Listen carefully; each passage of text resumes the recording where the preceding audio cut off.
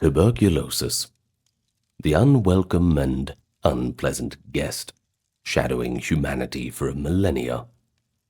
It's been called the Great Killer, the Captain of Death. Yet it also inspired art, shaped social customs, and spurred medical breakthroughs. From ancient Egyptian mummies to crowded 19th century sanatoriums, the history of tuberculosis is quite the saga, one of suffering and hope, science and society. So today we're going to talk about tuberculosis, a global perspective, all the way from as far back as we can trace it, to our modern day. And I think you'll meet a few unpleasant little facts along the way. So how about we get started? Not before I welcome you, though. Hello to everyone, new and old, coming back, and thank you to those keeping everything ad-free by being Patreon or YouTube members. Also the occasional merch store visitor and donator, thank you very much. If you can't afford to do that, that's okay. Just give it a like, comment, and subscribe. That pushes us out a little bit more in the algorithm. Anyway, with that being done, let's get down to business. A global history of tuberculosis. It is often that we think of tuberculosis as a modern thing, sanatoriums and somewhat. But it is perhaps as old as civilization itself.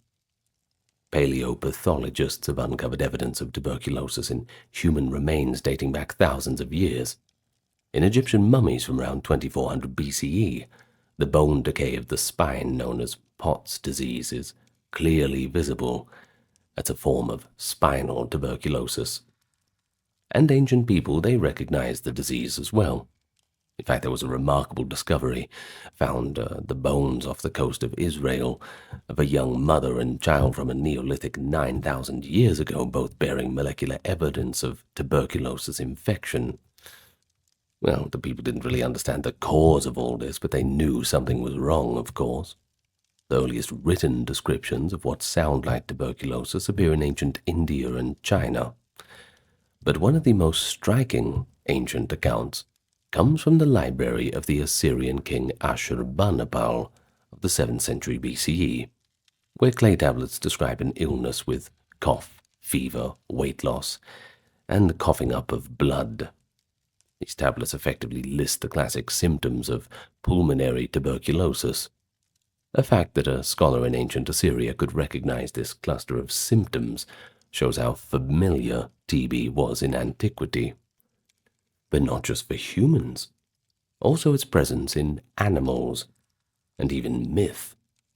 Skeletal evidence indicates that ancient cattle had TB, and early herders might have shared the infection through close contact.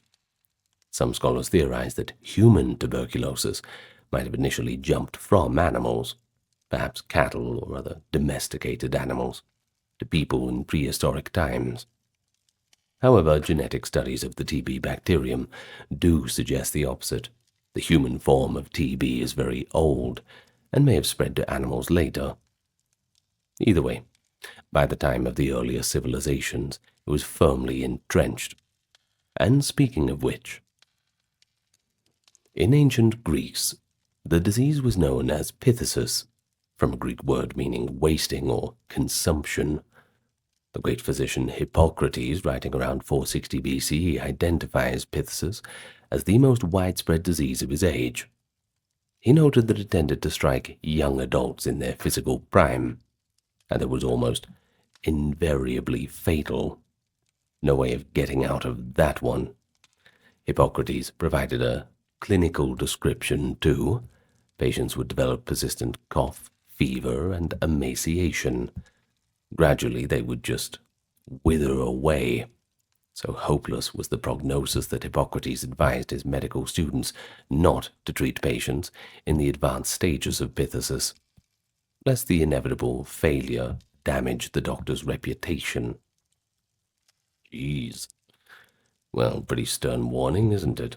Shows how deadly it certainly was. Even the best healers could do very little to help once the disease had taken hold. Where's that old Hippocratic oath, huh? Anyway, Greek and Roman medical writers after Hippocrates continued to describe the disease. Aretaeus of Cappadocia, a physician in the 2nd century CE, wrote a particularly vivid account of the disease. He described how a cough would start small but worsen over time, how patients would become skeletal and weak, their skin pale and translucent with feverish bright eyes. He also noted that swellings of the lymph nodes would occur, what we now recognize as tuberculosis lymphadenitis, or a scrofula, in other words.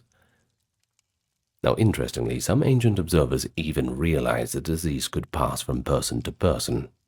The Greek historian Thucydides noted during the plague of Athens in 430 BCE that those who tended the sick often got sick themselves, although the plague was likely something else, not tuberculosis, but you get what I mean. You see where they're getting at, patterns emerge.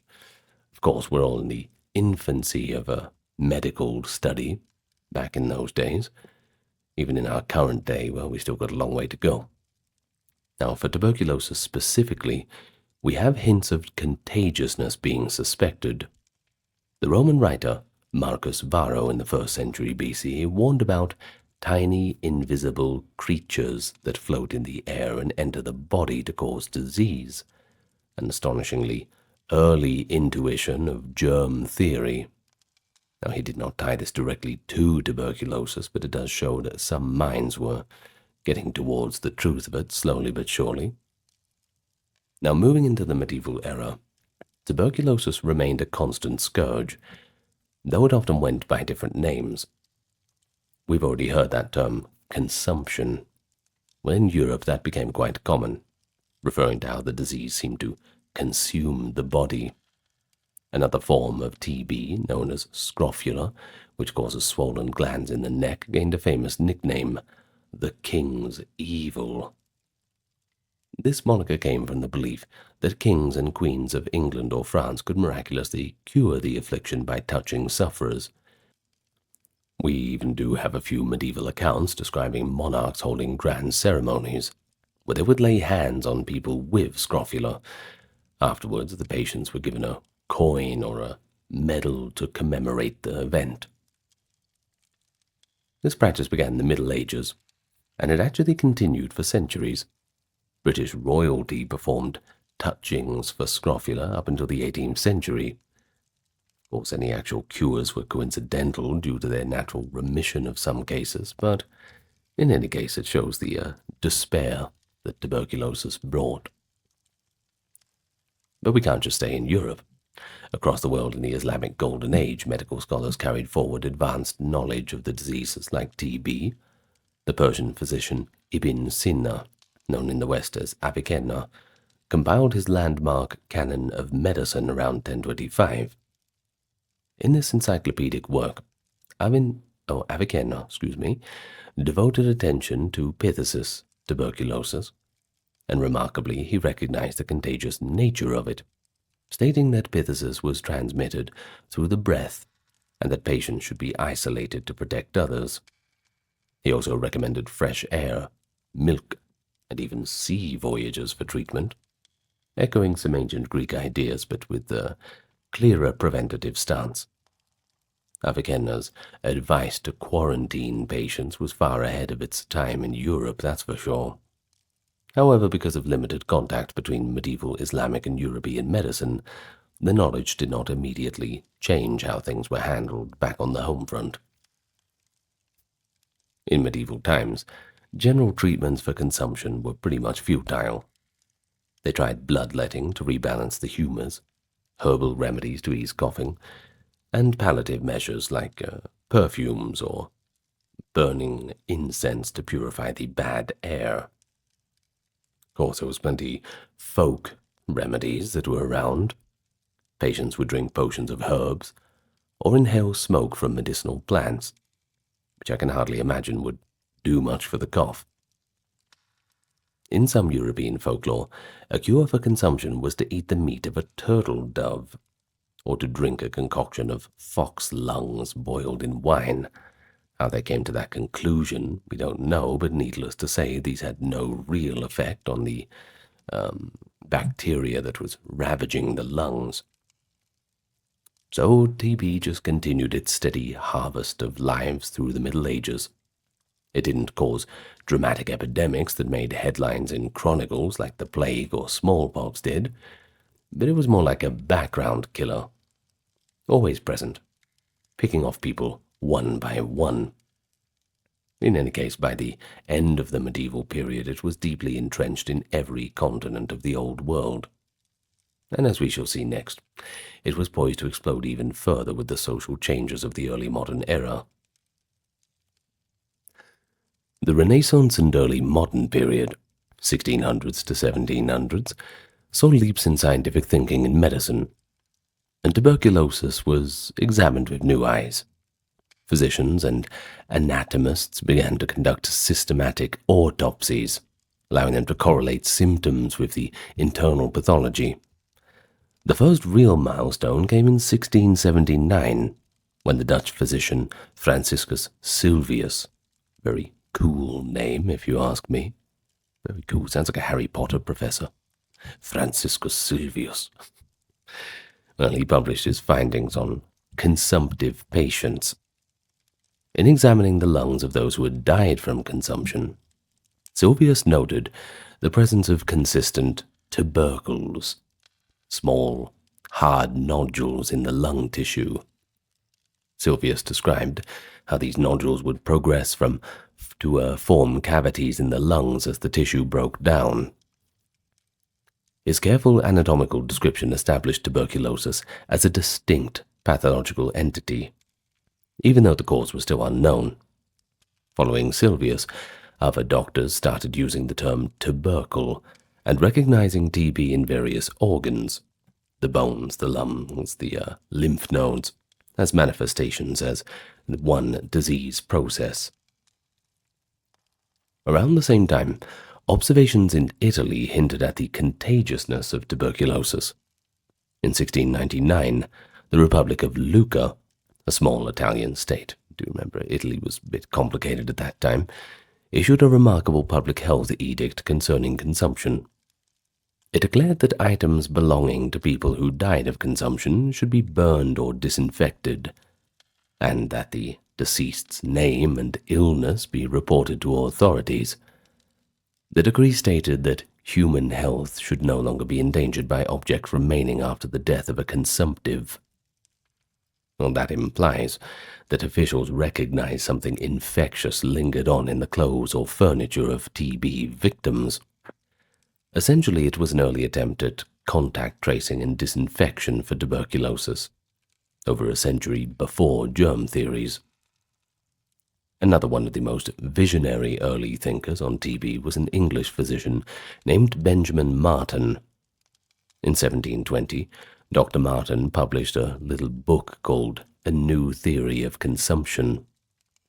In this work, he hypothesized the consumption could be caused by, quote, wonderfully minute living creatures, and that once inhaled into the lungs, they would settle there and begin to grow, causing lesions and ulcers of the disease.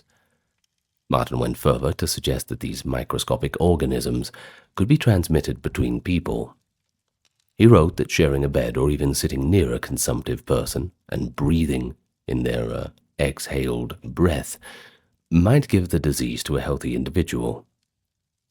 Now, this was a startlingly accurate guess, essentially anticipating the discovery of the tuberculosis bacterium by over 150 years.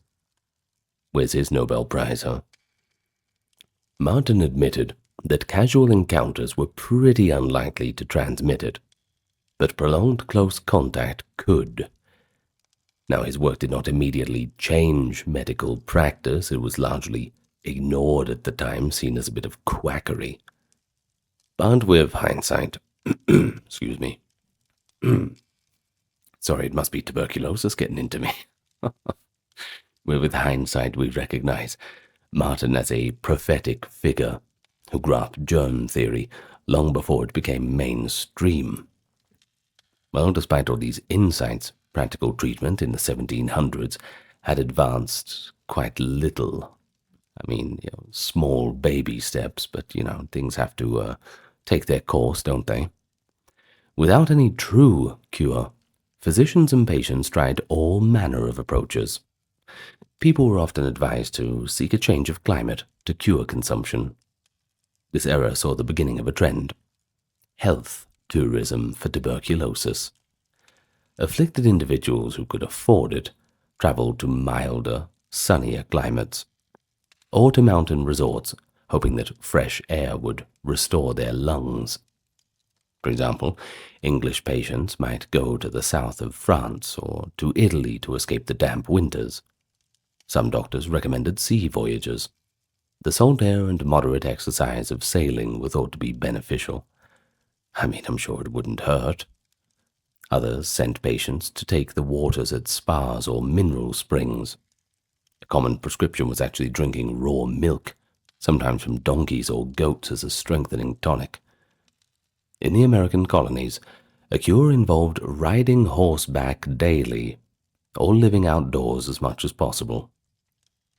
These regimes sometimes helped alleviate symptoms in early or mild cases, likely because rest and nutrition gave the body a chance to wall off the infection. But for advanced disease, nothing in the 18th century could halt the progress of tuberculosis. Just in medical terms, we did not have the arsenal for that yet. By late 1700s, tuberculosis was firmly established in the Americas as well, often spread through growing trade and population movements. The Atlantic slave trade, European colonization, and urbanization all contributed to the reach of tuberculosis. Indigenous populations in the Americas and Pacific Islands, who had no previous exposure to tuberculosis, suffered terribly when they encountered it. Their mortality rates were extremely high, as they had no immunity. Tuberculosis truly became a global disease in this period, sparing no corner of the world. As the 18th century turned to the 19th, consumption was not only a common illness, it was becoming the defining disease of the age, especially in Europe. The stage was set for what would later be called the White Plague, to reach epidemic proportions. So before we get into that, it's worth noting one more little development in 1816, when a young French doctor named René Laennec invented the stethoscope, revolutionizing chest examinations. By 1819, Laennec published a treatise on disease of the chest, in which he described the lung sounds and post-mortem findings of tuberculosis with great precision. He coined the term miliary tuberculosis for the innumerable tiny lesions that resembled millet seeds in the lungs. Laennec's work, and his name of the clusters of lesions as tubercles, helped solidify the concept that various forms of consumption, whether in the lungs, glands, or elsewhere, were manifestations of the same disease. In the mid-19th century, Johann Lucas Schonlein, a German professor, introduced the formal term tuberculosis around 1834 to describe the disease, replacing the old vague labels like consumption, which is why you don't really see this term in medical literature after that time. Thus, just before the microbiological breakthrough would occur, TB had been recognized as a specific disease entity with improved diagnostic methods and a growing, albeit still imperfect, understanding of how it spread. And so tuberculosis cast its dark net over humanity in the 19th century. This era saw a dramatic surge in cases and deaths, so much that it was called the White Plague and the Great White Death. Industrialization was sweeping through Europe and North America, bringing mass urbanization, crowded tenements, pollution and poverty. Perfect places for TB to thrive. In the cramped, damp slums of London, Paris, or New York around the mid-1800s, tuberculosis found the ideal conditions to pass from person to person. The statistics were staggering. By some estimates, 1 in 4 deaths in Europe during the 1800s were due to tuberculosis. In the great cities, the toll was even higher. For example, around 1850, consumption was roughly responsible for about 20% of all adult deaths in London. In Paris, at certain points, it may have been a cause closer to 30% of the deaths. But it struck rich and poor alike. Of course, poverty made it far more vulnerable if you were in that situation. The urban poor lived in squalid conditions. Damp cellars or airless garrets, with inadequate nutrition and very little sunlight. Tuberculosis bacteria spread through the air when sufferers coughed, and in these crowded dwellings, many breathed the same air. Entire families would contract it one after another, giving the illusion that TB was a hereditary curse that ran in bloodlines. The fear was palpable. In communities where several family members died in succession, people sometimes groped for a supernatural explanation. A haunting example of this took place in rural New England in the late 1800s, during what has been called the New England Vampire Panic. I know, right? That's just what they called it. Maybe a full video on that one time. Well, no, maybe. In towns in Rhode Island and other parts of New England, families devastated by consumption began to believe that perhaps one of their deceased relatives was rising from the grave to drain the life back out of the remaining family members. Well, this wasn't literally a widespread belief, but in a handful of well-documented cases, desperate people exhumed the bodies of those who had died of TB to check for signs of vampirism. The most famous case is that of Mercy Brown of Exeter, Rhode Island. Mercy died of consumption in 1892 at the age of 19, after her mother and sister had already succumbed some years prior. When Mercy's brother also fell ill, townsfolk convinced the father that perhaps an undead Mercy was consuming him from beyond the grave. They exhumed her body in the cold of early spring, finding her surprisingly well preserved, likely due to the winter conditions delaying composition. They took it as evidence of vampirism, and in a gruesome ritual, Mercy's heart was cut out and burned to ashes, and the ashes were then mixed into a tonic for her sick brother to drink as a supposed cure. And guess what? He got better. No, I'm just kidding. Of course he didn't. He died anyway a few months later. No folk magic could stop tuberculosis. Just seeing if you're paying attention. Well, this macabre episode shows the panic and helplessness inflicted upon communities before TB's nature was understood. People were willing to, accept even these explanations out of a gothic horror novel when conventional medicine had nothing else to offer. But it wasn't all panic and despair. Paradoxically, the Victorian era also imbued tuberculosis with a kind of cultural fascination. This was an age when TB became romanticized in literature and art, even as it killed millions.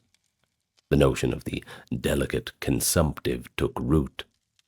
It was observed that TB often produced a certain aesthetic in its victims, weight loss giving a slim and even elegant silhouette, pale skin that highlighted gentle veins, flushed cheeks to give an illusion of vibrancy. To a society obsessed with romantic art and the idea of poetic suffering, this look became perversely fashionable. Between about 1780 and 1850, there was an increasing asceticization of tuberculosis, especially in women. The condition of being doomed by consumption, yet looking somewhat ethereal and lovely, was seen as a mark of spiritual purity and sensitivity. Women who were completely healthy even tried to emulate the consumptive look by using makeup to pale their skin and redden their cheeks and lips, and by wearing corsets to achieve the thin waist associated with, wasting away. Bizarre trends, sometimes called consumptive chic. Prominent poets and writers themselves suffered from TB too. adding to the cultural mystique of it all. The Romantic poet John Keats, for example, died of tuberculosis in 1821, at the ripe old age of 25. He had nursed his own brother through the illness, who died in 1818, and then contracted it himself. Keats' letters from his final years are full of references to his fevers and hemorrhages. He knew he was doom, and he wrote achingly, poignantly about his posthumous existence. His poetry, with its intense sensitivity to beauty and mortality, seems to many to be influenced by his illness. I mean, that's kind of hard to ignore, right? Another literary genius, Emily Bronte, the author of Wuthering Heights, died of tuberculosis in 1848 at the age of 30. Emily Bronte's own novels and poems have an eerie awareness of early death and the spiritual unrest of the dying, which readers linked later to her experience with consumption. And the list goes on. You've got the pianist and composer Frédéric Chopin. He expired of TB in 1849. Robert Louis Stevenson, the novelist. He spent his years traveling to healthful climates, but ultimately he died in 1894.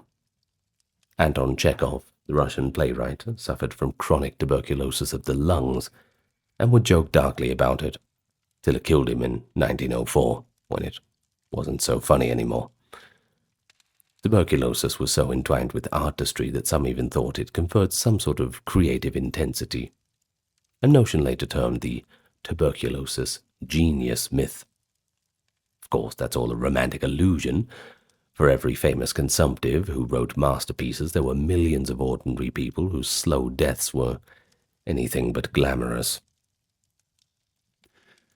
So what was it actually like to live with tuberculosis in the 19th century? The experience varied widely by social class, but certain threads were common. Typically, TB started quite insidiously. Perhaps a young man or woman in their late teens or 20s found themselves feeling a bit more fatigued than usual, losing weight despite eating, developing a persistent cough. Well, at first one might attribute it to a stubborn cold or stress. But when the cough refused to go away, and night sweats began to drench the sheets, that's when the real alarm bells began to ring. A dreaded moment was often the first hemoptysis, the coughing up of blood. Even a few streaks of blood in sputum would send a chill of terror, because everybody knew that was the hallmark of TB. Families would often try to hide a member's illness for as long as possible due to the stigma and fear of the isolation. But once it became obvious, they mobilized to take care of the patient. A consumptive's life was often one of enforced rest and isolation. Doctors usually prescribed the rest cure, complete physical rest, confined to bed, in a well-ventilated room, or even outdoors if possible. The patient might be moved from the family home to a more salubrious location if they could afford it. For instance, many families sent their sick to live with relatives in the countryside, or rented a cottage in the mountains or by the sea. Sounds okay. It's just too bad you can't enjoy it in good health. I mean, what's the point, right? In middle-class homes, a special sick room would be arranged, often upstairs where it was airy. They would keep windows open, even in winter, as fresh air was considered crucial. Sometimes the patient would be bundled in blankets next to an open window, gasping cold, clean air, based on the theory that stale air of indoor spaces promoted diseases, which was kind of true. Yeah, they're getting there. Visitors were restricted, and when they did come, they often wore a look of forced cheerfulness, as if they were denying the likely outcome. Everybody knew the crack, though, that's for sure. Diet was a major focus. The idea was to bolster the patient's strength through nutrition. Rich, fatty foods with plentiful milk, they were the staples of consumptive care.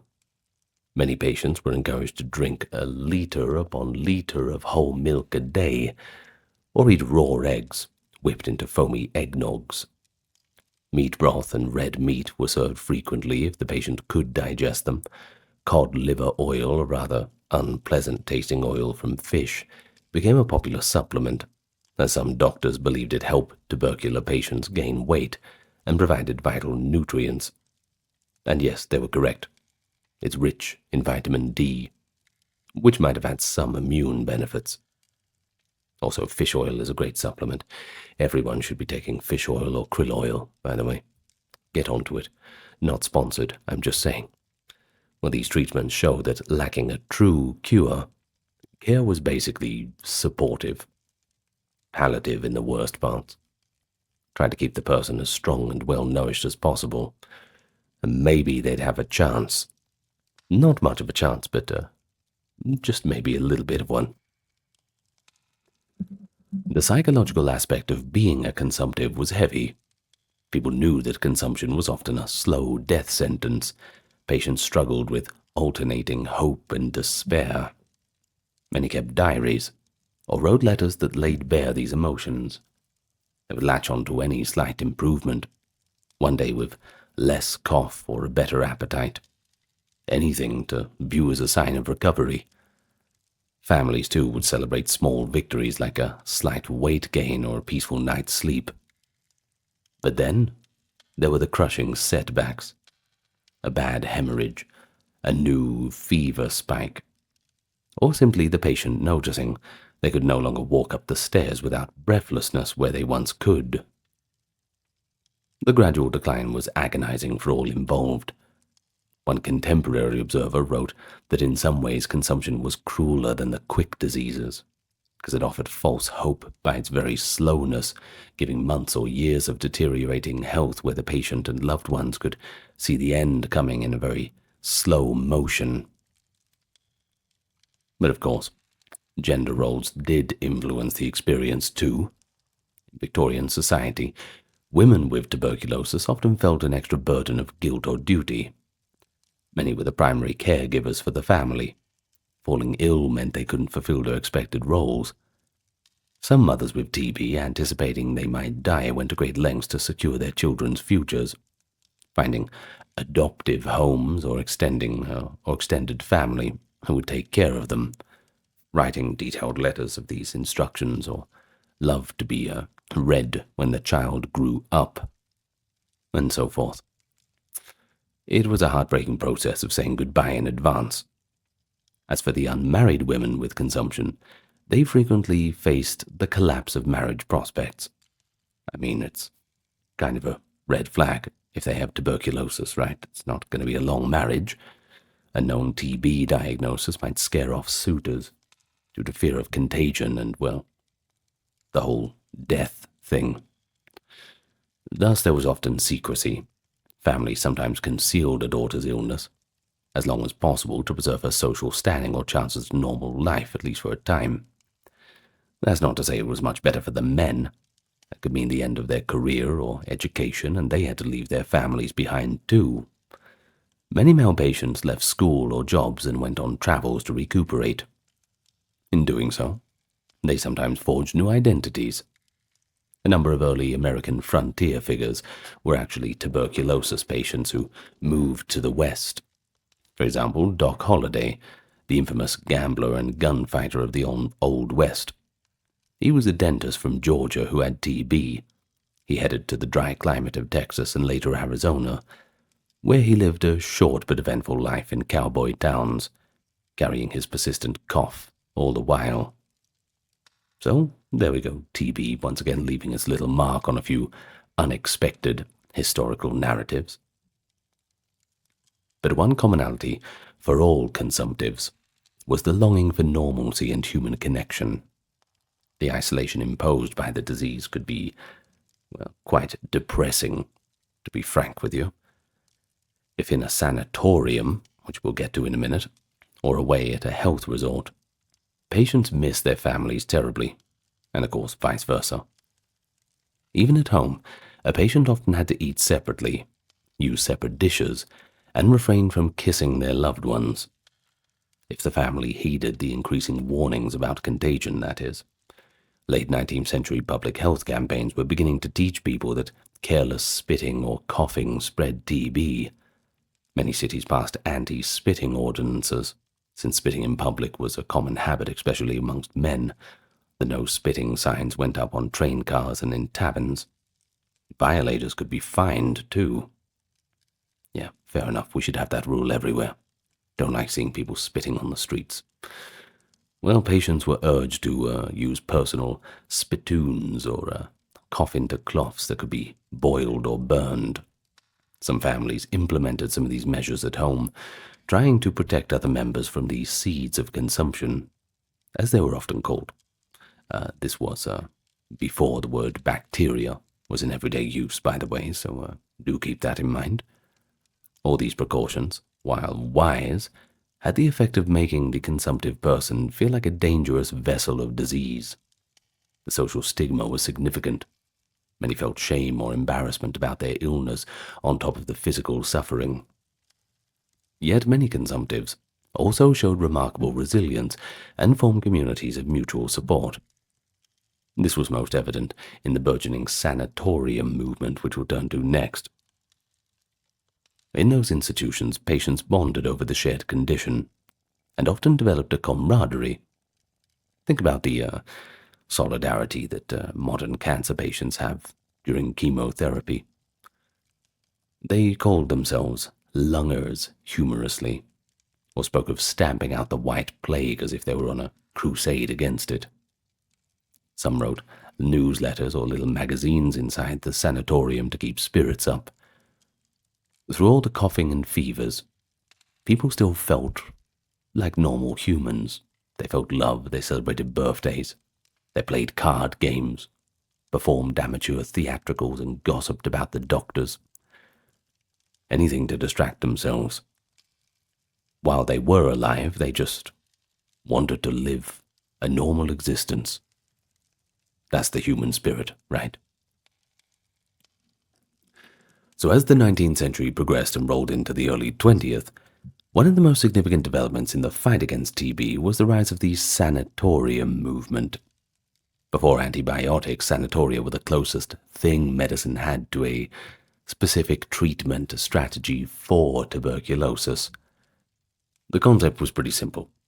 Give the patients a controlled environment in which every aspect of their life, from air to diet to rest, was managed to maximize the chance their bodies could heal. Really, you were just trying to speed run, not dying. Sanatoria were often built in locations believed to be beneficial: high mountain valleys, sunny seaside towns, or dry desert climates. The prototype for the sanatorium came from an unlikely source: a Silesian botany student named Hermann Bremer. Bremer himself was diagnosed with tuberculosis as a young man in the 1840s. His doctor essentially told him that since there was no cure, he should at least travel somewhere with a healthy climate to stave off decline. So Bremer traveled to the Himalayan mountains in India, under the assumption that the high altitude might help. He spent some time there studying plants, fulfilling his botany interest, and to everyone's surprise, he actually recovered significantly. Convinced that the climate and fresh air were key, Bremer went on to study medicine, and in 1854 he wrote an optimistic dissertation titled "Tuberculosis is a Curable Disease," which I'm sure was a work flying off the shelves for tuberculosis patients. He wasn't claiming a magic bullet cure, though, but he was rather arguing that with proper care, consumptives could improve or even be cured. To test his approach, Bremer established an institution, specifically for TB patients, in Gorbersdorf in the mountains of Silesia, now in Poland. Opened in 1859, Bremer's sanatorium set the pattern.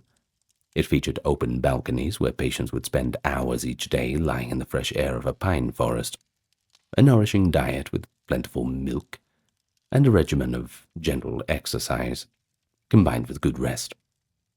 Sounds pretty good, actually. Bremer's apparent success, some of his patients did recover and leave, spurred others to emulate him.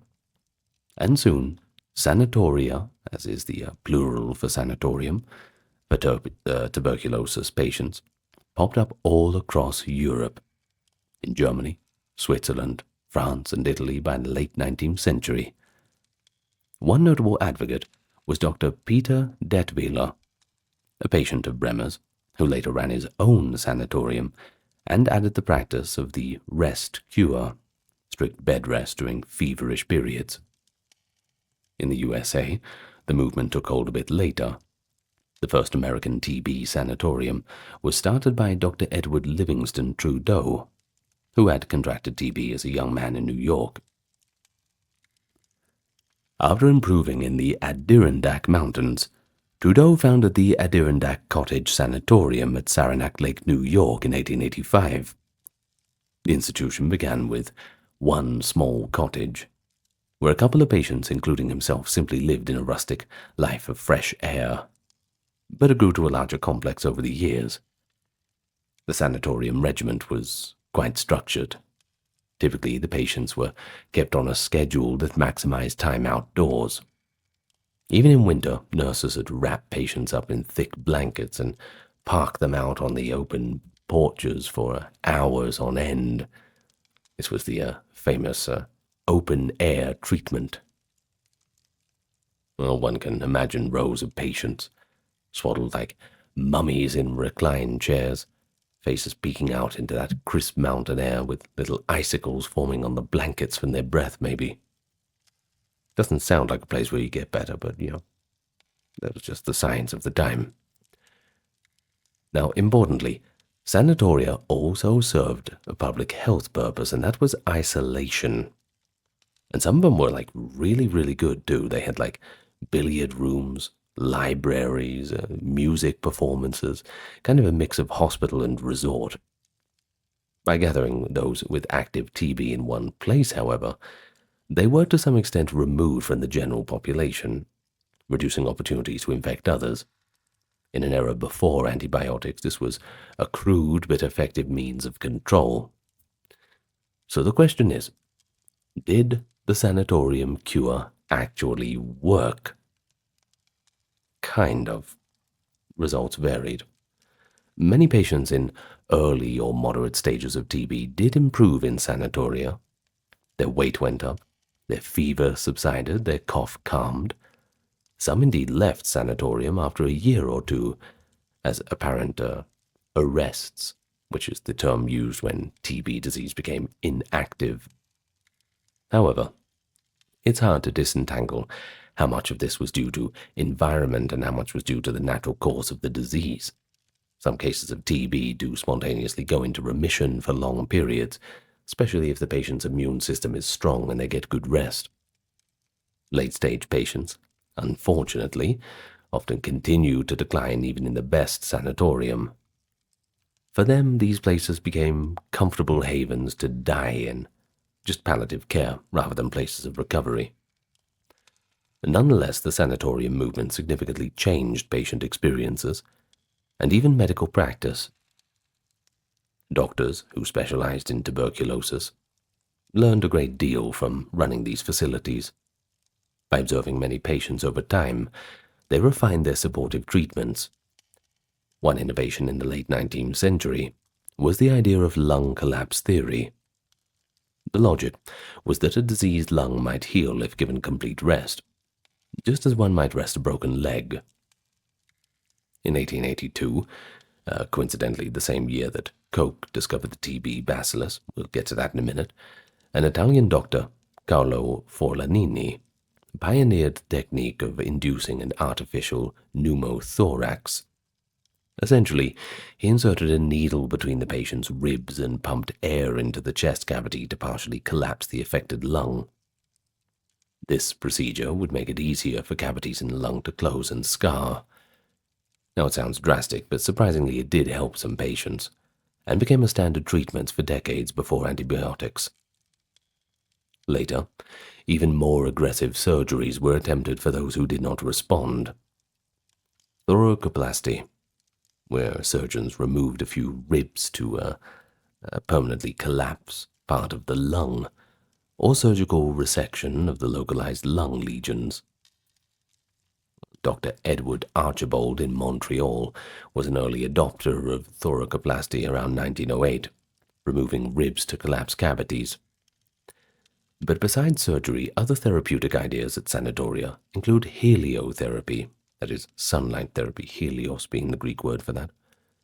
TB of the skin, lupus vulgaris, was known to improve with exposure to sunlight. Niels Finsen, a Danish physician, even won a Nobel Prize in 1903 for his work treating skin TB with concentrated light rays. So many sanatoria encourage patients to sit in the sun for periods, weather permitting of course, to get both fresh air and sunshine. This was particularly common in places like the Swiss Alps, where sunny days were frequent above the clouds. Social life in the sanatoria was a double-edged sword. On one hand, patients suffered together and thus understood each other. Lifelong friendships were forged. Some even found love and married fellow patients.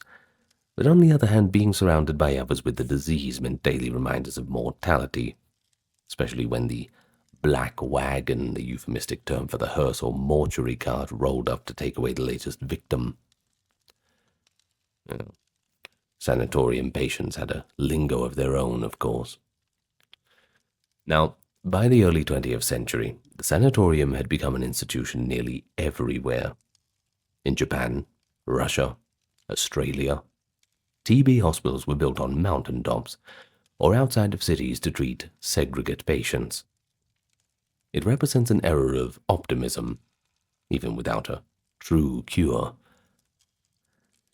And indeed, in several countries, TB mortality began to gradually decline around the turn of the century, even before antibiotics or vaccines were introduced. But this decline is attributed to many things: better living conditions from social reforms, the natural ebb of an epidemic, and the possible impact of sanatoria and public health measures, like, for example, pasteurizing milk to prevent bovine TB, and educating people on avoiding infection. By 1914, while TB was still rampant, the worst seemed to have passed in much of Western Europe and the US, with mortality rates slowly dipping year by year. Yet tuberculosis was far from defeated. What really clinched the downward trend was the breakthroughs of the late 19th and early 20th centuries, which we will turn to next.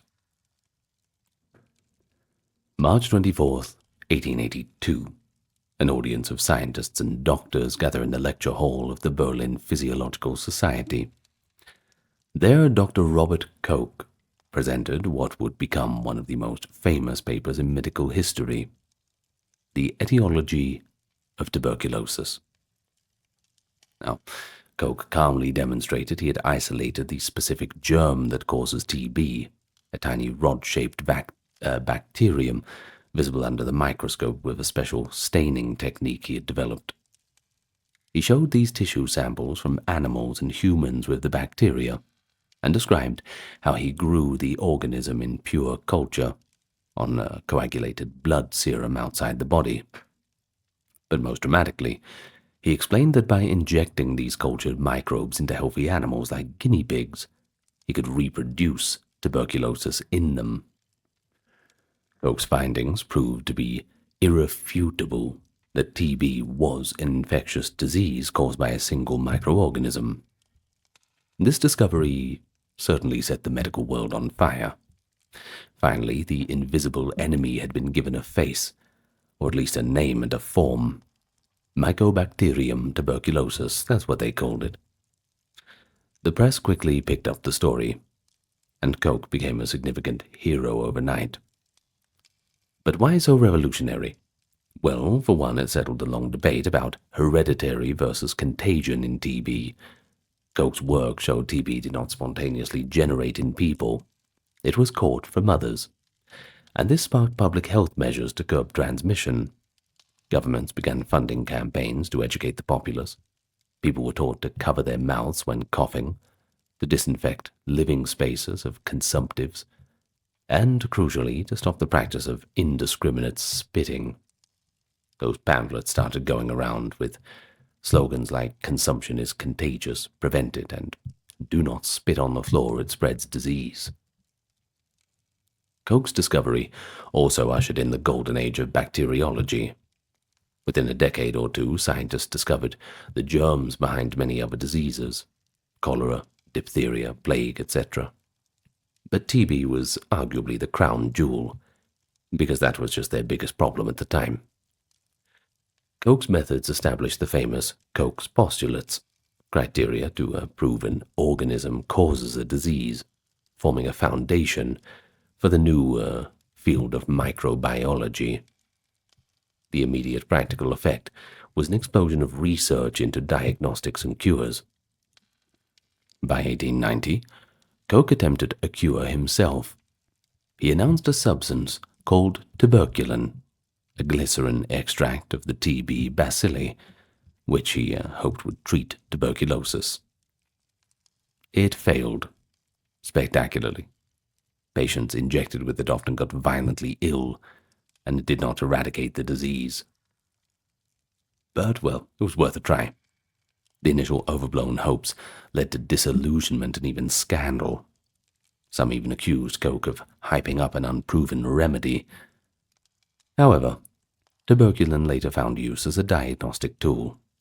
Years later, doctors would use tuberculin in skin tests to identify if somebody had been infected with TB, based on whether their skin reacted to the injection, a major way to detect latent TB infection. Another key scientific contribution of Koch's era was recognizing that not all TB was the same. In 1882 to 1884, other researchers, building on Koch, identified the bovine form of the TB bacillus, Macrobacterium bovis, which affects cattle and can jump to humans via infected milk, causing TB especially in children, often manifesting as scrofular or abdominal TB. A man called Theobald Smith in the US and Koch himself both did work on differentiating the human and bovine types of the bacillus by the 1890s. This led to one of the first public health victories against TB, and that was the pasteurization of milk. Pioneered by Louis Pasteur, for bacteria in general, pasteurization, that is, heating milk to kill germs, was adopted widely in the early 20th century, and drastically reduced transmission of bovine TB to humans. Incidence of scrofula in children plummeted once milk was routinely pasteurized. The detection of TB also improved with technology. In 1895, Wilhelm Röntgen discovered X-rays. Almost immediately, doctors realized they had a new way to see inside the chest of living patients. By the early 1900s, chest X-rays had become a common tool to spot the shadows and cavitations indicative of TB in the lungs. By the early 20th century, all these scientific and public health advances began to pay off. In many Western countries, TB mortality rates that had peaked around 1800 to 1850 were slowly declining by 1900. But still, it remained the single leading cause of death in most places. Thus, the fight was far from over, and attention turned to the idea of vaccines and immunity. If we could immunize people against TB, perhaps we could prevent it, just like smallpox, which was being successfully fought at the time with vaccination. But enter two French scientists, Albert Calmette and Camille Guérin. Starting around 1908, Calmette and Guérin worked on a vaccine by trying to weaken the bovine TB bacillus.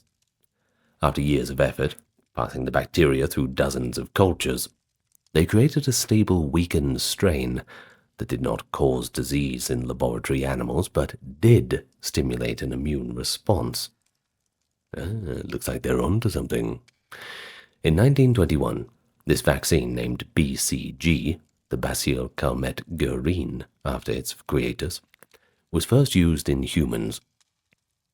The initial trial were promising. Infants vaccinated with BCG seemed largely protected from TB. A major early test came in the 1920s in France, when newborns were given BCG, and, well, it was observed that they had lower TB rates than unvaccinated ones. However, there was a tragedy in 1930 in Lübeck, Germany, that set back acceptance quite a bit. Due to a laboratory error, some batches of BCG were contaminated with live, virulent TB, and over 70 children died after being vaccinated. Had to mend the public relations after that one. Understandably, the public were quite weary. It took time and further demonstrations of safety to rebuild the trust. After World War II, the BCG vaccination was adopted on a wide scale in Europe, Asia, and Africa. It was less used in the United States and some other countries that preferred to focus on treatment and case finding. BCG had a mixed track record. It does protect infants very well from severe TB like TB meningitis, and also save many young lives, but it was less effective in preventing adult pulmonary TB, showing variable efficacy in different studies. Nonetheless, it's the only TB vaccine we have to this day, and hundreds of millions of people have received it. While vaccines aim to prevent TB, the Holy Grail remained a cure for those already sick. Through the 1910s and 1930s, sanatoria and surgery were the main options, but scientists continued to search for chemotherapy or drug treatment for TB. Early attempts included various plant extracts, dyes, even metals like gold, but none had a real impact. The TB bacillus proved incredibly stubborn to kill inside the human body. It had a waxy cell wall that resisted common antibiotics, and it could hide in body tissues beyond the reach of the drugs. Many felt if a cure was to come, it would come from the burgeoning field of soil microbiology, the search for natural antibiotics produced by microbes. Sure enough, in the 40s, salvation arrived in the form of antibiotics. In 1943, Selman Waxman, a microbiologist at Rutgers University, and his team discovered a compound from a soil bacterium that was powerfully effective against TB bacteria in the lab and in animals. This antibiotic was named streptomycin. The first human trials took place in 44 to 45, and the results were nothing short of miraculous for the time. Patients who were deathly ill with TB showed improvement. Their fevers subsided, their bacteria counts dropped. It all looks pretty good. And these were even with those ones with a TB meningitis, which previously always proved fatal. Well, now they had a pretty good chance. In November 1944, a critically ill TB patient in the Mayo Clinic in the US received streptomycin as something of a last resort. He began to recover. Doctors were stunned. It was as if, after centuries of darkness, a light had suddenly been turned on. However, streptomycin alone was not a magic bullet. The TB bacillus had a tendency to develop resistance to single drugs. Indeed, after some months on streptomycin, many patients would relapse with a resistant strain. But the principle was established. TB could be attacked and held at bay with chemicals. Researchers scrambled to find additional drugs to combine with streptomycin to outwit the resistance. The late 40s and 50s saw a rapid succession of anti-TB drugs.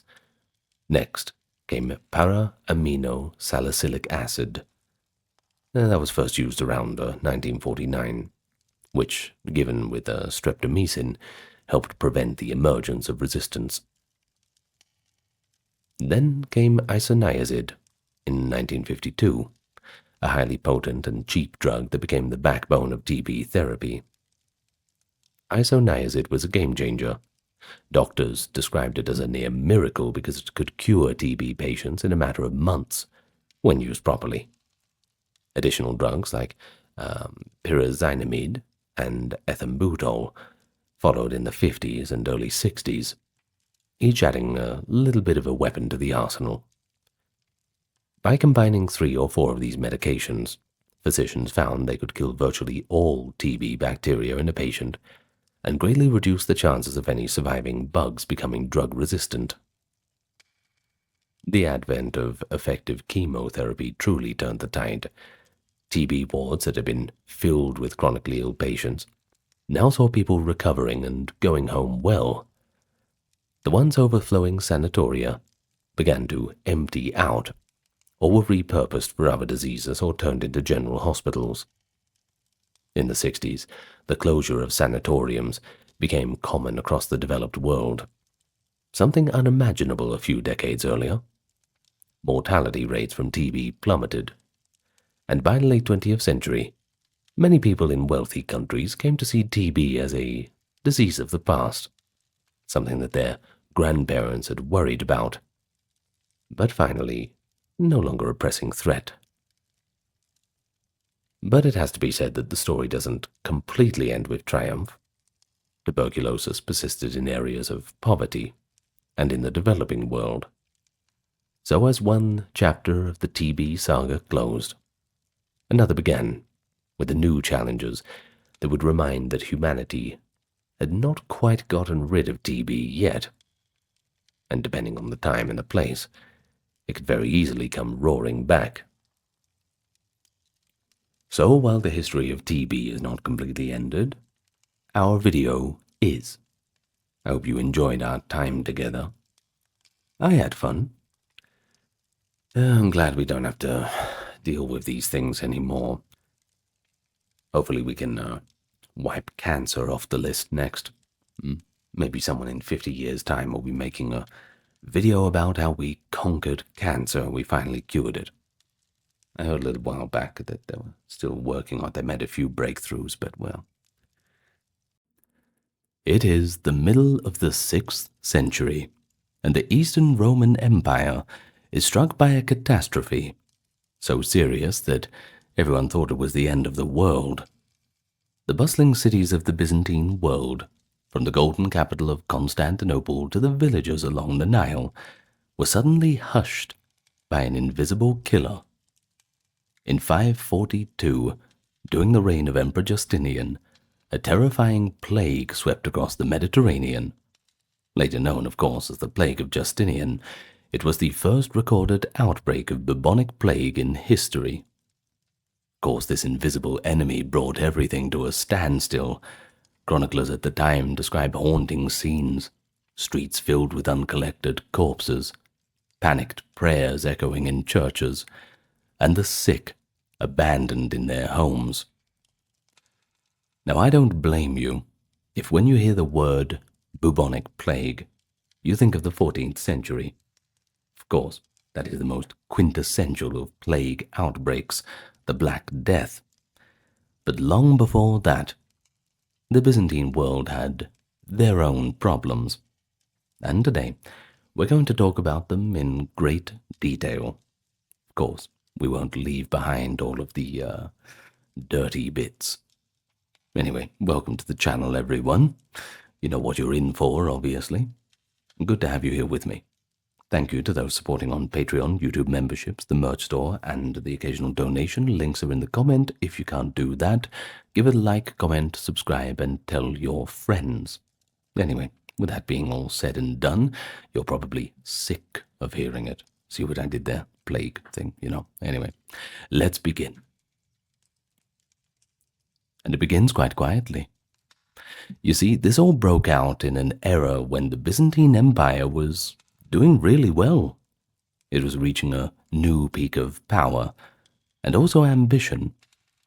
Emperor Justinian I had been waging wars to reclaim the provinces of the old Roman Empire, and also embarking on grand building projects. How grand? Well, the Hagia Sophia is pretty damn grand. It's about as grand as you can get in Constantinople. Trade and travel knit together a vast territory from Egypt to Italy.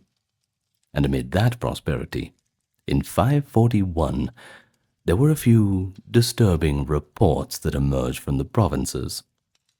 A strange sickness had appeared in Egypt, along the coast of the Nile Delta.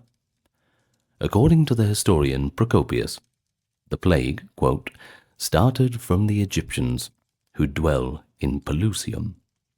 Now, if you're not familiar with your 6th century Byzantine geography, that's basically a port that's at the northeastern edge of Egypt. From there, it moved in multiple directions, like a vast scythe cutting through the populations.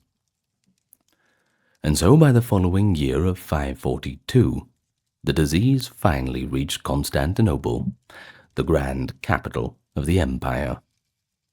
The transportation networks of the time, think of merchant ships, grain barges, military marches, they all became unwitting vessels of infection. Modern scientific research, of course, has enlightened us. The identification of the culprit as Yersinia pestis, the bacterium that causes bubonic plague, likely carried by fleas on black rats that infested ships and granaries.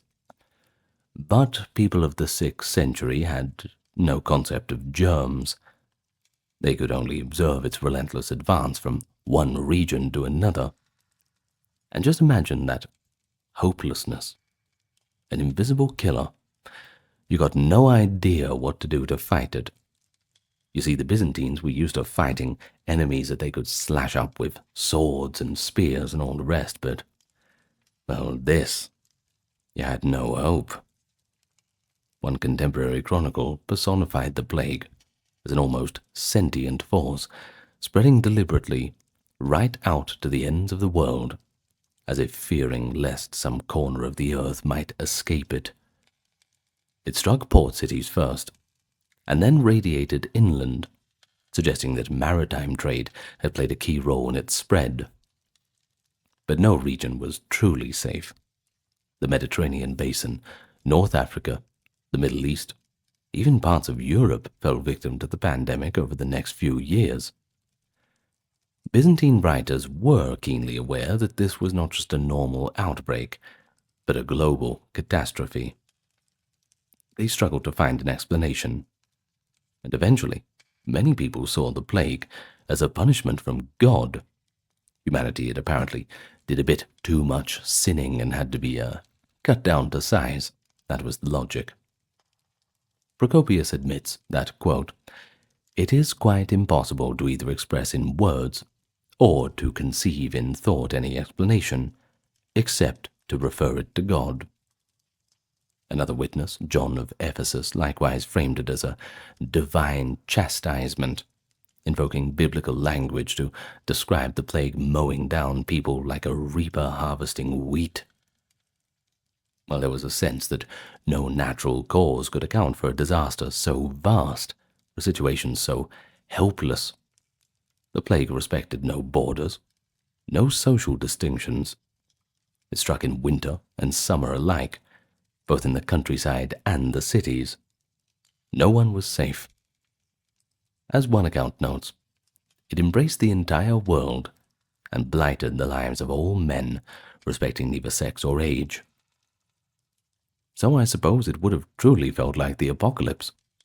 I mean, put yourself in the shoes of someone 1600 years ago, or rather 1500. I mean, how else are you meant to put things into perspective? Well, the fulfillment of apocalyptic prophecies, like something out of the Old Testament, when plague and death stalk the earth. That was the talk on everyone's lips. From Egypt, the contagion moved to the great trading cities of the Eastern Mediterranean. Alexandria, a thriving metropolis in Egypt, was hit hard. John of Ephesus reported that Egypt was ruined and deserted after a plague had killed a large portion of its people. Alexandria, he wrote, was consumed by plague that caused tumors of the groin. And now if you know about the bubonic plague, well, that is the hallmark symptom.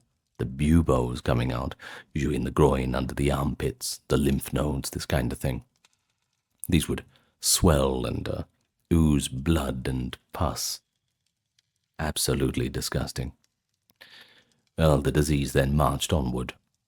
By early 542, it swept through Palestine and Syria, Tales spread of entire villages in the Levant where no one was left alive. The great city of Antioch in Syria was also struck. Later accounts by Evagrius Scholasticus, who lived there, describe wave after wave returning in subsequent years. And even the mighty Persian Empire to the east was not spared. The plague crossed into Persian territories, reportedly forcing the Persian king's army to withdraw from battle due to the mounting illness.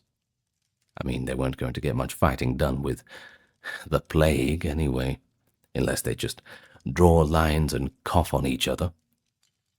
By the spring of 542, Constantinople braced itself for the onslaught of the pestilence that had ravaged so many provinces. So, as we can see, while we call it the plague of Justinian, it really wasn't just his plague, it wasn't just Constantinople. It still had a semi-global focus, at least global in the ancient world, we could say, the known world. Let's not get too technical. Anyway, moving on. When the plague finally reached Constantinople in spring of 542, it struck the heart of the empire with a devastating force. You see, Constantinople was a densely populated city, likely home to several 100,000 people, teeming with merchants, craftsmen, officials, laborers. I know several 100,000 doesn't sound like too much, but we're talking the year 542, so pretty impressive. It was the pride of, what remained of the Roman world, a city of marble monuments, bustling markets. All of this vitality abruptly ground to a halt as the plague marched on in. According to Procopius, and yes, we are going to be referring to Procopius quite a lot, who was in Constantinople at the time, daily life in the city was utterly transformed. At first, the increase in deaths was gradual. People tried to continue their routines and, act like everything was normal. But soon, the toll rose exponentially. In the early phase, each household struggled to bury its own dead privately. Families carried bodies out to cemeteries or tombs, sometimes stealthily inserting their dead into tombs belonging to others, which is a bit naughty. Shouldn't do that. Very quickly, however, the number of deaths overwhelmed the normal system of burials. Confusion and disorder everywhere became complete. Houses full of the sick were abandoned. Slaves and masters alike perished, leaving homes without any living occupants. Procopius notes that many once prosperous people found themselves without servants to care for them, or servants fell ill or fled. Likewise, slaves lost their masters and wandered off or died. Social and economic distinctions began to blur in the face of universal calamity. On the streets, an eerie emptiness prevailed. It seemed no easy thing to see any man in the streets of Byzantium, wrote Procopius, but all who had the good fortune to be in health were sitting in their homes, either attending the sick or mourning the dead. Shops and workshops closed as artisans and traders took to their homes, or to their beds struck by fever. Work of everyday description ceased. The famous markets and forums of Constantinople were completely silent, save for the creaking of a few carts carrying bodies and one or two cries of despair. To encounter a living person outdoors became a rarity. Those few seen in public were usually carrying a corpse to be disposed of.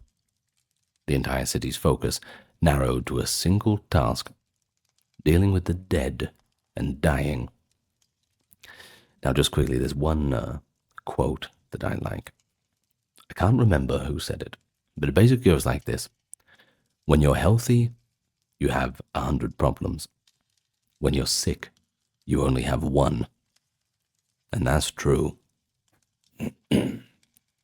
Now, as the plague worsened, disposing of bodies became a dire challenge. Normally, Byzantine Christians observed elaborate funeral rites. It was all very complicated, processions with hymns, incense, and proper burial on consecrated ground. Now, such rituals were abandoned, all out of necessity. Procopius describes how all customary rites of burial were overlooked. Corpses were often carried out without ceremony and piled onto any available boat or cart. Some desperate citizens simply dragged bodies to the seashore and flung them in, or loaded them onto skiffs to be taken wherever, just away from here. The authorities stepped in as the crisis deepened. Emperor Justinian himself, stricken with the plague but eventually recovering, ordered an official named Theodorus to organize mass burials. Soldiers from the palace garrisoned were assigned to help collect and bury the dead. They dug huge trenches in the suburbs and open areas around the city to serve as mass graves. Now, at first, some attempt was made to lay out the bodies in orderly layers in these trenches. A little bit of dignity at least.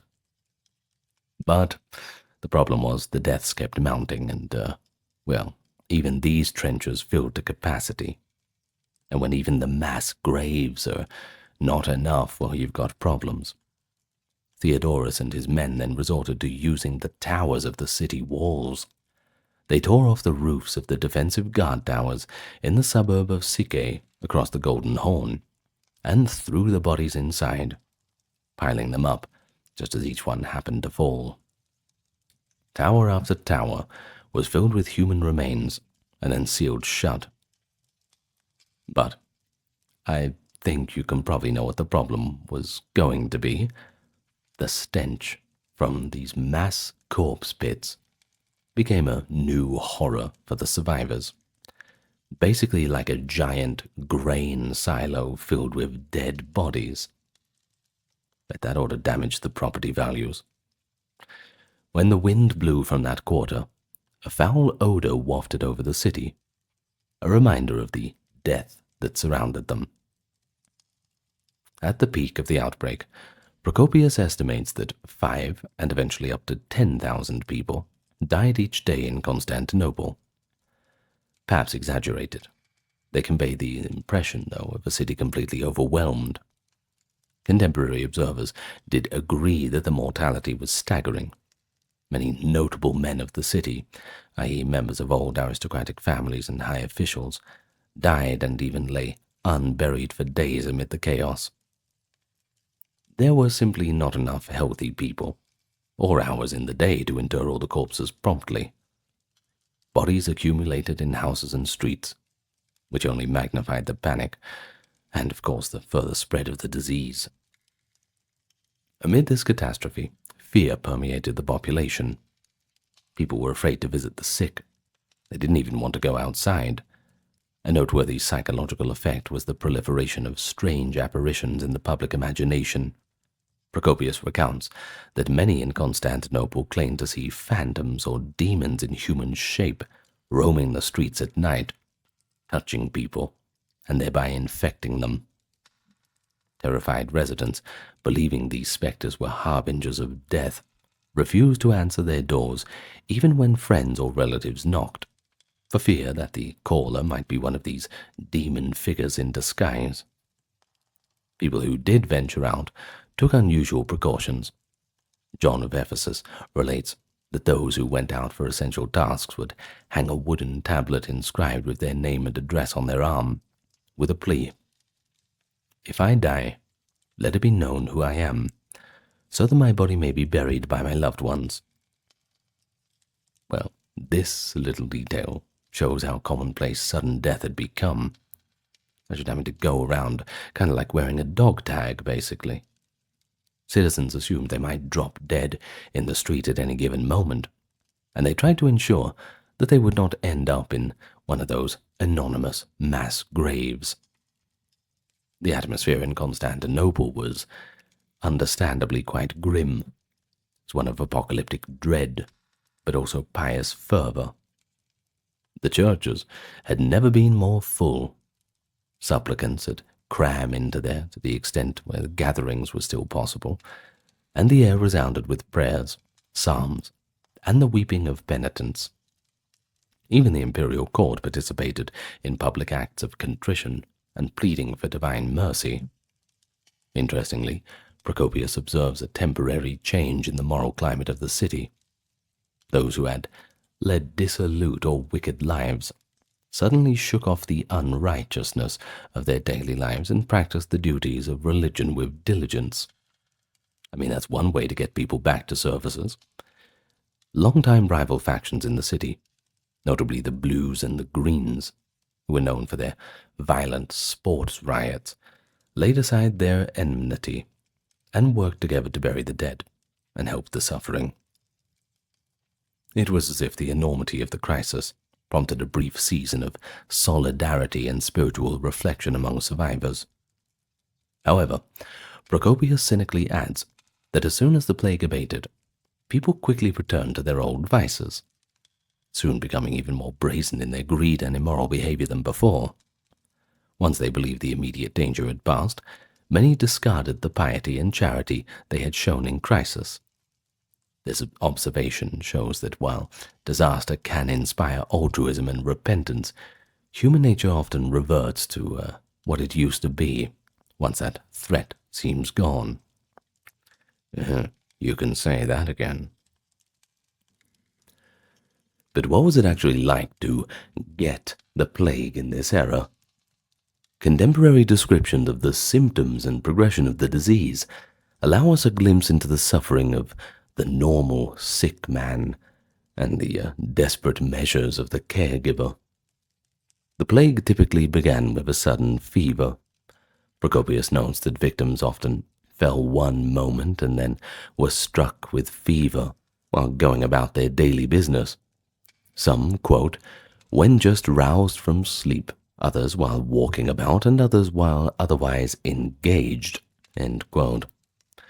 But strikingly, he observes that the fever was a little peculiar. The body did not become hot to the touch, nor visibly flushed as you might expect. There was no immediate inflammation or discoloration. The fever was often deceptively mild at first, so that neither the patient nor the physician realized the grave danger. People often did not realize that they were seriously ill initially, thus many expected to recover, and continued their usual activities for a time, inadvertently spreading the illness further. These days we call that an incubation period, right? Well, after a day or two, the telltale signs would appear. A bubonic swelling. Once you get that, you pretty much know you're done for. These painful, swollen lymph nodes, known as buboes, typically developed in the groin, but could also appear in the armpits, the thighs, or around the neck and ears. The swellings would sometimes grow to the size of a small egg and become intensely painful. Virtually all first-hand accounts mention these buboes. It's pretty obvious what it is when this comes up. In fact, in Frankish Europe, the disease was soon dubbed inguinal plague because of the lumps in the groin. This is also called the inguinal region. The appearance of a bubo was generally an ominous sign. I mean, it's certainly not good. Most patients with these swellings would die within a few days, which is no laughing matter. We should laugh, especially if the bubo did not rupture or drain. Sometimes that was what they'd do. They'd lance the bubo, get all that, I hate saying the word pus. It's such a terrible word, isn't it? But, well, that is the term.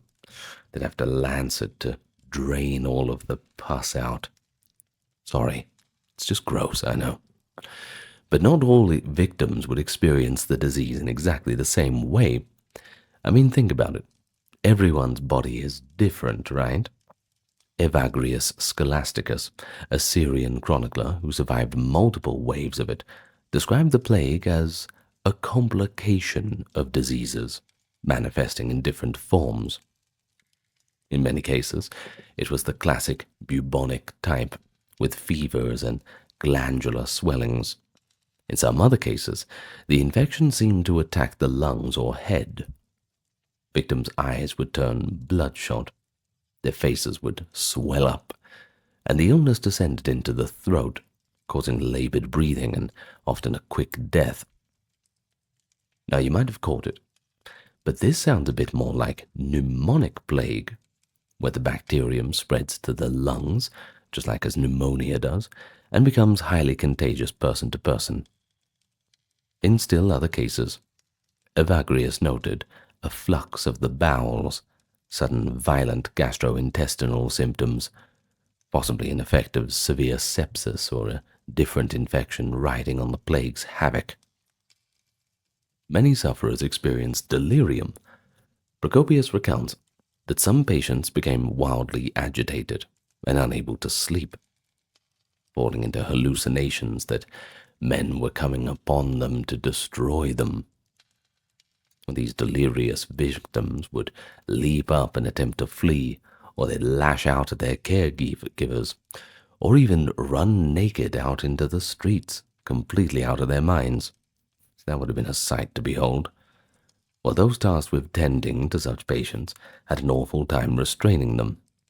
Procopius says caregivers were in a state of constant exhaustion and danger. Well, that's no different to modern-day healthcare workers who get a very, very rough time of dealing with their customers, I can tell you that. Thank you to any healthcare workers out there listening. I get it. Anyway, some delirious individuals tried to throw themselves into water. A number ran straight for the sea, perhaps driven by raging thirst or mania to cool the fever. Others, if near a well or cistern, tried to jump in, which is obviously going to ruin the well for everybody, isn't it? But it was not always thirst. Many seemed almost compelled by madness, as if the disease was driving them to complete self-destruction. On the opposite extreme, other plague victims fell into a heavy coma-like stupor. They became lethargic. They'd hardly move or speak. They'd lie abed as if they were asleep, but just not quite there. In this state, some refused all food and drink. Caregivers had to force sustenance into them if they could. Otherwise, the patients would just waste away.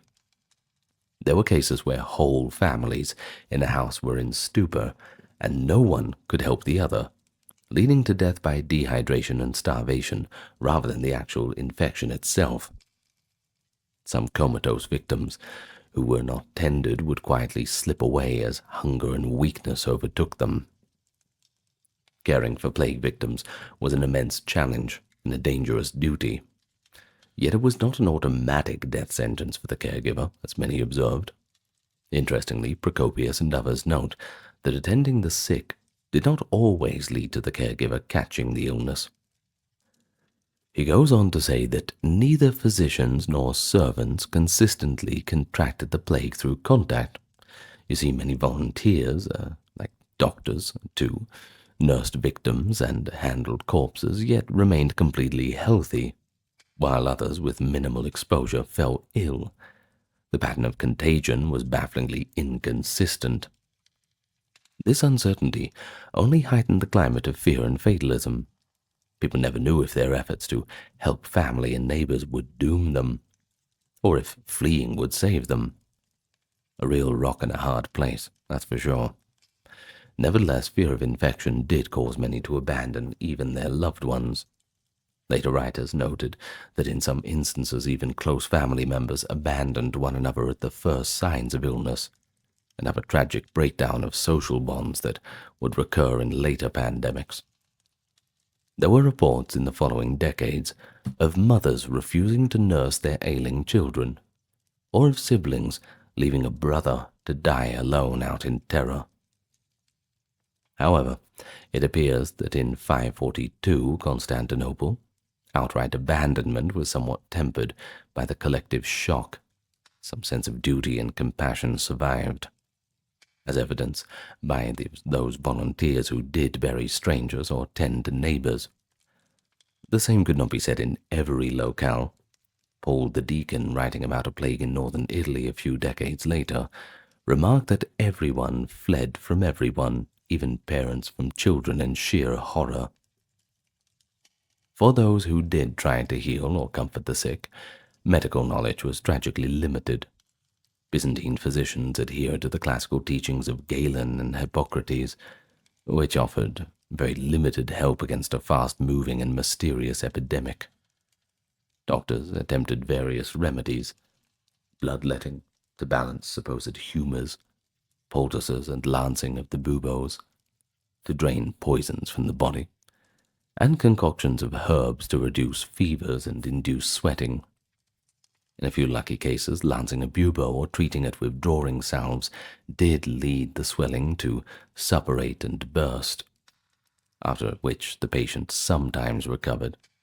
A burst bubo releasing pus was one hopeful sign, as it seemed the body might expel the corruption. More often, however, attempts to treat the swellings failed.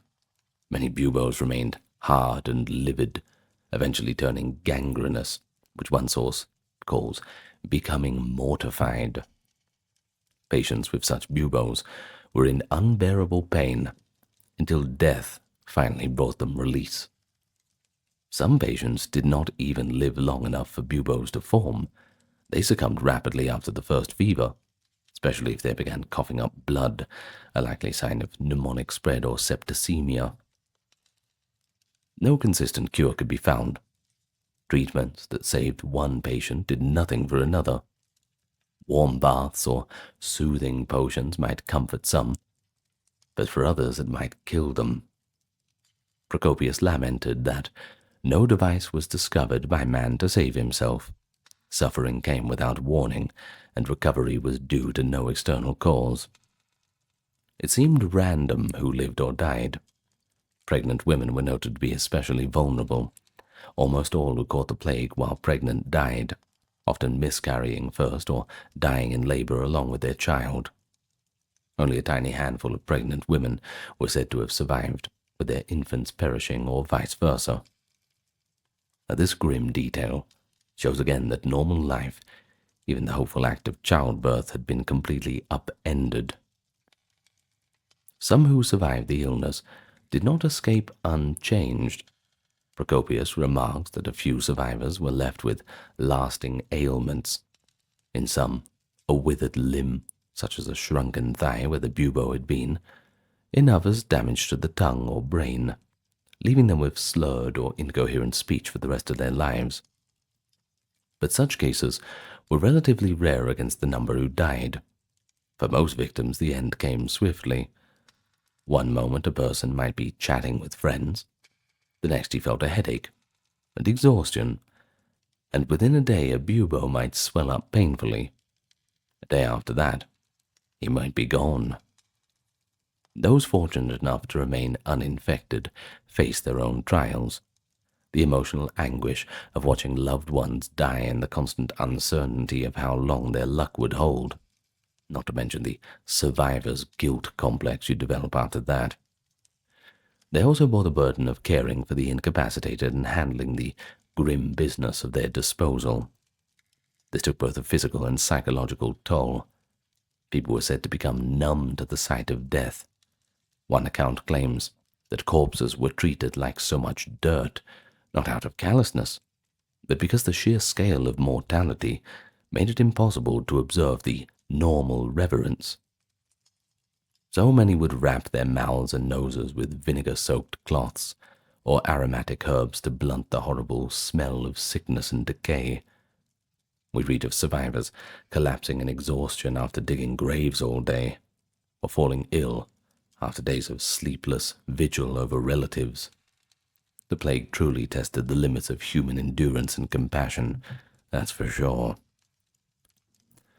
So as the plague raged on and on, the normal routines of society and the economy completely broke down.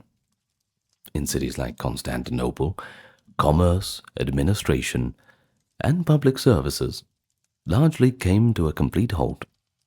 Procopius vividly notes that in a capital city, normally abounding in all good things, soon even bread became scarce, and that was the yeast of their problems.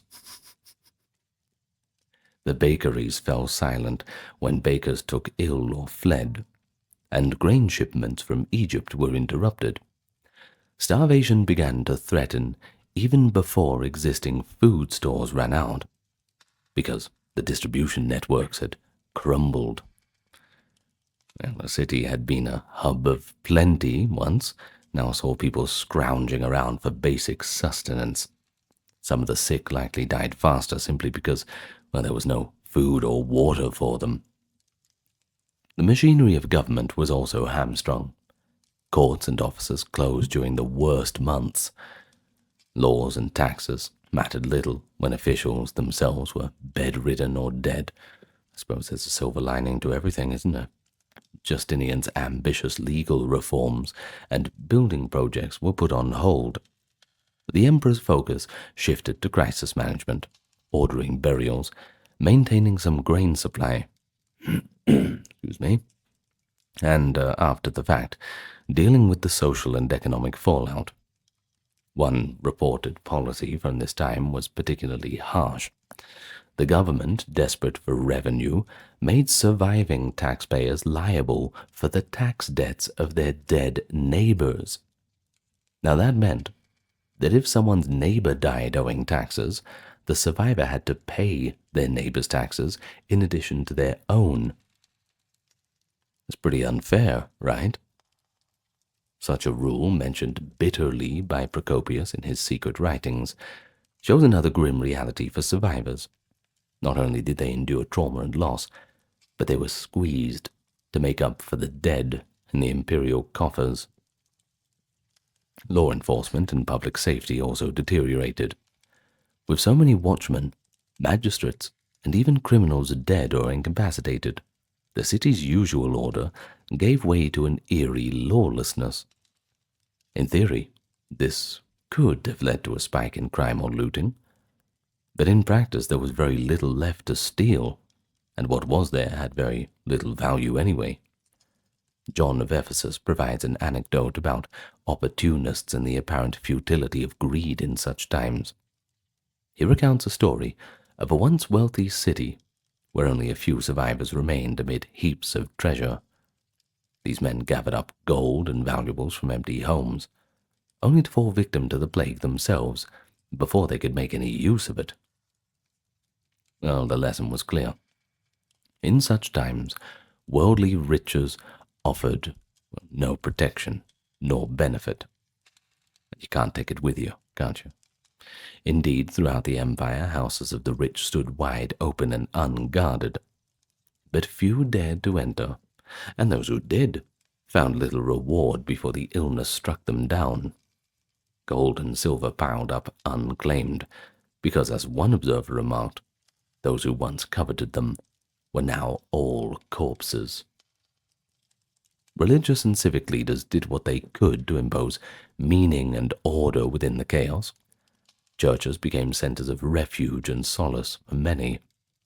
Priests and bishops led continuous prayers, litanies, and special processions in the streets when gatherings were still feasible. Have to implore God's mercy somehow, don't we? There was a surge in penitential practices. People donned sackcloth, smeared themselves with ashes, and begged forgiveness for their sins, believing that the plague was divine punishment. In some cities, the clergy organized rotations of fasting and almsgiving, urging the healthy to care for the sick and distribute bread to those in need. At the same time, despair and superstition took hold in some quarters. For example, John of Ephesus relates that in one plague-stricken city, demons deceived the inhabitants into worshipping a pagan idol in hopes of protection. This desperate apostasy was swiftly punished. According to the account, the idol was miraculously destroyed and the entire populace of the city died by the evening. Such tales warned that turning from God to superstition only invited more disaster.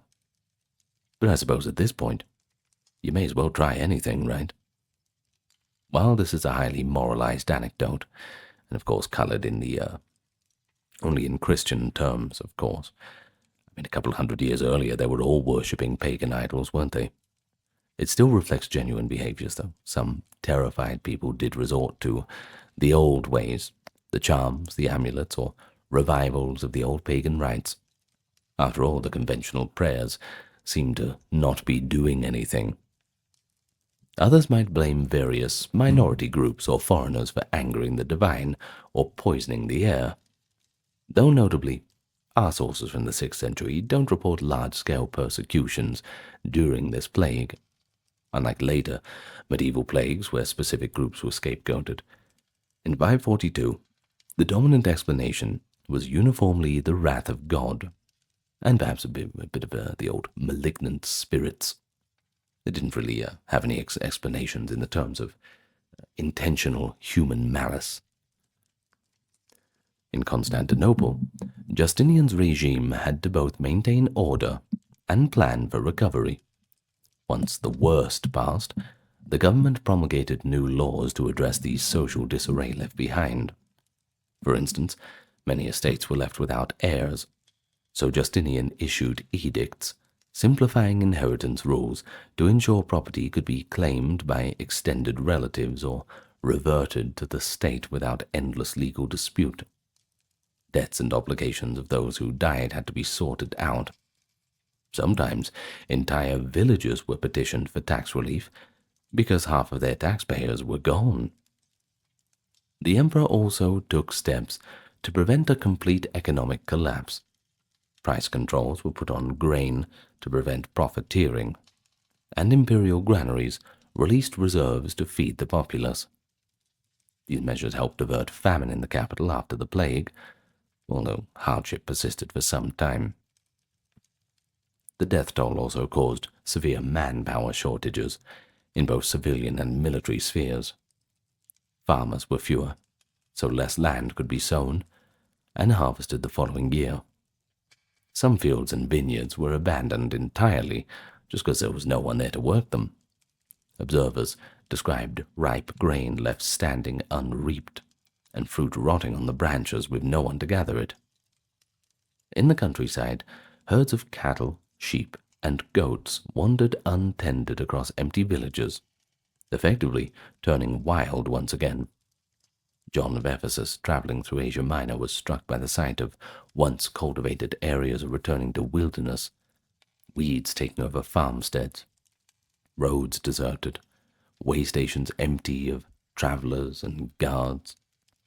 In the cities, trades that required skilled artisans, such as the construction of fine crafts, suffered from the loss of masters and apprentices alike.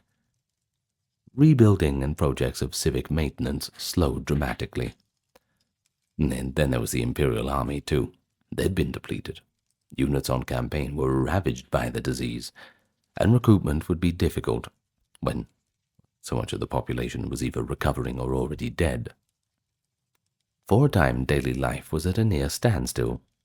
Normal social pleasures, dining with friends and public entertainments, festivals, marriages, all of them were suspended. It was said that for months no weddings were held in Constantinople.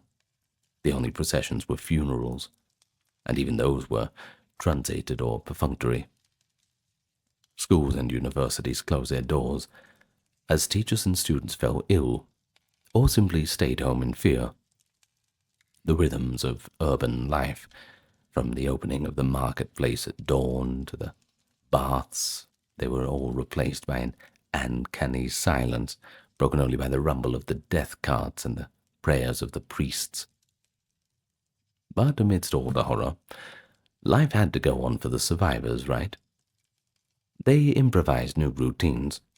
If a city normally drew its water from public fountains, now individuals crept out cautiously at off hours to draw water alone, avoiding any crowd. People tried to minimize contact, an early form of social distancing born of instinct. The few taverns that remained open might set out bowls of vinegar for patients to dip their coins, hoping to disinfect the money somehow. Hey, it's better than nothing. Neighbors communicated by shouting from windows rather than visiting. Everyone was acutely aware of death. which cast a long shadow over daily interactions. While Constantinople's plague was dramatic, the plague also devastated many other regions as well. In the eastern Mediterranean, cities like Antioch in Syria and countless villages in Asia Minor suffered a severe loss of life. Even the Persian Empire next door was struck. A plague broke out during a war in 552, and the Persian army had to pack up their things and go home. Egypt and North Africa, where the plague likely began, lost a huge proportion of their people. Some villages were said to be entirely emptied. But the pestilence did not stop at the empire's frontiers. It traveled west and north. Italy, then being reconquered by Justinian's generals, saw plague kill many inhabitants and soldiers around 543 to 44, weakening defenses and perhaps easing the later Lombard invasion of the 560s.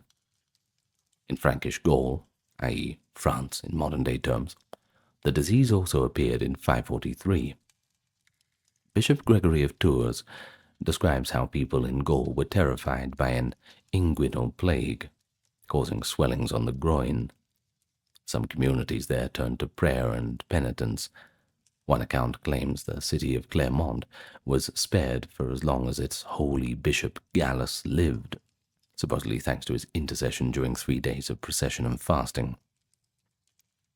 From the Mediterranean ports to the remote countryside, the Justinian plague cut a path of destruction. Whole towns from the Levant to the Iberian Peninsula experienced death on a massive scale. No class or culture was immune. Everyone was vulnerable. The pandemic's reach may have extended further than contemporary writers even knew. Modern evidence suggests it spread into northern Europe, possibly into South Asia via trade routes. Truly an empire-wide and transcontinental calamity, making it, of course, one of the first pandemics in recorded history. So what happens next, Because obviously the world goes on. And for those who survived the plague of Justinian, the world that emerged was a little different for them. In the immediate aftermath of an outbreak, communities had to deal with the labor shortages, the economic disruption, and the psychological trauma, which that one doesn't go away. Fields had to be tilled and harvested by far fewer hands. Marginal farmlands were often abandoned for lack of labor, or at least temporarily. In cities, guilds and trades found their numbers depleted. Rebuilding a skilled workforce would take years as survivors trained new apprentices. The imperial government, recognizing the population loss, reduced some taxes and even offered certain incentives to spur economic activity again. For example, waiving taxes for a year or two in the hardest-hit regions. But it also had to maintain enough revenue to govern. Thus, surviving landowners often found themselves shouldering a heavier burden, inheriting not only their deceased neighbors' lands but also their own fiscal obligations.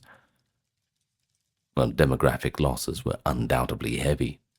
Modern estimates suggest that perhaps between 1.25% of the population in affected regions died in the first outbreak, and repeated waves over the next 2 centuries killed millions more. The immediate impact included a scarcity of workers and soldiers, a shrinking tax base, and even the contraction of some towns and cities. Some historians have argued that the plague helped mark the transition from antiquity to the Middle Ages, weakening the Eastern Roman Empire such that it struggled against later challenges. And yeah, they've got a pretty damn good point. I would agree with that. But the other thing is, too, that recent scholarship has to walk on in and ruin the fun. They argue how decisive the pandemic really was. There are indications of resilience. The Byzantine state and society did recover in many areas, and the empire continued to function and even launch military campaigns within a generation. While the plague was undeniably devastating, it did not cause the outright collapse of Byzantine civilization. Instead, its effects varied by region, triggering long-term decline in some locales, while others rebounded after a little while. The truth likely lies in between the extremes. The Justinian plague was a grave blow that altered the course of history, but it was just one among several factors that shaped the fate of the late ancient world. From a standpoint of the people who lived through it, though, such academic debates would be a moot point. They experienced the plague as an existential crisis and personal nightmare. Nearly everyone lost family members, friends, or colleagues. The generation that came of age after 542 was a generation of survivors, haunted by memories of piled corpses, mass graves, and terrifying nights of fever. This collective trauma likely changed attitudes towards life and death. Some survivors became intensely religious, even ascetic, feeling that God's grace had spared them alone. Churches and monasteries did see increased donations and devotees, as people gave thanks for survival or sought to commemorate the dead. At the same time, a sense of fatalism pervaded society. Having seen how swiftly fortunes could turn and how death could strike anyone, many adopted the maxim of eat, drink, and be merry, for tomorrow we may die. Procopius's observation of moral laxity returning with a vengeance after the plague hints at this carpe diem mentality. In the long run, the plague's recurrence, it appeared in waves roughly every 10 to 15 years through the 7th century, meant that the 540s generation never fully escaped its shadow.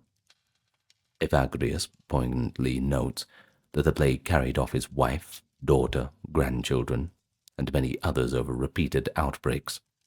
Such repeated sorrow must have eroded the fabric of many extended families and communities. Orphan children had to be raised by distant relatives or the church. Many estates and businesses passed through multiple hands in a short time due to successive deaths, causing uncertainty in ownership and continuity. Yet, remarkably, Byzantine society did not collapse. By the late 540s and 50s, as the initial epidemic waned, we hear of life getting back to normal. Constantinople buzzed again with commerce and imperial pomp. Justinian was able to continue his reign and even complete the rebuilding of the Hagia Sophia, which had been ongoing since before the plague. The empire managed to fend off Persia and even conquer new territories. Though these gains would be short-lived.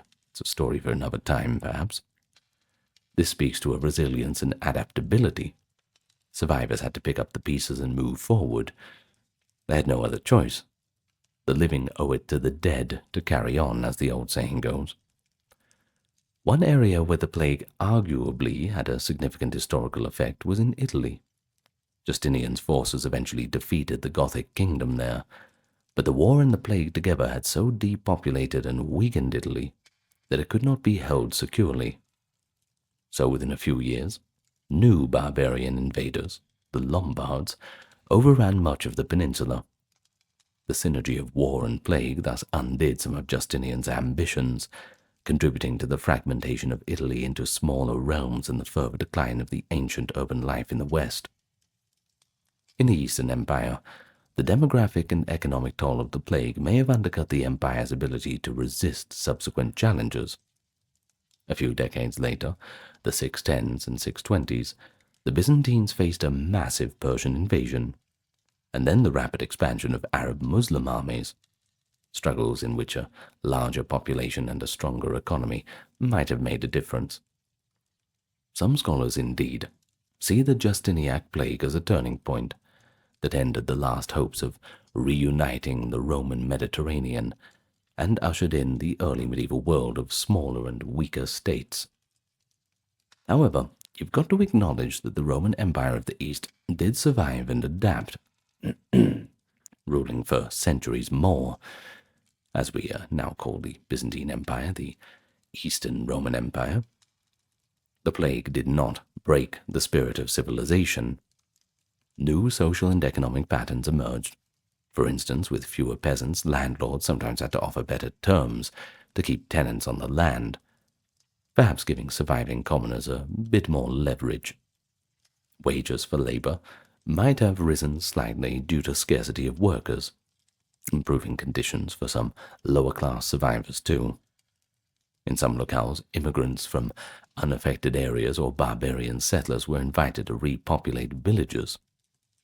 All in all, life found its own way to continue.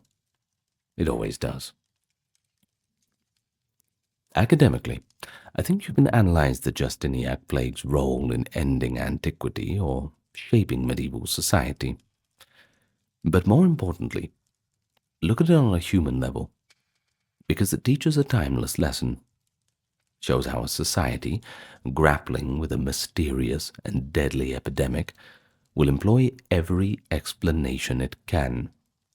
Divine punishment, demonic apparitions, astrological signs. You have to make sense of the senseless somehow, and you grasp at anything when you don't know what else to do.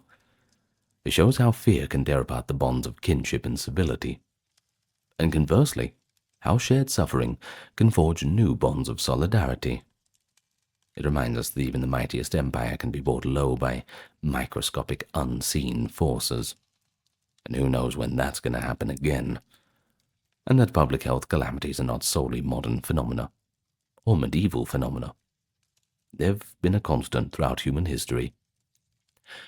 Ultimately, the people of the 6th century found a way to persevere. They rebuilt and carried on. So the plague of Justinian stands as one of history's great tragedies, a grim tableau of death and despair, but also another testament to human endurance. And you'll find that pretty much every human tragedy is like that. We get beaten down, we get dragged through the dirt, but we always come back. As traumatized as the survivors are, they become a bridge between the old and the new, and they carry forward their knowledge and their will to live. So, reflect on your own experiences a little bit. We not only learn about the past, but we glean insight into human conditions when faced with a catastrophe, or the fear and the folly and the courage. It ends up being compassion too. It emerges when life hangs in the balance. After all, the only thing we can do is just keep on going, right? Well, everyone, that is it for today. The plague of Justinian, huh? Not many people hear of that one. I would like to thank you very much for joining me. Thank you very much to our patrons on YouTube and Patreon.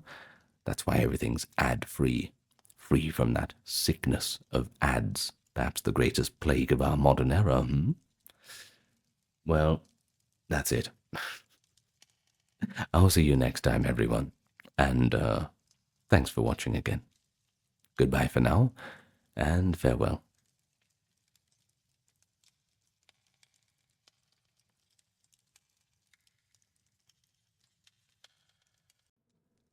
At the edge of a medieval city lies a grim stone building.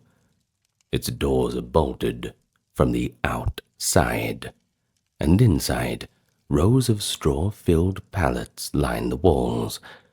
On top of each one of them lies a victim of the Black Death, feverish, sweating and covered in blackened swellings, gasping for breath. The air is thick with smoke from fires lit to purify the contagion, mingling in with the stench of sickness. In one corner stands a solitary physician in a long gown tending to a patient, while another nun murmurs prayers of a one who has just expired. The reality of a plague hospital.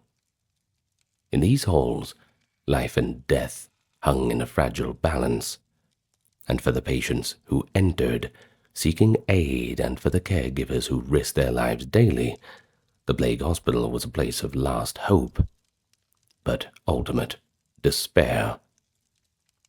So, if you'd like to go there, if you have the stomach for it, we can spend the next hour talking about life and death in a plague hospital. Quarantine centers of medieval times, doing everything they could with the technology and knowledge they had, however limited it was. Allow me to welcome you to the channel first. Hello to any newcomers. Good to meet you, and if you want to subscribe, well, it's only a click away.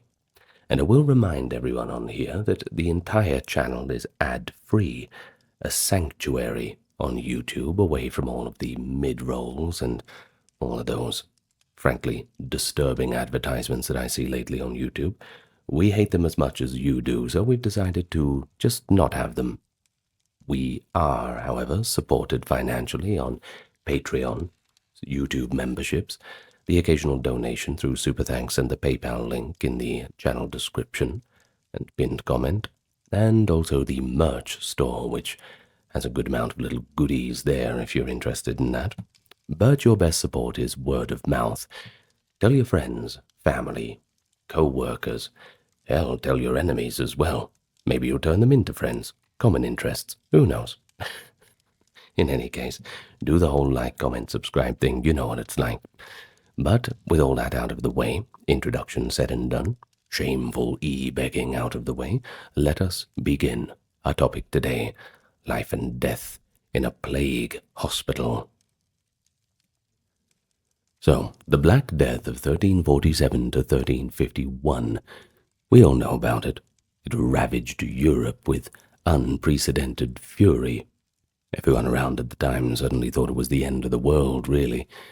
But by the end of the pandemic, well, time it had run its course, anywhere from 1/3 to 1/2 of Europe's population was well and truly dead. Entire cities were decimated, and normal life ground to a halt. In the face of such a cataclysm, conventional medical practices and charities were understandably overwhelmed. Chroniclers of the time describe how quickly the plague struck and how unprepared communities were. Let's look at Florence in Italy, for example. The writer Giovanni Boccaccio observed in 1348 that so many fell ill simultaneously that brother abandoned brother, wives abandoned their husbands, and even more horrifying, mothers abandoned their own children rather than risk contagion. And it certainly was no exaggeration either. No poetic or dramatic license needed. It was truly the depths of human misery. Well, people with means, there was a bit of a different situation. They could flee to the countryside, while the poor often had no choice but to stay put in the plague-stricken cities and towns. As a result of all this, thousands of victims perished at home devoid of help or care, their bodies sometimes left unburied until the smell of decay alerted neighbors. These accounts show why plague hospitals became desperately needed. Something had to be done, after all. And so, in the mid-14th century, you must understand that Europe did not yet have specialized infectious disease hospitals. Medieval hospitals did exist, but they were mostly religious foundations meant to house the poor, or places to care for the sick and pilgrims in general. But when the Black Death hit, that had to change. Some of these facilities were repurposed to isolate and treat plague victims. Churches, monasteries, and guild halls were converted into emergency infirmaries. Let's take Venice, for instance. Authorities reacting to the 1348 outbreak arranged for the sick poor to be taken to hospitals. They even set up ships to ferry the dead to mass graves on a nearby island, certainly killing the local real estate price, I'm sure. No one really going there anymore, aren't they? Well, the idea was to keep the plague victims separate from the healthy population as much as possible. Whether they really knew it, they were engaging in quarantine. A little bit of germ theory.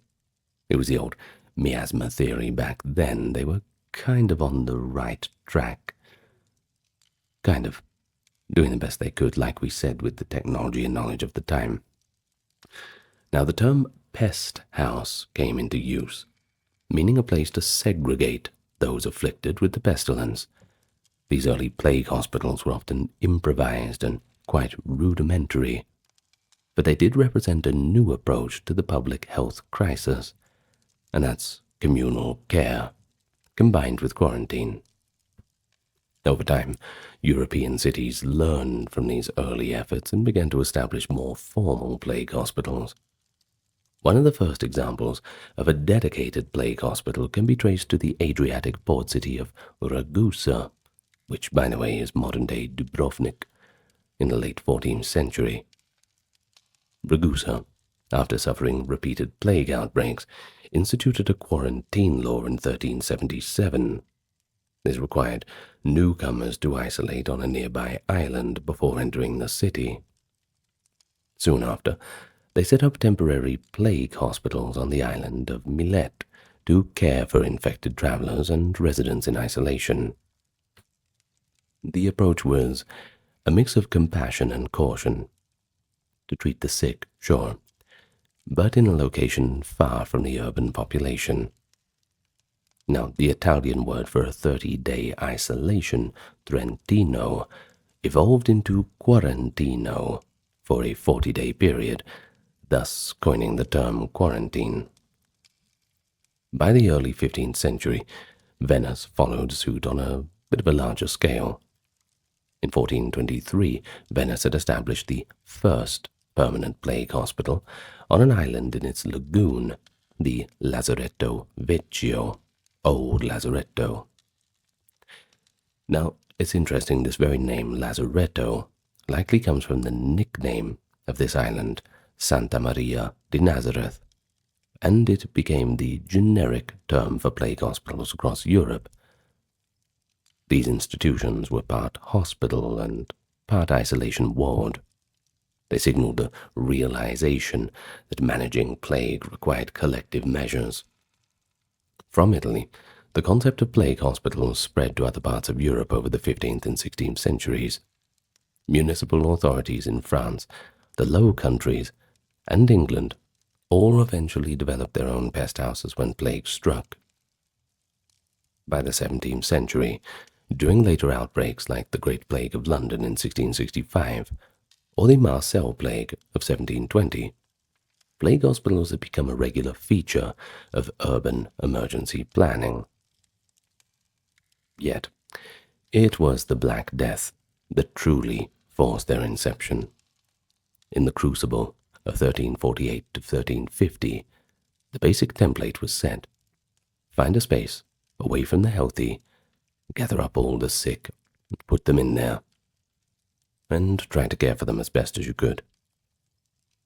So, from here we're going to explore what life was like within those spaces, for the afflicted who entered the doors, and for the brave and sometimes simply desperate souls who staffed them.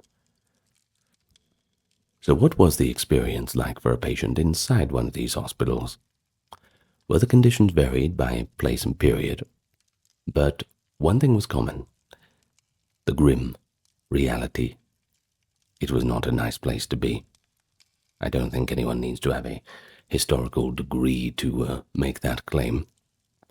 Well, upon entering, a plague victim would typically find themselves in a large hall or a series of small wards set up in an emptied building. Some plague hospitals were located in disused monasteries or city outskirts, barns hastily converted for the purpose. The surroundings were often austere. Walls might be whitewashed with lime, since lime was thought to purify miasmas, and windows thrown open or broken out for ventilation. If the season was cold, charcoal braziers or bonfires burned, as it believed that smoke would cleanse the poisoned air of the plague. The patients would lie on simple beds or piles of hay. In better organized hospitals, each patient got a wooden bed frame with a mattress, clean sheets, and a blanket, an approach recommended by some physicians who argued that fresh air and clean bedding gave the sick a better chance to recover. Well, in more makeshift pest houses, however, resources were scant, and many patients might lie on straw mats on the floor, covered only by the cloaks that they brought with them, which of course were already covered in germs and all the rest. Now the patients themselves were in agony, and there wasn't much that they could do to relieve that. The classic form of the bubonic plague struck with sudden force. High fever, chills and exhaustion, followed by the appearance of buboes, that is, painful swollen lymph nodes, usually in the groin, armpits, or neck. Many also suffered from internal bleeding that could turn their skin dark, hence the Black Death, that's why they called it that, and also foul-smelling breath as the infection coursed through them. Within a plague hospital ward, one would hear the incessant coughing and sometimes the ominous sound of victims spitting blood, a sign of the often fatal pneumonic form of the plague which infected the lungs.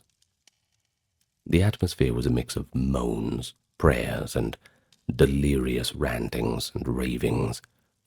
A 14th century observer in France noted that some sufferers became delusional with fever, crying out or wandering around if not restrained. In these conditions, the comfort of the patients depended greatly on the staff and supplies.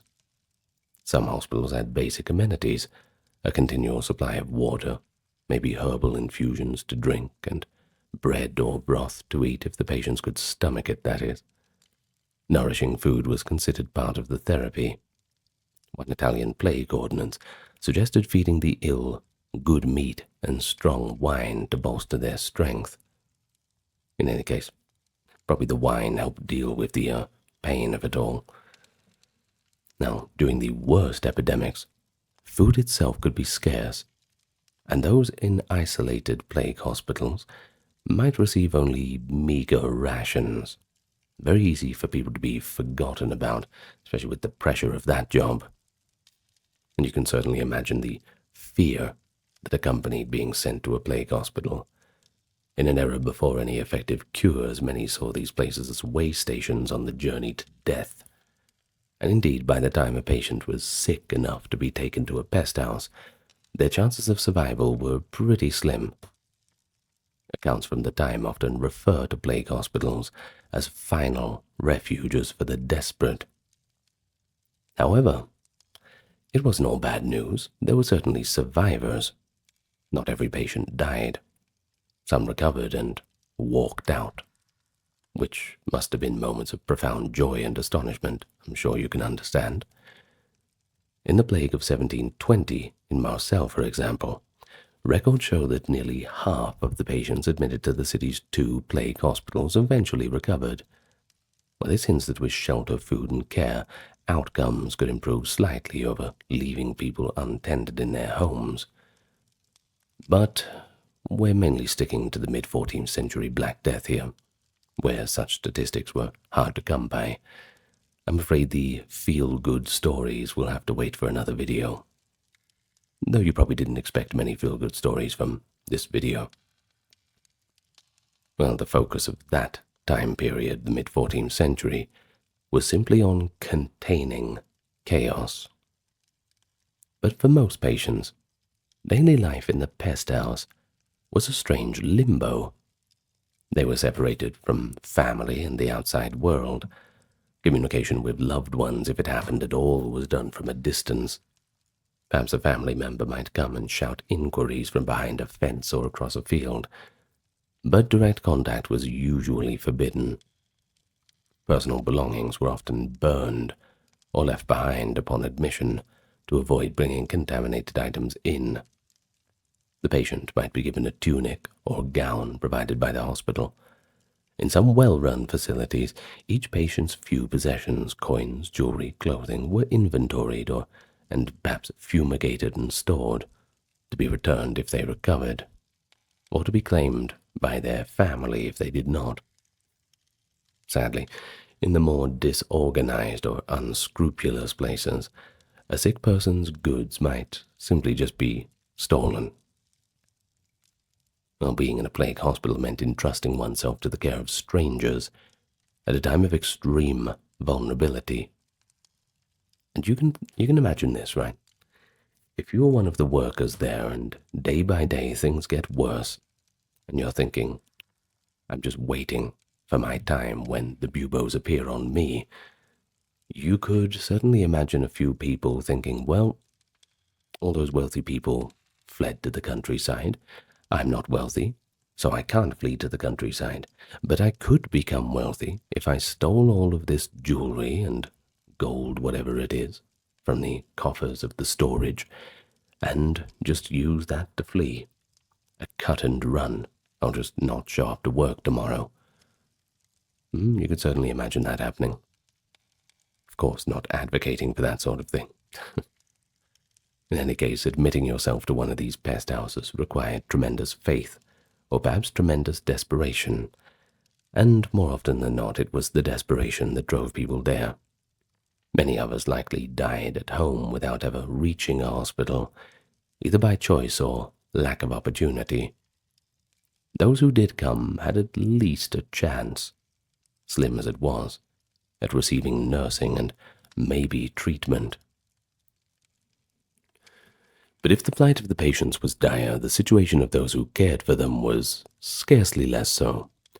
The doctors, surgeons, nurses, orderlies, grave diggers, and the clergy too, who entered the Blake Hospital were truly on the front lines. In the Black Death era, many physicians and priests simply ran away. They abandoned cities in droves when the mortality mounted, as numerous chroniclers attest to. But a few notable ones remained and stepped forward to help.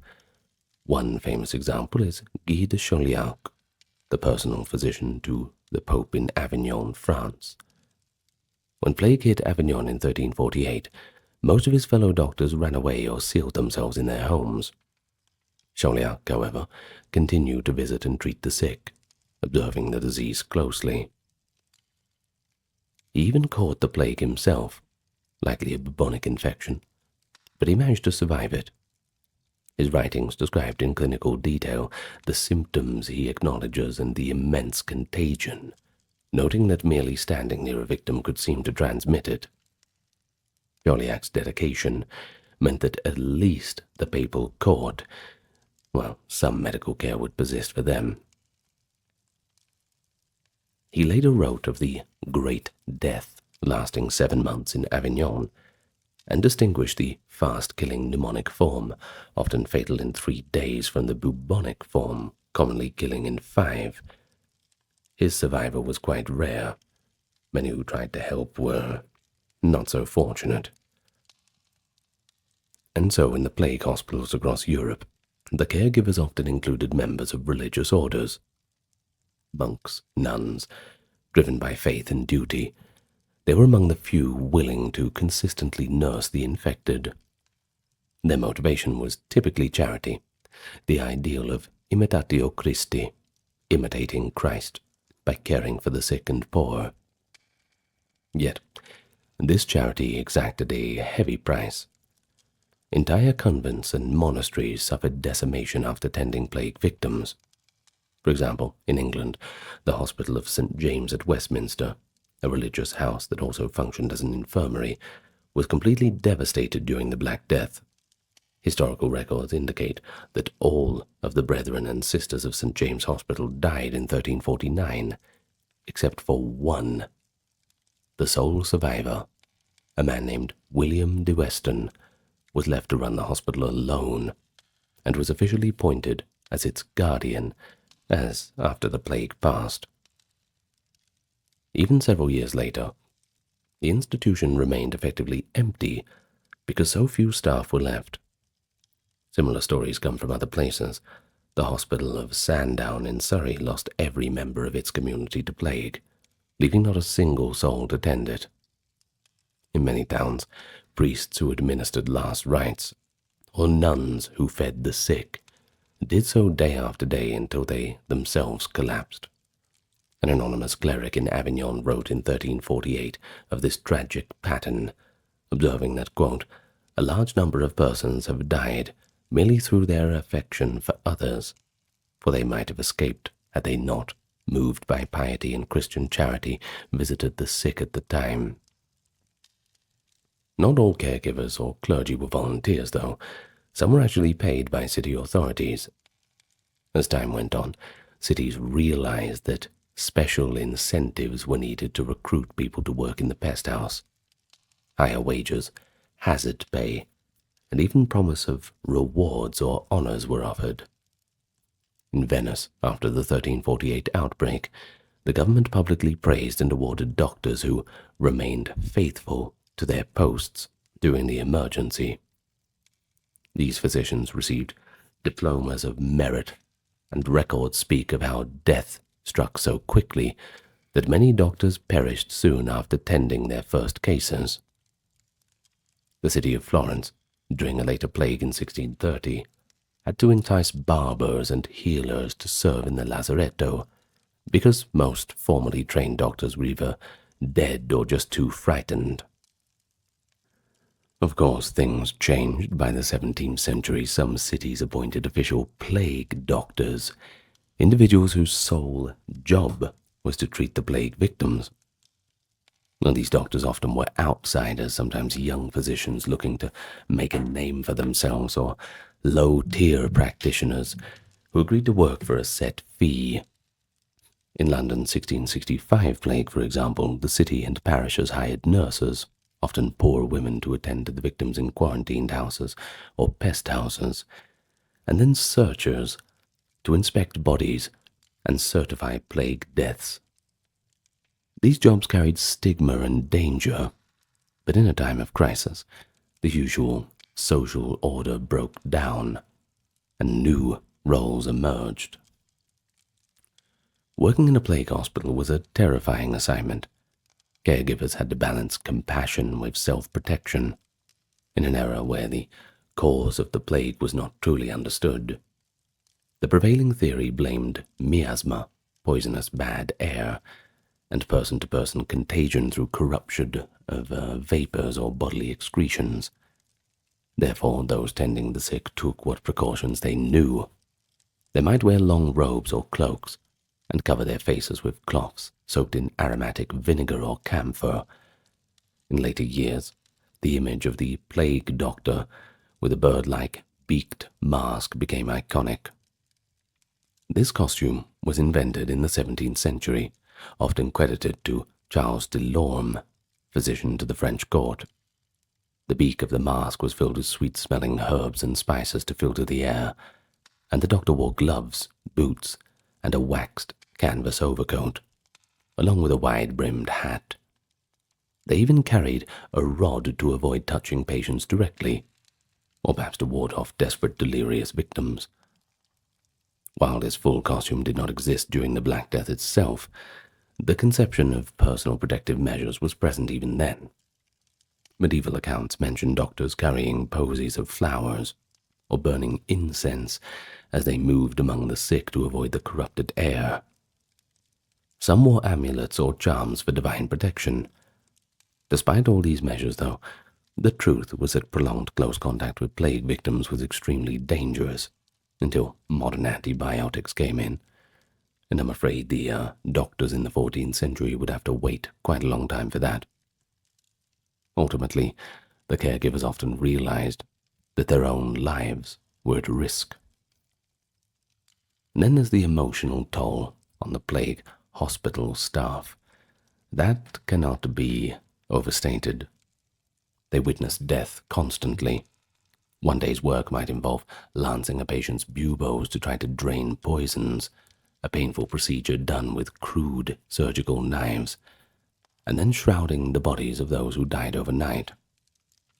Nurses had to change linens thick with sweat and blood, and remove the deceased quickly to prevent the smell and corruption from spreading. Many workers were pushed beyond the normal limits of endurance. An observer from Milan in 1630 described hospital attendants who barely slept, subsisting on whatever food they could grab, overwhelmed by the sheer number of patients. Some coped by a kind of grim resignation that their fate was in the hands of God. Others perhaps became numb to the suffering as a survival mechanism. We also have hints of less honorable behavior. For instance, later commentators accused some 17th century plague nurses of negligence or even cruelty. There were dark rumors that a few unscrupulous nurses hastened the death of wealthy patients to plunder their belongings. Daniel Defoe's chronicle of the 1665 London plague, though written later as part of historical fiction, mentioned stories of nurses who, for the love of gain, smothered patients or stole their goods from homes under the guise of infection control. Such accounts suggest that not every caregiver was a saint. Among those drawn to the job by money, there were bound to be some taking advantage. However, the tales, whether true or exaggerated, are the exception. Most men and women working in the plague hospitals were genuinely trying to help amid this medical apocalypse, often at great personal cost. Now, medical science of the age was rudimentary, but that did not mean that plague hospital staff did nothing for the patients. On the contrary, they employed the best remedies and routines available. According to contemporary knowledge, a typical day in a plague hospital would begin with rounds of the physician if one was present, or the head caretaker. They would move from bed to bed, observing who was alive, who needed urgent attention, and who had died during the night. Those still alive might be given treatment such as herbal potions, or the ever-popular practice of bloodletting. Many doctors believe that removing a small quantity of corrupted blood could balance the humors and alleviate the disease. Guy de Chauliac himself recommended bleeding patients in certain cases, though it had to be done early in the illness to have any hope of benefit. Another common intervention was the lancing of buboes. Since the swellings were agonizing and often filled with pus, some surgeons thought that cutting them open to drain the pus could help the patient recover. Accounts from the Italian plague manuals advise carefully about incising the bubo with a knife, then applying a poultice, a warm, moist concoction often made with bread, onions, or herbs to draw out the poison. For instance, one recipe involved a paste of figs, onions, yeast, and butter to soften and burst the bubo. Sounds like a waste of good butter, if you ask me. Well, if the swelling opened, they would drain it and cauterize it with a hot iron or apply strong vinegar, hoping to prevent further corruption. A pretty brutal procedure without any anesthesia, perhaps beyond a swig of wine. But there are cases recorded where patients apparently survived after such treatment, leading the doctors to claim success. I suppose when you've got nothing else to really go on, you just take what you can get, don't you? Well, besides these invasive methods, plague hospital practitioners relied on a wide range of medical concoctions. Theriac, a complex compound originally from ancient times containing dozens of ingredients like various herbs, opium, and even viper flesh, was treasured as a potential antidote to poison and plague. Though extremely expensive, some hospitals did secure small amounts of theriac to administer to important patients or just as a fumigant. More commonly, simpler herbs were used. Wormwood, mint, rue, and rose were boiled to make infusions or used to scent the air. Physicians also recommended that patients drink concoctions like ground-up eggshells with vinegar, or arsenic and treacle diluted with wine. Now that's pretty desperate, isn't it? Talk about a gamble. Hygiene and comfort measures, primitive as they were, played a big role too. Attendants frequently burned fires of pine or juniper wood, believing the smoke would clear the plague. Floors might be sprinkled with vinegar or strewn with aromatic herbs like lavender and thyme to mask the odor and improve the air quality. Laundering of linens was attempted when possible. An ideal scenario, of course. The infected sheets and clothes would be boiled and replaced with fresh ones, but conditions are not always ideal. However, during the height of an outbreak, there were rarely enough fresh linens or people to wash them. Often dirty bedding simply accumulated, adding to the filth. Some hospitals had foresight to designate a separate cleaning team whose job was to remove soiled straw and replace it with clean straw bedding periodically, which could slightly reduce flea infestations, which we now know plague was commonly spread by flea bites, and those fleas thrive in dirty cloth and straw. But even without understanding the bacterium Yersinia pestis, or the role of fleas and rats, those running plague hospitals, well, they had the intuition that cleanliness and isolation were beneficial. Religious care was also part of the treatment in many plague hospitals. For those patients who were conscious and devout, having a priest or monk for spiritual comfort was crucial. In some pest houses attached to monasteries, prayers were said daily for the sick. Priests might hear confessions through a window or with some distance if they were afraid to enter the ward directly. In the worst phases of the Black Death, though, chroniclers lament that many died without any priest to give last rites. The clergy were either too overwhelmed or just too fearful.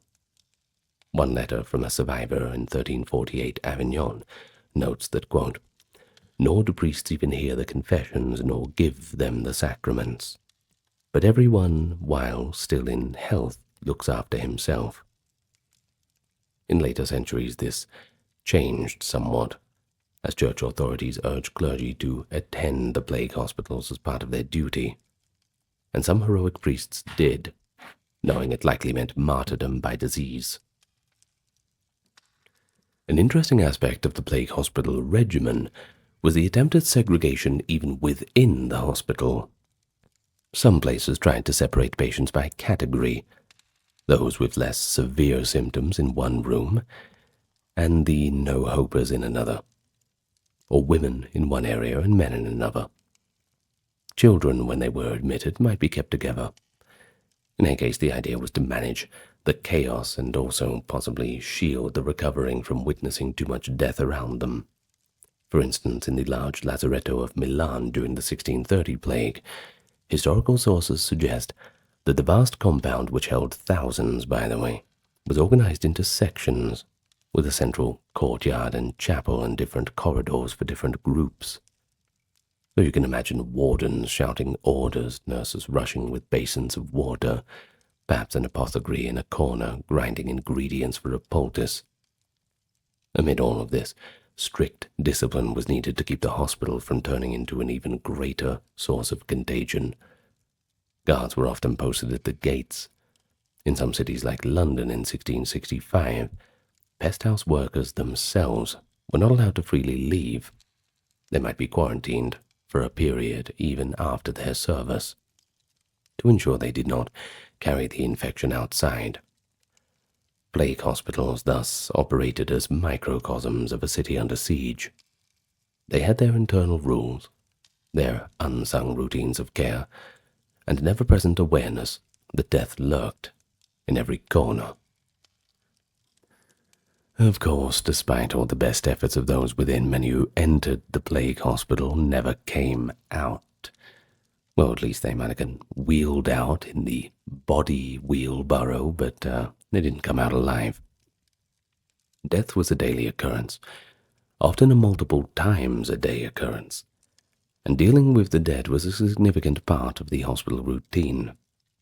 As soon as a patient succumbed, sometimes suddenly, as when a high fever turned into fatal septicemia overnight, attendants would cover the body with a sheet and remove it from the ward.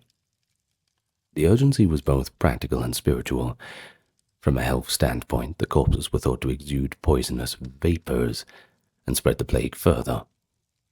So it was important to get them away from the living patients. And from a religious standpoint, Christian doctrine demanded that the dead be given a proper burial, however hasty and not left to rot away. During massive epidemics, what's an epidemic? Normal funeral rites were impossible to maintain. In plague hospitals, bodies might be temporarily placed in a designated dead room. They could have found a more gentle name for it, or a shed, until they could be transported out, typically at dusk or dawn to avoid alarming the general populace.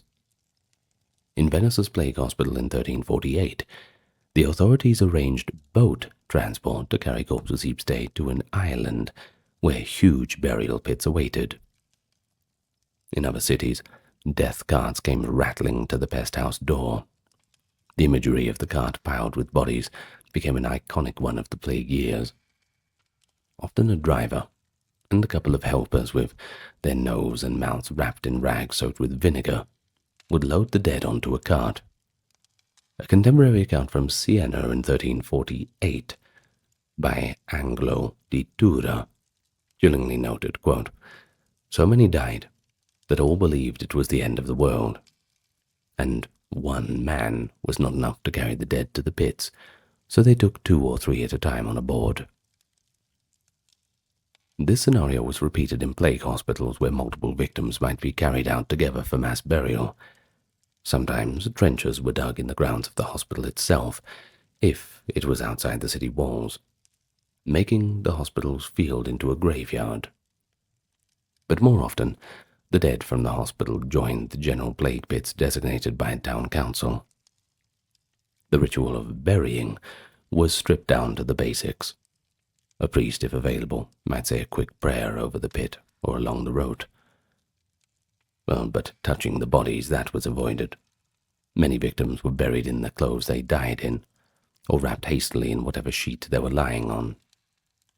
The idea of coffins was out of the question for the majority. Plague pits were common graves, layered with bodies and quick-limed to hasten decomposition. One chronicler in London during 1665 described the new churchyard, opened for plague burials where 50,000 were said to be thrown in, often without any ceremony beyond the tolling of a bell. In the medieval mindset, this lack of proper funerary care was deeply disturbing, but it became the norm under extreme conditions. It is small wonder that survivors writing later emphasized the trauma of these scenes. They had seen death on a scale that shattered the social and religious comforts of a decent burial. Within the plague hospital, the omnipresence of death had psychological impacts on both patients and staff. Patients who were still lucid would watch as the bed next to them was suddenly empty one morning, its occupant having died and been whisked away. They knew what the odds were. Some must have lapsed into despair, while others perhaps found a solace in a shared camaraderie. We're all in this together, that kind of spirit. There are, too, hints of compassion, even in the worst moments. A letter from a cleric in 1348 mentioned how people, despite fear, tried to leave food and water within reach of a bedridden plague sufferer's leave food and water within reach of a bedridden plague sufferer before fleeing, so the ill might not die utterly abandoned. In a plague hospital setting, a recovering patient might try to help care for a sicker one nearby, especially if the nurses were overstretched. And indeed, by the time of later plagues, it became a strategy to use convalescents, who had survived plague and presumably gained immunity, as attendants to the currently ill. This practice was noted in Milan and Venice, where those who had recovered were sometimes hired or expected to stay on and nurse others, since they were believed to be less likely to catch it again immediately. Thus, in the halls of the pest house, you might find a few walking survivors among the cots, performing simple acts of kindness, giving a cup of water to someone burning with fever, or covering the body of a shivering patient with a blanket. But for the staff, each death was double-edged. It meant one less patient to care for, a grim kind of relief in an overburdened environment, but it also meant one more risk-laden task to perform in removing the body. It was a constant reminder of their own fragile fate. The longer one worked in a plague hospital without falling ill, the more one might feel a mix of uncanny fortune and survivor's guilt. Some accounts from caregivers who wrote after surviving a plague describe an almost numb state they entered, a kind of emotional shutdown to cope with the horror. Yet not everyone succumbed to apathy. There are also stories of remarkable devotion, such as nurses who stayed by a dying patient's side to the very end, whispering prayers, or simply offering human presence so that the victim would not die alone. Ultimately, in an era where family members could rarely be there at the final moment due to quarantine, the caregivers became the surrogate family for the dying. So let's talk about a bit of the perceptions on a societal level. The advent of plague hospitals marked a significant shift in how society dealt with epidemic disease. Of course, the Black Death wasn't the first plague that the world had suffered, but certainly the worst one to date. Initially, many people were suspicious or fearful of these institutions. You see, to be sent to a plague house might feel like a death sentence or even a form of exile. It's pretty understandable how people could feel that way. There are cases recorded where individuals resisted going, hiding their sick relatives at home to avoid the authorities, or even bribing officials so as not to be taken away. And the reluctance is very understandable. Once you entered those fever-ridden halls, you surrendered control over your entire life. Recognizing this, enlightened officials, as few as they were, realized that plague hospitals had to offer real care, not just a kind of detention, if they were to be effective, that is. An example of positive outcomes can be seen in Bristol, England, during the plague outbreak in 1666. The city established a well-organized pest house in a commandeered house known as the Forlorn Hope, which once again could have chosen a better name. In any case, the Forlorn Hope pest house was run by a skilled surgeon assisted by physicians and supplied with food and medicine at city expense. It was noted that people were more willing to send their loved ones out there because they knew the sick would actually be looked after by proper doctors and decently trained nurses. Well, in that outbreak, Bristol suffered far fewer deaths, only about 0.6% of the population, a success attributed to the pest houses limiting the spread and caring for the afflicted apart from the healthy. After the crisis, the city even rewarded the chief surgeon, John Dunbar, with a substantial sum for his, quote, faithful service at the pest house in the time of infection to the great hazard of his life. Yeah, fair enough. He should get rewarded for that. Definitely a case of credit where credit is due. Well, this case illustrates how by the 17th century a plague hospital could be seen as a civic investment that saved lives. The plague hospital also became entwined with attitudes towards poverty and public welfare. Over time, authorities observed that plague hit hardest in overcrowded and impoverished districts. Plague was often perceived as a disease of the poor, partly because the poor had fewer means to flee and lived in closer quarters with worse sanitation. Thus, measures against plague often doubled as measures against the poor. City councils would round up vagrants and beggars when plague threatened, sometimes expelling foreign beggars and gathering the local destitute into plague hospitals preemptively. This was done in part to shield the general public from contagion, but it also took on a moral dimension. By providing the deserving poor with shelter, food, and basic medical care in plague hospital, the authorities felt that they were fulfilling their role in Christian charity. Yet at the same time, they were enforcing social order by isolating the underclass. In places like Paris and Lyon, after major plague waves subsided, the buildings initially used as plague hospitals didn't always shut down.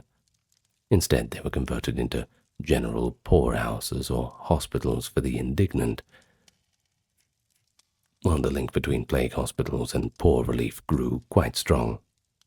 For example, the large plague hospital built in Paris in the 1580s was later turned into the permanent Hôpital Général, housing the poor with 2,000 plus people confined and fed there. out of sight, of course, in the years afterwards.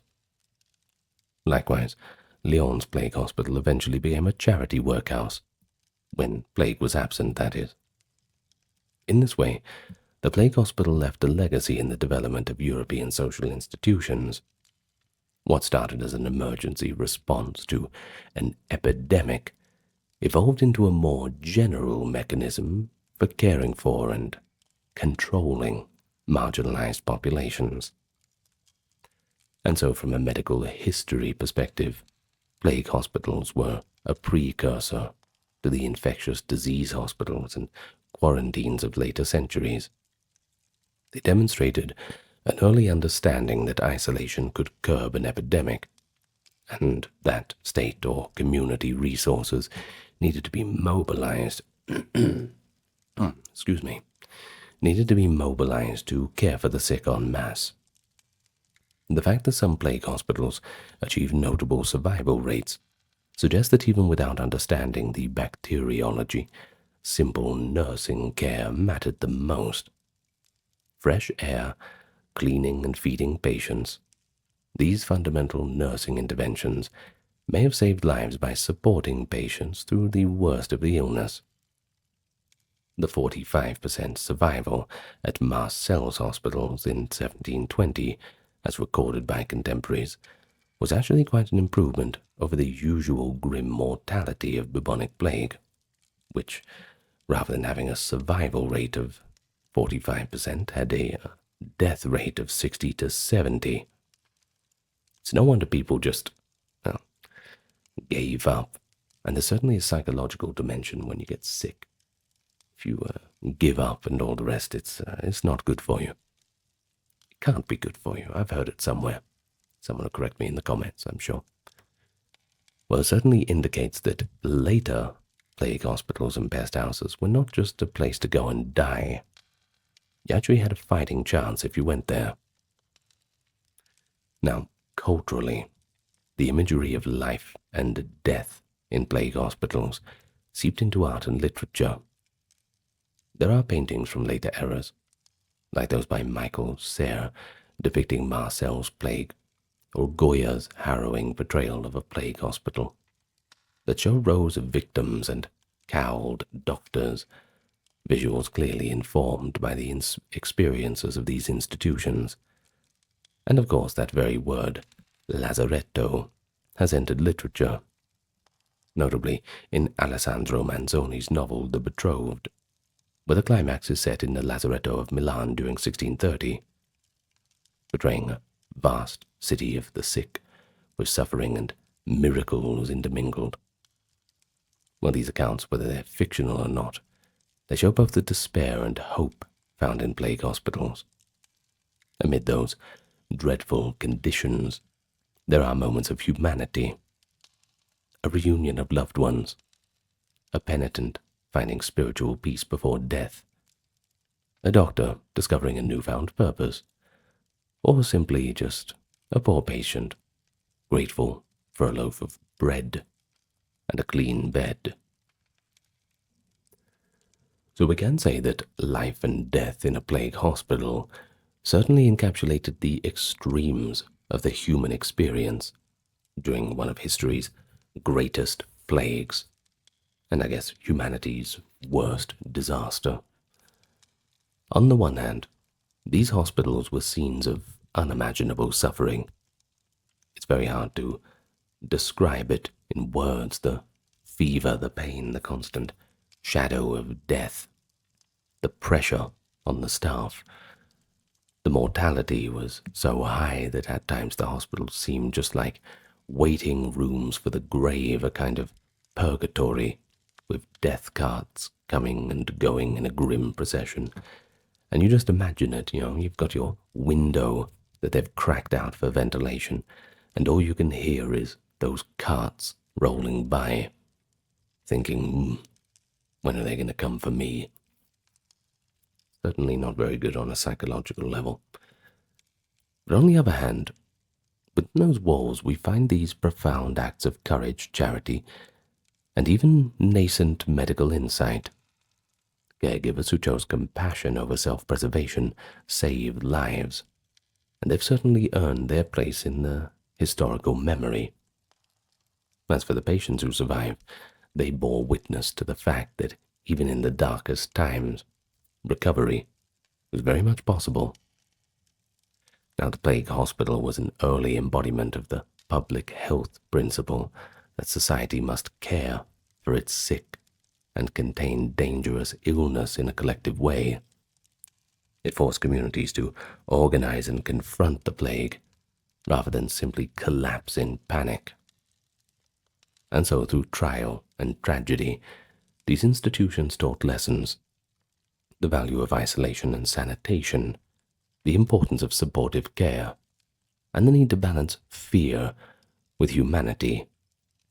For all the bleakness that surrounded them, plague hospitals offered a glimmer of order within the chaos, a space where knowledge could be gathered, as Guy de Chauliac's observations were, and where the helpless could find a little bit of help.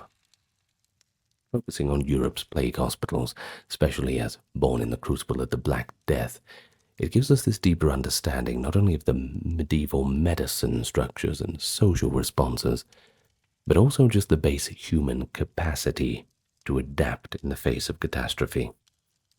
Even in an era with no cure and barely any understanding of disease, people didn't simply just give up. They couldn't. They improvised a system, flawed as it was, cruel as it sometimes was, misguided as it usually was. They did their best to fight against the contagion and to care for one another. Not because they had really any hope, but just because it was the good Christian thing to do. The insights gleaned from this are enriched by vivid anecdotes: that lone survivor of an English hospital where everyone died, the Venetian boats ferrying corpses at night, the doctor in a beaked mask of later times bending over a patient, and the plaintive prayers echoing in a ward at midnight.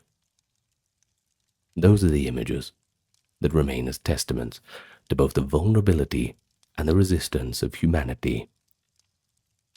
The plague hospital was a place where life and death met to face off every day.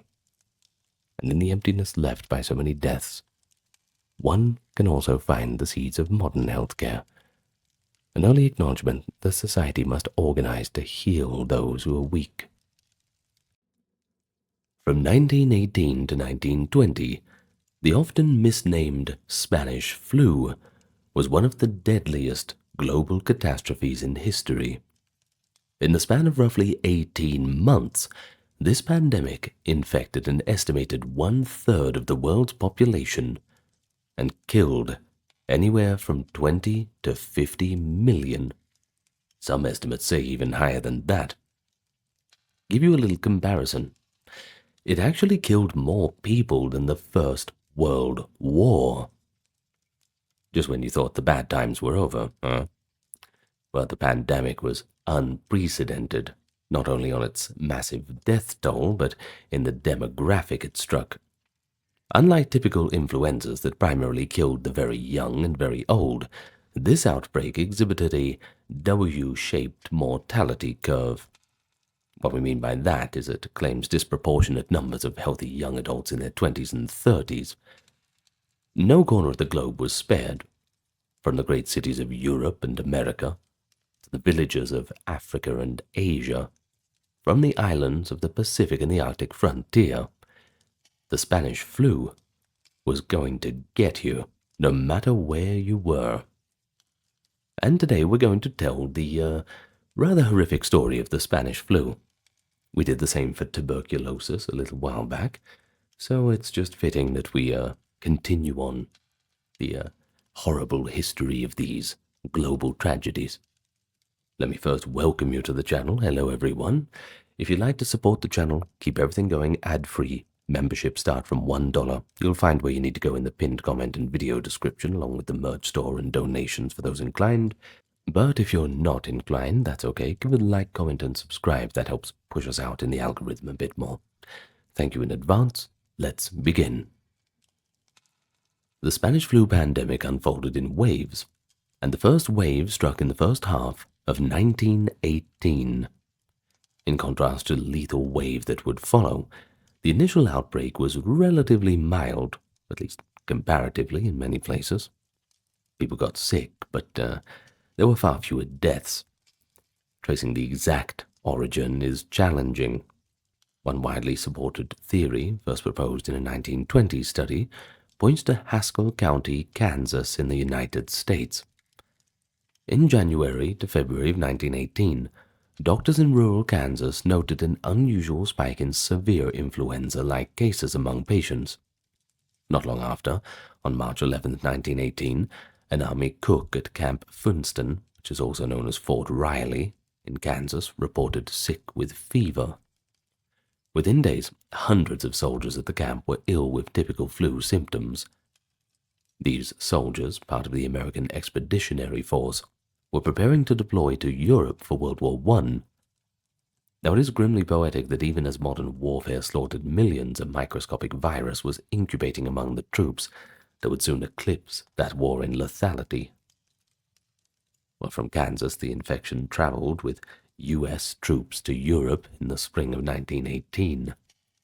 At that same time, similar influenza outbreaks were recorded in Europe and parts of Asia, suggesting the virus might have already been circulating on a global scale. There are a few other hypotheses. They contend that the virus might have originated in China or France, for instance, Chinese labor battalions en route to the Western Front, or a British camp in Étaples, France, might have been posited as ground zero, but there's not really much proof of that. By April to May of 1918, as battle raged on in the Western Front, British and French medical reports noted a widespread 3-day fever among the soldiers, highly contagious but generally not that deadly. The Germans got hit too. General Erich Ludendorff wrote of his troops being incapacitated by illness during the summer of 1918, possibly contributing to the faltering of Germany's spring offences, but, well, the British and French offences weren't too good either. This first wave of influenza, while widespread, was akin to a seasonal flu. People would get fever, aches, sore throat, and they'd recover in a few days, at least in most cases. And yes, there were a few deaths, but nowhere near the catastrophic scale that was yet to come. Civilian populations in Europe and North America also experienced the spring wave. In the United States, cities from New York to San Francisco saw an uptick in flu cases in April and May. Newspapers, well, the ones that weren't censored, described many people bedridden with the grip, an old term for influenza. Well, still, public health officials often downplayed the whole thing, didn't want to sow any panic. War priorities took precedence after all. In fact, the U.S. Surgeon General and others paid little attention to the spring outbreaks, focusing on troop deployments and bond drives. This complacency would soon prove to be costly. In British India, the first wave arrived in June 1918, when a troop ship from Europe docked in Bombay. Nowadays we call it Mumbai. The virus spread through crowded port cities like Bombay and Calcutta, but initially with, once again, mild effect. In retrospect, however, those early cases were a warning, the proverbial calm before the deadly storm. By the late spring of 1918, the influenza had quietly circled the globe under a guise of an ordinary flu. Because it caused relatively few alarms, populations had no inkling of what was looming. Little did the world know that the influenza virus was mutating into a far more virulent form. When the second wave struck later that year, it would come with a fury that would leave societies reeling. So in August of 1918, influenza came roaring back, and this time even more lethal. Many researchers believe that the virus mutated over the summer. The exact extent of that remains unclear. It's very difficult to get interviews with the bacteria itself, I'm afraid. But what is undeniable is that starting in late August, Simultaneous explosive outbreaks of severe, often hemorrhagic pneumonia, were reported in far-flung location. Brest in France, Freetown in Sierra Leone, Boston in the United States. All major ports, by the way, deeply involved in the war. One army physician at the Boston Naval Yard described patients arriving with a bluish complexion, struggling to breathe, their lungs filled rapidly with fluid. The illness was far worse than a spring flu, that's for sure. Within weeks, this second wave of Spanish flu was ravaging continents in an almost apocalyptic fashion. Unlike the spring, when illness spread gradually, the autumn wave spread like wildfire through both military and civilian populations. The symptoms were shockingly severe. Many victims developed an extremely sudden viral pneumonia, high fevers, delirium, lungs inflamed so badly that the patients did actually turn blue from the lack of oxygen, a phenomenon that doctors called heliotrope cyanosis. A U.S. Army doctor, Dr. Roy Grist, stationed at Camp Devens near Boston, penned a now famous letter on September 29, 1918, trying to convey the horrors he was witnessing. And yes, I will read it to you. It goes like this. These men start with what appears to be an ordinary attack of the grip, and when brought to the hospital, they very rapidly develop the most vicious type of pneumonia that has ever been seen. A few hours later, you can begin to see the cyanosis extending from their ears and spreading all over the face, until it's hard to distinguish the colored men from the white. It is only a matter of a few hours until death comes. It is horrible. One can stand it to see 1, 2, or 20 men die, but to see these poor devils dropping like flies. We have been averaging about 100 deaths a day. It takes special trains to carry away the dead. For several days, there were no coffins, and the bodies piled up something fierce. It beats any sight that they ever had in France after a battle. An extra long barracks has been vacated for use as a morgue, and it would make any man sit up and take notice to walk down the long lines of dead soldiers, all dressed and laid out in double row. Dr. Grist's anguish letter certainly shows the shocking speed and scale of the mortality. And that's just one camp. In a matter of days, Camp Devens went from routine duty to a charnel house, with bodies stacked like cordwood, doctors and nurses among the fallen. Not a unique scene. It played out in army camps and communities across the world in the fall of 1918. By September 1918, the second wave hit North America with full force. The virus spread through ships, trains, and at mass events on the home front. In the United States, one of the worst urban outbreaks was in Philadelphia. Despite warning signs, the city famously proceeded with a large Liberty Loan parade on September 28, 1918, to support the war effort. The parade, attended by hundreds of thousands, became a super-spreader event. Within 72 hours, the hospitals were overwhelmed. In the weeks that followed, some 12,000 Philadelphians died. The city ran out of coffins. They had to start digging mass graves. In Boston, where the wave began in America, the death toll climbed rapidly through September. Across the country, from New York to Chicago to San Francisco, similar scenes unfolded as the epidemic peaked in October. An estimated 675,000 Americans died in the pandemic, the majority during that lethal autumn. Their northern cousins up in Canada suffered too, with around 50,000 deaths in a population of 8 million. Hospitals were so swamped that schools and auditoriums were turned into emergency wards, and medical students were enlisted to act as nurses and orderlies. In Europe, the second wave struck war-torn populations already weakened by 4 years of brutal conflict. Like we said, just when you thought the bad days were over and the good days had begun. Well, the war ending doesn't mean that the unpleasantries have ended. In Britain, about 250,000 died. In France, possibly 400,000. Berlin, Paris, and London all saw daily life come to a standstill, as theatres, dance halls, and schools closed and funeral processions had become a common sight. In Spain, which had given the pandemic its name after heavy spring reports, the autumn wave was actually worse than the first. Newspapers in Madrid and Barcelona told of hospitals overflowing and public gatherings banned. Ironically, Spain's overall death rate, about 1 to 2% of the population, was lower than in some other countries. But the perception remained that Spain was the hardest hit because of the extensive press coverage. Neutral Spain, suffering nonetheless, included an estimated 8 million infected and a death toll in the hundreds of thousands.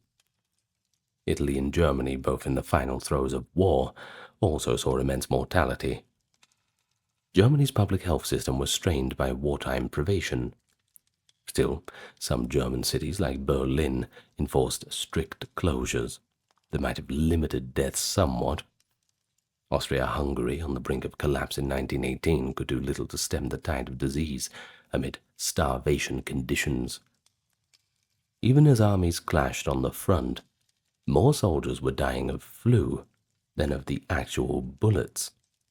By one calculation, about half of U.S. military deaths in the First World War were due to sickness rather than combat.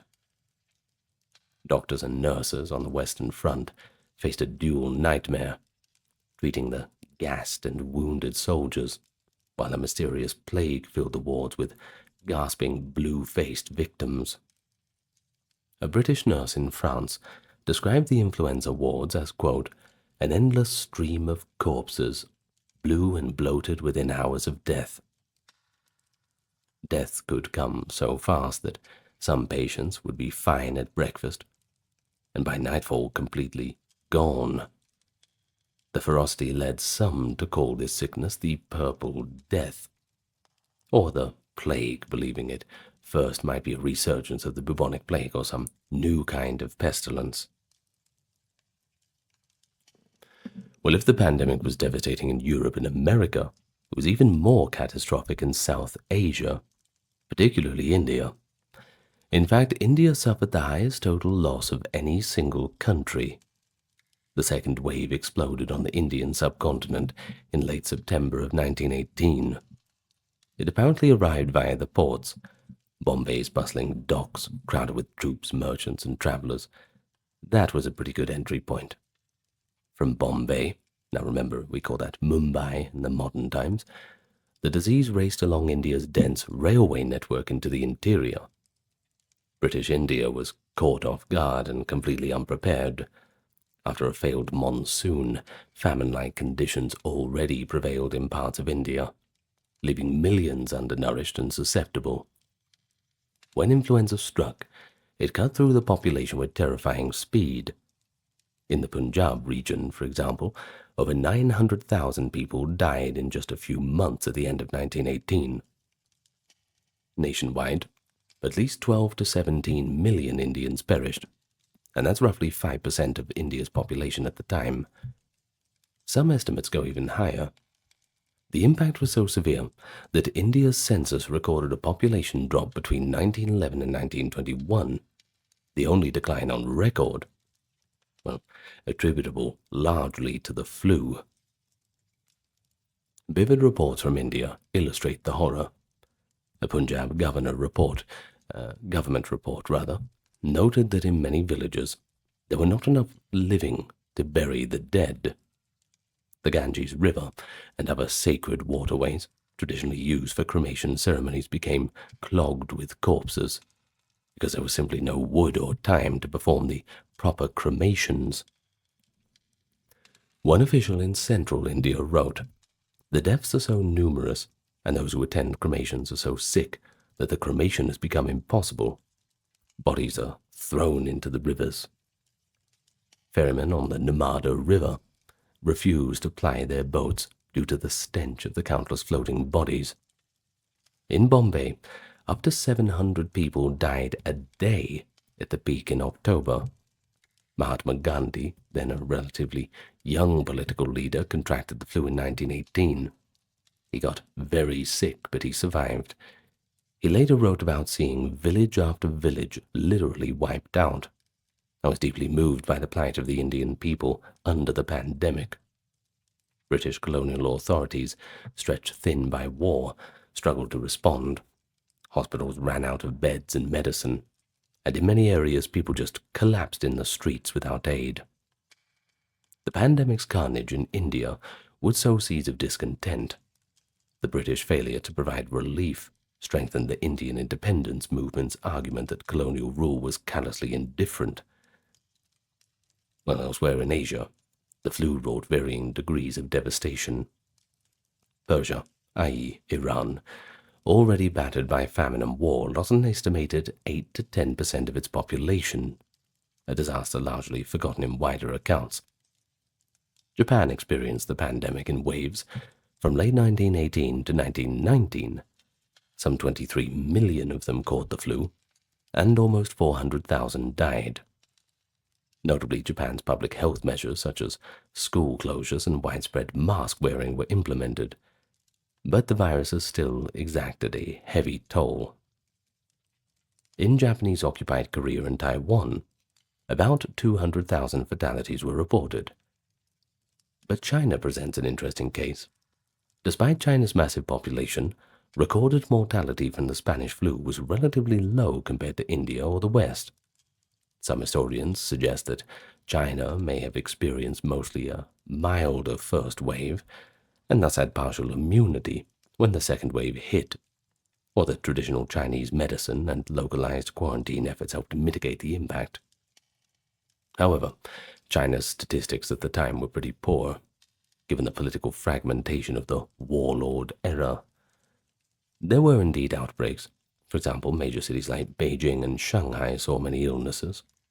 But China did not report the kind of nationwide catastrophe seen in India. Now, this paradox remains debated. One theory even suggests that the pandemic strain might have originated in China earlier, and thus the Chinese had immunity, but that's also not proven. Southeast Asian territories under colonial rule, for instance, Indonesia, at the time called Dutch East Indies, Indochina, i.e. Vietnam and surrounding territories, and the Philippines, were all struck in late 1918. Java and Vietnam, for example, saw thousands die. Travel and trade routes ensured no region was truly isolated. The pattern was often the same. The virus arrived via a ship, then radiated along rail lines and rivers into rural hinterlands, causing a sudden surge of deaths, and then subsiding within a few months. Influenza's second wave was equally unsparing in Africa. In 1918, much of Africa was under European colonial rule, and the war had drawn in hundreds of thousands of African soldiers and porters. As these troops and laborers moved, some returning from European battlefields and others relocating within Africa, they helped carry the virus to virtually every corner of the continent. Coastal ports were the ignition points. In late August to September of 1918, ships brought the flu to West African ports like Freetown in Sierra Leone, Dakar in Senegal, and Accra on the Gold Coast. From Freetown, the epidemic spread inland so fast that in Sierra Leone an estimated 4% of the population died within a single month. West African cities saw frightening mortality. Observers in Lagos, Nigeria, recounted funerals where coffins ran out. By October, South Africa, the continent's most industrialized country, was in the grip of influenza. South Africa ended up among the 5 worst-hit countries in the world in terms of mortality rate. Roughly 5% of South Africa's population, about 300,000 people, perished within a matter of weeks. Particularly tragic was the toll on marginalized communities. You see, the black South Africans, living often in crowded and impoverished conditions, died in huge numbers. They were so close to each other, living in these slums that, well, you're basically breathing down each other's necks, aren't you? In the city of Kimberley, for instance, Entire mining compounds were devastated too.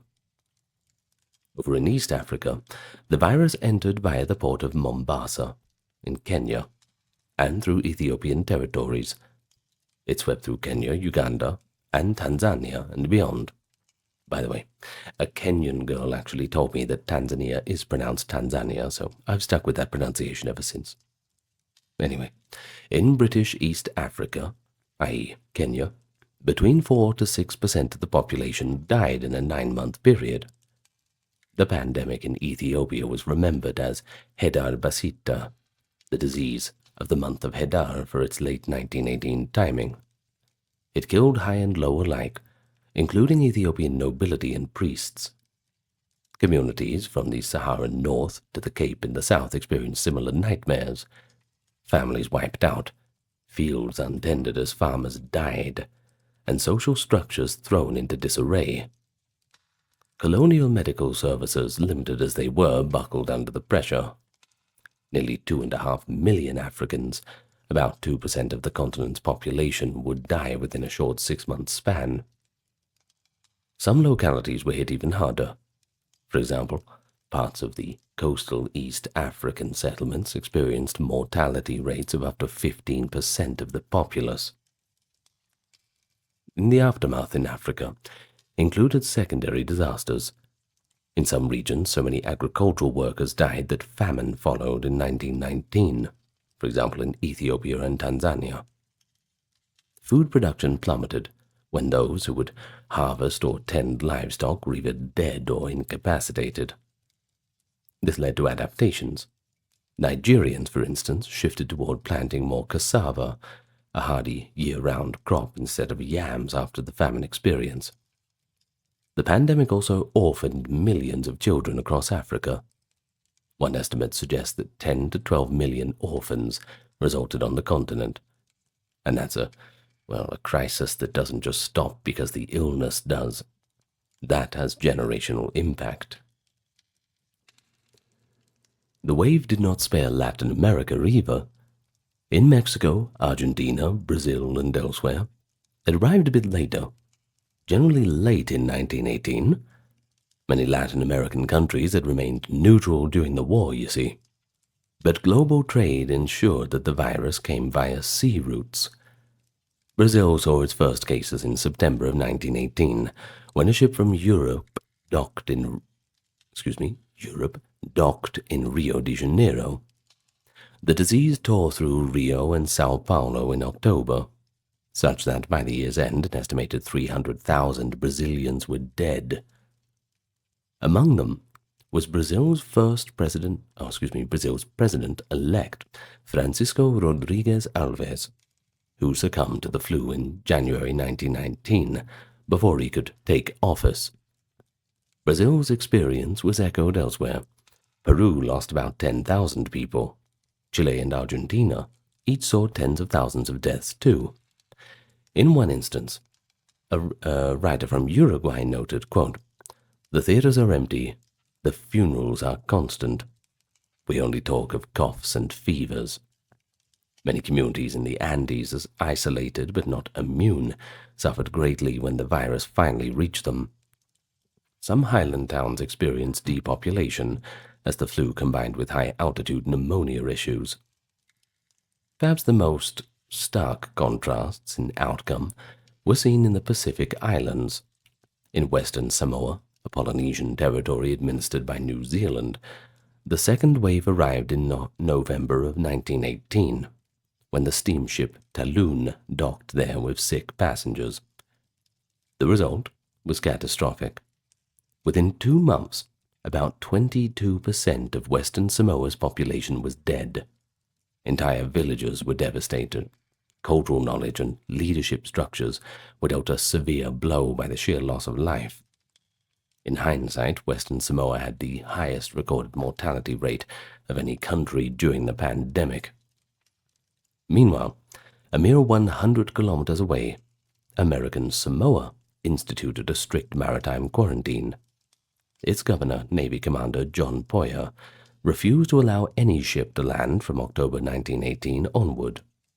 As a result, American Samoa recorded 0 deaths from influenza in 1918. This is often cited as a dramatic example of effective quarantine. Other Pacific islands had mixed fates. Tonga lost some 8% of its people, Fiji around 5%. Australia, by virtue of its distance and an early maritime quarantine, avoided the worst in 1918. However, when Australia let its guard down after the armistice, the virus entered in early 1919 and caused a significant third-wave epidemic there, with around 12,000 Australian deaths in 1919. New Zealand had been hit in late 1918 with about 9,000 deaths, including a heavy toll on the indigenous Maori, who died at rates 7 to 8 times higher than the New Zealand Europeans, revealing a few deep health inequities. Across these varied regions, the second wave of Spanish flu from September to December of 1918 cut a swath of death on an almost inconceivable scale. Communities, whether remote or metropolitan, shared a common experience of dread. Newspapers in many languages carried daily body counts. The world was not just fighting a war, but a war against a microscopic killer that seemed to strike everyone at once. Yet even as this deadly wave tapered off toward the end of 1918, another wave loomed on the horizon, and the nations, exhausted as they were, had no choice but to endure another assault. Even after the calamitous autumn of 1918, the influenza pandemic was far from finished. A third wave of influenza hit in the winter of 1919. This wave, sometimes considered January to May of 1919, depending on the area, was less globally lethal than the second wave. But it was still pretty terrible, still deadly in many communities. And it struck the world during a time of transition. You see, World War I had ended on November 11th, 1918, and soldiers were demobilizing and returning home. These troop movements undoubtedly contributed to the persistence and spread of the virus into 1919. In the early parts of that year, many places thought that the nightmare was over, and were dismayed to see a resurgence of cases. For instance, in the U.S., cities such as San Francisco, Seattle, and Los Angeles that had relaxed restrictions around November were hit with a new spike of influenza in January of 1919. This prompted officials in San Francisco to reimpose a mask mandate and closures in January, sparking public resentment. There was even an anti-mask league that came up. Interesting. Well, the third wave in the U.S. was generally less severe than the fall wave, but it was still significant. An additional 100,000 Americans died in the first half of 1919. In Europe, the third wave complicated post-war recovery. Britain and France saw another surge of flu in February to March of 1919. British records show about 40,000 influenza deaths in the first quarter of 1919. Grim, but roughly half of the toll of the previous fall. Notably, the third wave struck some areas that had been spared earlier. For example, Australia had largely avoided the 1918 carnage, but in 1919, they got their taste of it. A pandemic wave came after a arrival of infected travelers, including returning soldiers, were finally allowed in. Bet they regretted that. Well, despite efforts to localize outbreaks, the virus spread through Australia's population in the first half of 1919, causing on the order of about 12,000 deaths. One Australian newspaper described towns silent and mournful, with crape on many a door. The third wave also swept through Asia and Africa again, though typically with diminishing intensity as populations had gained some immunity.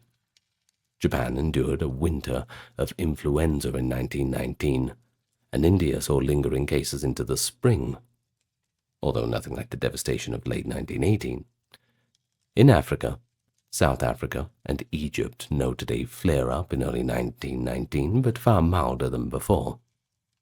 There were some localized fourth waves or aftershocks in late 1919 or even 1920, For instance, parts of the United States experienced a bump in influenza deaths in early 1920, which some historians label a fourth wave.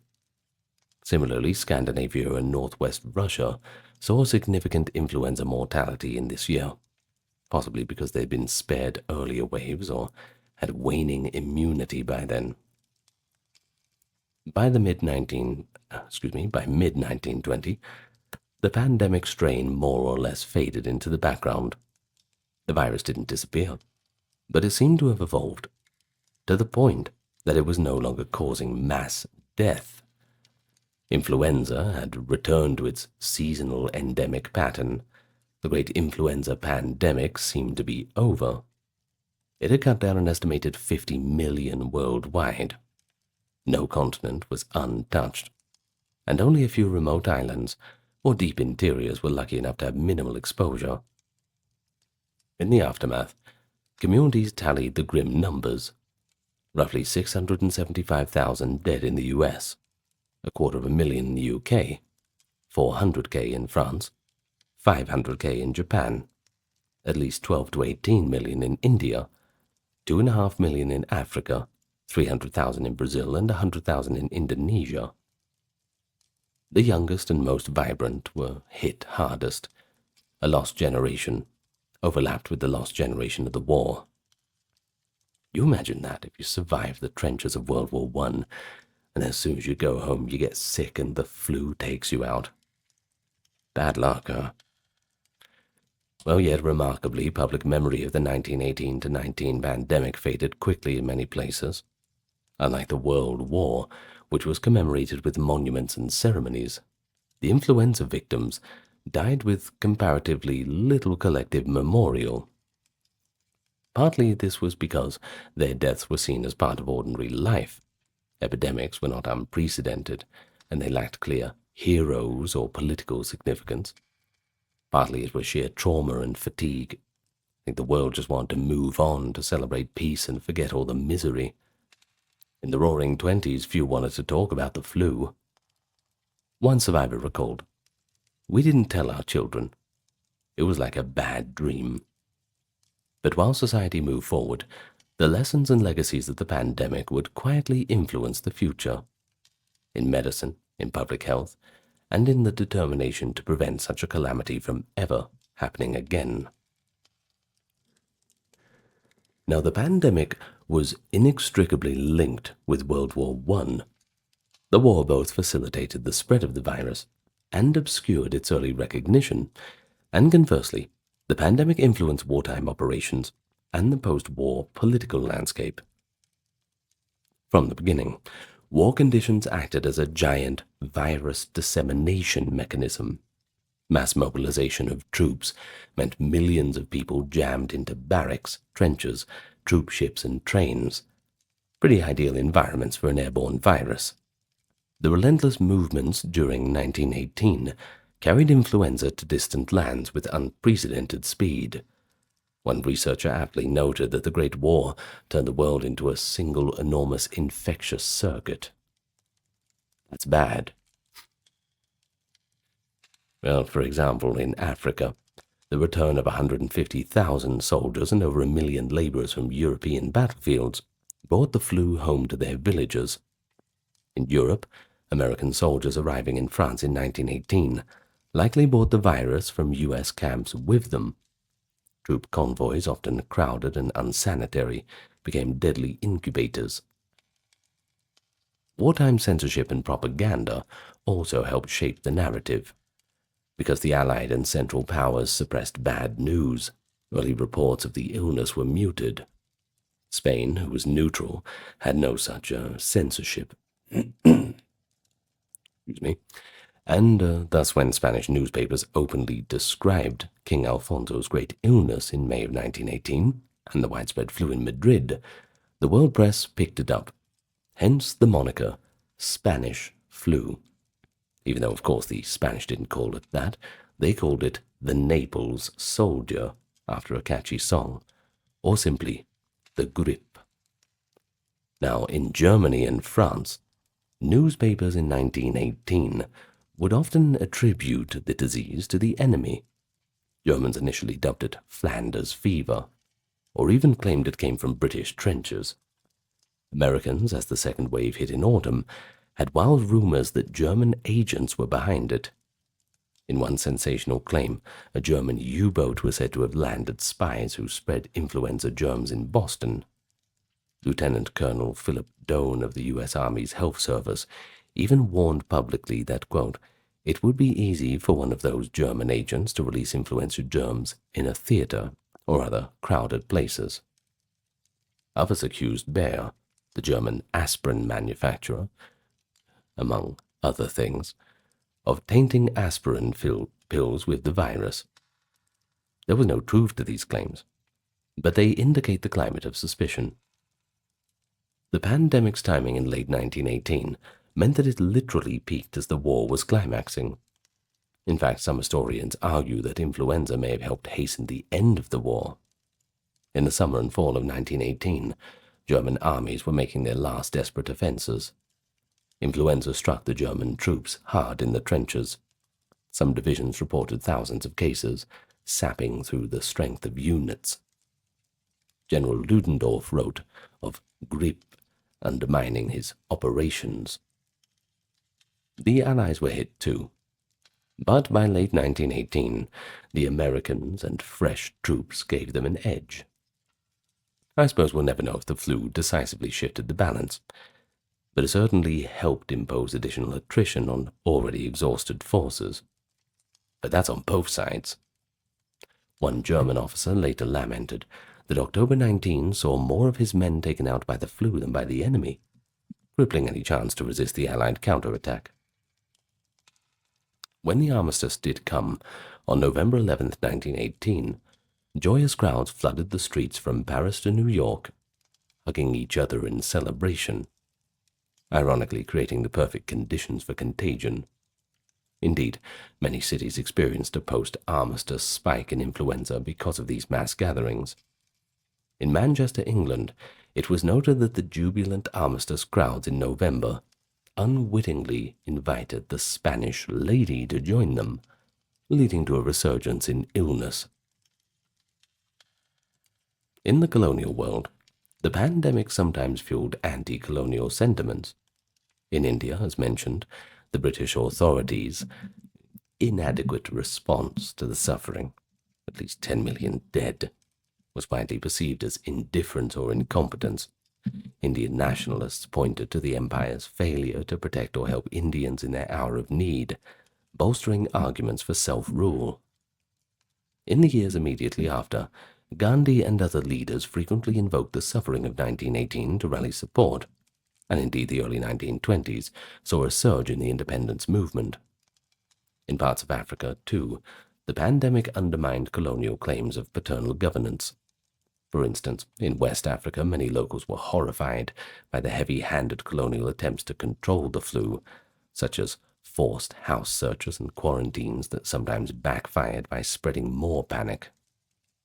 The house-to-house searches, instituted in cities like Lagos, were meant to find and isolate the sick, but instead they just drove people to flee and hide, which worsened the spread.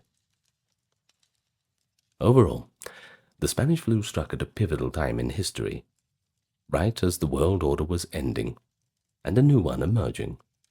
It certainly added to the chaos of that time. Demobilization was hampered by quarantines, as military camps remained breeding grounds. War refugees and POWs fell ill in droves. The fledgling League of Nations, founded in 1919, immediately recognized that international cooperation in health would be vital. Arguably, the pandemic gave the impetus to creating the League's Health Organization, a precursor to today's WHO. The world learned that pandemics do not respect armistices or borders. If World War I showed the dangers of modern mechanical warfare, the Spanish flu showed the equal or greater danger posed by nature's wrath. So what did the doctors actually know in 1918 about influenza? Well, in short, far less than we do now. That's pretty obvious, right? Medical science on the eve of the 20s had made great strides in bacteriology. Scientists understood the concept of germs causing diseases and had identified many bacteria under the microscope. But viruses, they were still a mystery. In fact, the influenza virus would not be discovered until 1933. In 1918, most experts mistakenly believed a bacterium was the culprit behind the flu. Specifically, many focused on Pfeiffer's bacillus, a bacterium often found in the lungs of flu patients. Early in the pandemic, laboratories from New York to Paris diligently cultured this bacillus from patients, confident that this was the real pathogen. Vaccines were hastily devised targeting this and other bacteria, since vaccines against bacteria were already a known technology, albeit kind of new. For example, doctors at the Rockefeller Institute and other centers produced a mixed bacterial vaccine and administered them to thousands of people in 1918. Unfortunately, these might have prevented some secondary pneumonias, but did nothing to stop influenza, because the real enemy was a virus, far smaller than any bacterium and invisible to the microscopes of the time. Indeed, a few far-sighted researchers did suspect a virus. They conducted filtration experiments, passing fluid from infected patients through ultrafine filters that trap bacteria. The filtrate still caused diseases in animals, indicating an ultramicroscopic agent was at work. But such findings were not widely accepted yet, lacking the ability to see or isolate the influenza virus.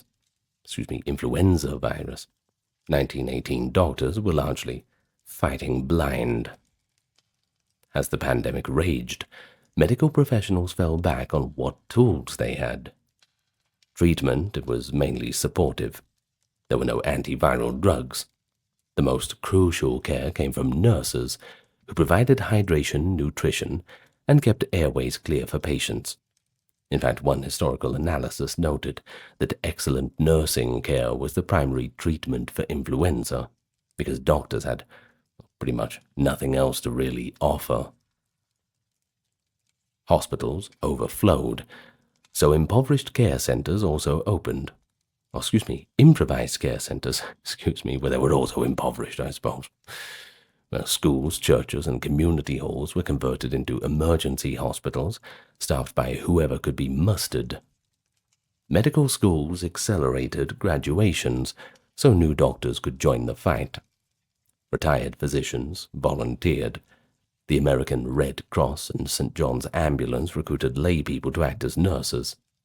Just put the hat on and pretend, I suppose. Public health advice in 1918 often boiled down to this: good rest, fresh air, good food, and isolation. There was a movement promoting open-air treatment. Doctors noticed that patients treated outdoors sometimes fared better, possibly because fresh air and sunlight mitigated bacterial co-infections. Some hospitals in the US and UK set up tents outside, or moved beds onto porches.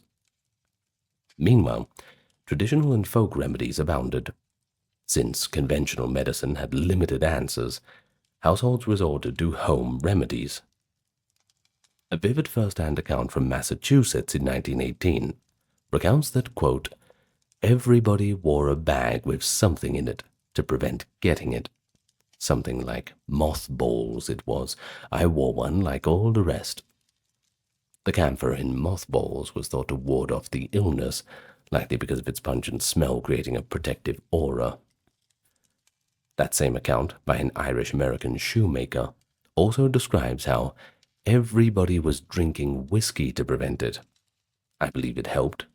When I felt it coming on, I took a couple of drinks, and when I got home I said to my wife, I got the flu, and I want you to give me some more whiskey to drink. Did I sweat? But, it done the trick all right. I was a lot better in the morning. Alcohol certainly was one of the most commonly embraced treatments. Pharmacies ran low on spirits. While a good whiskey hot toddy might have provided temporary comfort, it was certainly no cure. So some communities lacking access to doctors relied on folk healers and traditional medicines. Some places, of course, you had the charlatans and quacks peddling patent medicines like tonics, liniments, mysterious pills guaranteed to prevent the flu. Without strict regulations, these flourished. For example, in the US, a patent medicine called Vicks Vapor Rub, you might know that one, was advertised as the best way to ward off the Spanish flu. Well, it worked because sales skyrocketed. Now, despite all the chaos, the medical professionals did observe and they did learn. Autopsies conducted by pathologists revealed that patients were dying from virulent viral pneumonia, often compounded by secondary bacterial pneumonia. The lungs were heavy, blue and swollen, filled with bloody fluid. This helped confirm that influenza was more than just regular bronchitis. It was an acute infection that could ravage lung tissue. Some of the best scientific minds at the time were mobilized. In the US, the American Public Health Association formed a special commission. In 1919, future Nobel laureate Thomas Rivers performed experiments showing the disease could be filtered, pointing to a virus. The Naval Medical School attempted a famous experiment at Gallup's Island in Boston. They tried to deliberately infect volunteers to see how it spread. They swabbed their noses with mucus from flu patients, sprayed virus-laden aerosols in their faces, and even had volunteers sit with the sick and shake hands. Mysteriously, none of the volunteers got sick, likely because by the time they tried this in November 1918, the virus had attuned or volunteers had some sort of immunity. This baffling result was reported in early 1919, leading one doctor to humbly admit that they had no clue what was going on. Of course, the medical community's morale was shaken. A prominent army physician, Dr. Victor Vaughan, after watching soldiers die by the hundreds, wrote, "The saddest part of my life was when I witnessed hundreds of deaths and did not know what to do. At that moment, I decided never again to prate about the great achievements of medical science and humbly admit our dense ignorance in this case." Now that's introspection. Shows how humbling the pandemic was for those early medical professionals of the 20th century. Well, before we finish up, let's talk a bit about the societal responses. One of the first lines of defenses was quarantine of travelers and ships. Port cities that recognized incoming infections sometimes tried to isolate arriving vessels. For instance, New Zealand and Australia imposed maritime quarantines that delayed the virus's arrival. Over in Africa, ports like Zanzibar and Cape Town inspected ships and quarantined those with illness. American Samoa's successful complete blockade of incoming ships was extreme but an effective example. However, once influenza was spreading locally, broader measures were needed. By the second wave, most cities and towns knew they were dealing with something different, an unusually deadly epidemic that took action to reduce person-to-person contact. Authorities closed schools, churches, theaters, dance halls, and any other public gathering places in many locales. In the United States, these closures were often enacted by city health boards in October of 1918. The idea of social distancing was understood in principle, even if that exact term was not used. St. Louis, for example, closed public venues early in their outbreak and saw a lower death rate, whereas Philadelphia, as noted, was a bit late and suffered terribly. Such comparisons are frequently cited in public health courses. Similar closure orders took place in European cities. Paris banned public events and even religious processions in the fall of 1918. Gatherings were limited. Funerals, if held at all, were often restricted in how many could attend. Washington, D.C. limited funerals to 15 minutes. Business hours were staggered in some places to reduce rush hour crowding on trams. One rather interesting measure, especially remembered in the US and some parts of Asia, was the use of masks. Health authorities urged or required citizens to wear face masks made of gauze in public. This was particularly prevalent on the U.S. West Coast. Cities like San Francisco, Seattle, and Los Angeles mandated masks for all citizens. Posters proclaimed slogans like, "Wear a mask, save your life." In Seattle, Red Cross workers produced hundreds of thousands of gauze masks, and police enforced the rule. There's even that famous photograph that shows a Seattle streetcar conductor barring a maskless passenger from boarding. We will include that in the photos in the video. Well, in other parts of the world, masks saw varied use. Japan had already a cultural practice of wearing masks when people were sick, so many Japanese didn't really feel like it was a big deal. Some Chinese cities, like Shanghai, also encouraged masks, though China's fragmented governance meant no unified policy. In South Africa, white residents in cities like Cape Town were reported to wear masks, but this was not universal, and often impractical for many.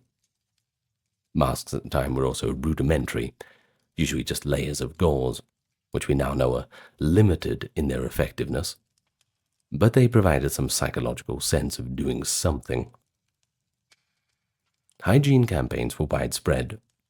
Public health posters and newspaper ads advised people to cover coughs and sneezes, avoid spitting on the ground — spitting was a common habit that health officials tried to stop — and to keep their mouth and nose covered in crowds.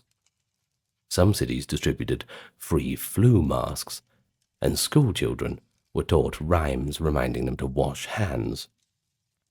Streets and public conveyances were disinfected with sprays or fumigation in some cities, although influenza viruses were being airborne meant such cleaning likely had marginal benefit. Now, while authorities tried to enforce the closures and the quarantines, people's compliance with this varied. In many cities, there was initial cooperation born of fear. During the height of the second wave, the streets were deserted. Families dutifully stayed home. Yet as weeks passed, economic pressures and flu fatigue set in. Just as seen in San Francisco, people grew restless under restrictions. Some business owners defied the close orders. Speakeasies, i.e. illegal bars in the U.S., took customers behind shuttered doors despite bans on public gatherings. University students in some towns held street dances and parties to blow off steam, even as ambulances raced through the night. Police in Toronto would break up underground card games and billiard halls, operating despite the lockdown. Sometimes, enforcement turned dramatic. In October of 1918, a San Francisco blacksmith named James Wilde refused to wear a mask and got into an altercation that ended with him shooting a police officer. The officer survived. Wilde was convicted. In New York City, a health inspector enforcing crowd limits was thrown down a flight of stairs by an angry store owner. Incidents like that were rare, but certainly shows not everybody was happy about the mandates. Alongside the formal measures, there were grassroots community responses. When hospitals were full and doctors were scarce, local volunteers organized to care for the sick and support families in quarantine. Women's organizations like the Red Cross led efforts to cook meals and deliver them to households who were too ill to cook. In cities like Philadelphia and New York, volunteer drivers, often women from the motor corps, transported patients to hospitals or delivered supplies. Photographs show Red Cross motor corps nurses in their uniforms and masks ferrying the ill in ambulances. Soup kitchens were set up to feed influenza orphans and coalescents who had no one else to provide for them. Sadly, the pandemic also unleashed fear and scapegoating.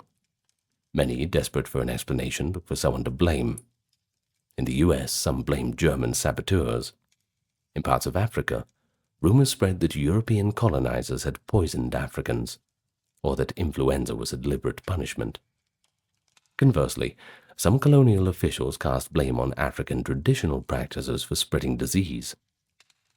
In South Africa, white communities initially labeled it the native flu, wrongly thinking it came from migrant laborers, until it decimated the whites as well. In Latin America, some called it the North American plague, since it seemed to arrive after U.S. troop movements. Meanwhile, some religious groups interpreted the pandemic as a divine wrath or sign of the biblical end times. There were reports of mass prayer gatherings and processions in places which, tragically, could become spreading events themselves. In the American Midwest, one preacher was quoted as saying, "We have sinned, and God, in his anger, has sent this scourge." But of course, as always, things like this come and go. It wasn't the first medical panic. It wasn't the last medical panic. But we can only hope that technology continues to improve and we can finally put all of this behind us. And we can all die peacefully in our sleep at a very old age. Wouldn't that be nice? Well, thank you for joining me. Hope you enjoyed our little Spanish flu history. Yeah. If you haven't watched the tuberculosis one, you should watch that too, because it's equally as interesting. Anyway, thank you so much, and the following is a list of the supporters on Patreon and YouTube memberships, keeping everything ad-free. Thank you very much to them, and thank you for liking and subscribing, telling your friends, and all the rest. Until next time, good night, and farewell for now. Plagues. They've haunted human history since the earliest civilizations, an unwelcome companion to our collective story. But long before the medieval Black Death, ancient peoples from Mesopotamia to Rome recorded their own terrifying epidemics that decimated populations, upended wars, and confounded the wisdom of the sages. So imagine the dread and confusion in a Bronze Age city as a mysterious illness spreads, or the shock in classical Athens when an unseen scourge kills citizens by the thousands within weeks. In the ancient world, disease was often perceived as divine punishment or even demonic wrath. Yet these societies bravely faced it and developed surprisingly practical responses, from public rituals to quarantine-like measures, doing everything they could to cope with the waves of pestilence. So what we are going to do today is go through the major plagues of antiquity across different regions of the world, and in doing so, we'll draw upon the voices of the time, along with more modern archaeological evidence, to reveal how these early epidemics were experienced and, of course, the consequences they wrought. But of course, let me give you first a warm welcome. If you've not hit that subscribe button yet, I advise you to do so. And I would like to thank the members on Patreon and YouTube and those who chose to donate. It helps keep the channel going and keep everything 100% ad-free. And thank you to those who took the opportunity to check out the merch store as well. Links to all of those just mentioned will be in the pinned comment and the video description. But now, without further delay, let's sink into the depravity again and go back to the ancient world. Well, we better start from the oldest recorded plagues, and they emerged from the ancient Near East. There was perhaps plagues before then, but when we talk about recorded, ancient writing is pretty much all in that area. Well, of course, the system of cuneiform scripts put onto those clay tablets certainly last the test of time. They allow such catastrophes to be documented in a good amount of detail. We turn to Mesopotamia. Disease was often associated with the will of the gods. For instance, the Mesopotamians worshipped a god called Nergal, among many others, of course, a deity associated with plague and death, and they believed that epidemics were one of his punishments upon humanity. Still, beyond the mythic explanation, we find more pragmatic measures against contagion, surprisingly early in history. We have one letter, actually, from the 18th century BCE, discovered in the archives of Mari, that is, a city on the Euphrates River, and it reveals an ancient awareness of contagion. The king, Zimri Lim, instructs his wife to isolate a palace servant who fell ill, ordering that no one drink from the cup where she drinks, and no one sit on the seat where she sits. Well, precautions like this, essentially early quarantine measures, they show us that even 4,000 years ago, people recognized the person-to-person spread of deadly disease. The fact that this advice was taken seriously at a royal court shows that epidemics were a known threat, requiring active intervention. Now, of course, this does not mean that this is the first ever instance. It's just the first recorded instance that we have. And yes, I know it's remarkably early, 1800, but of course we had plagues before then. It's just people were not writing them down yet. One of the most significant early plague episodes actually struck the Hittite Empire in the late Bronze Age.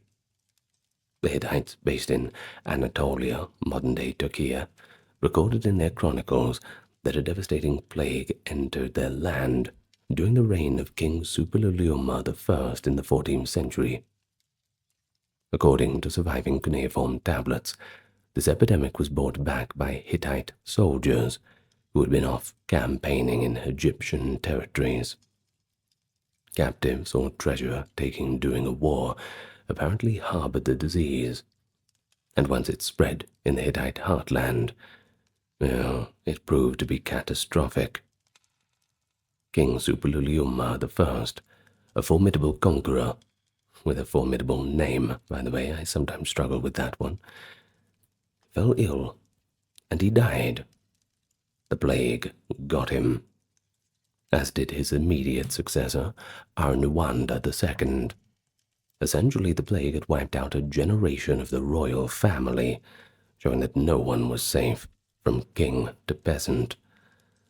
But the new king, Mursili II, was left with a traumatically reduced court. Well, what was he going to do?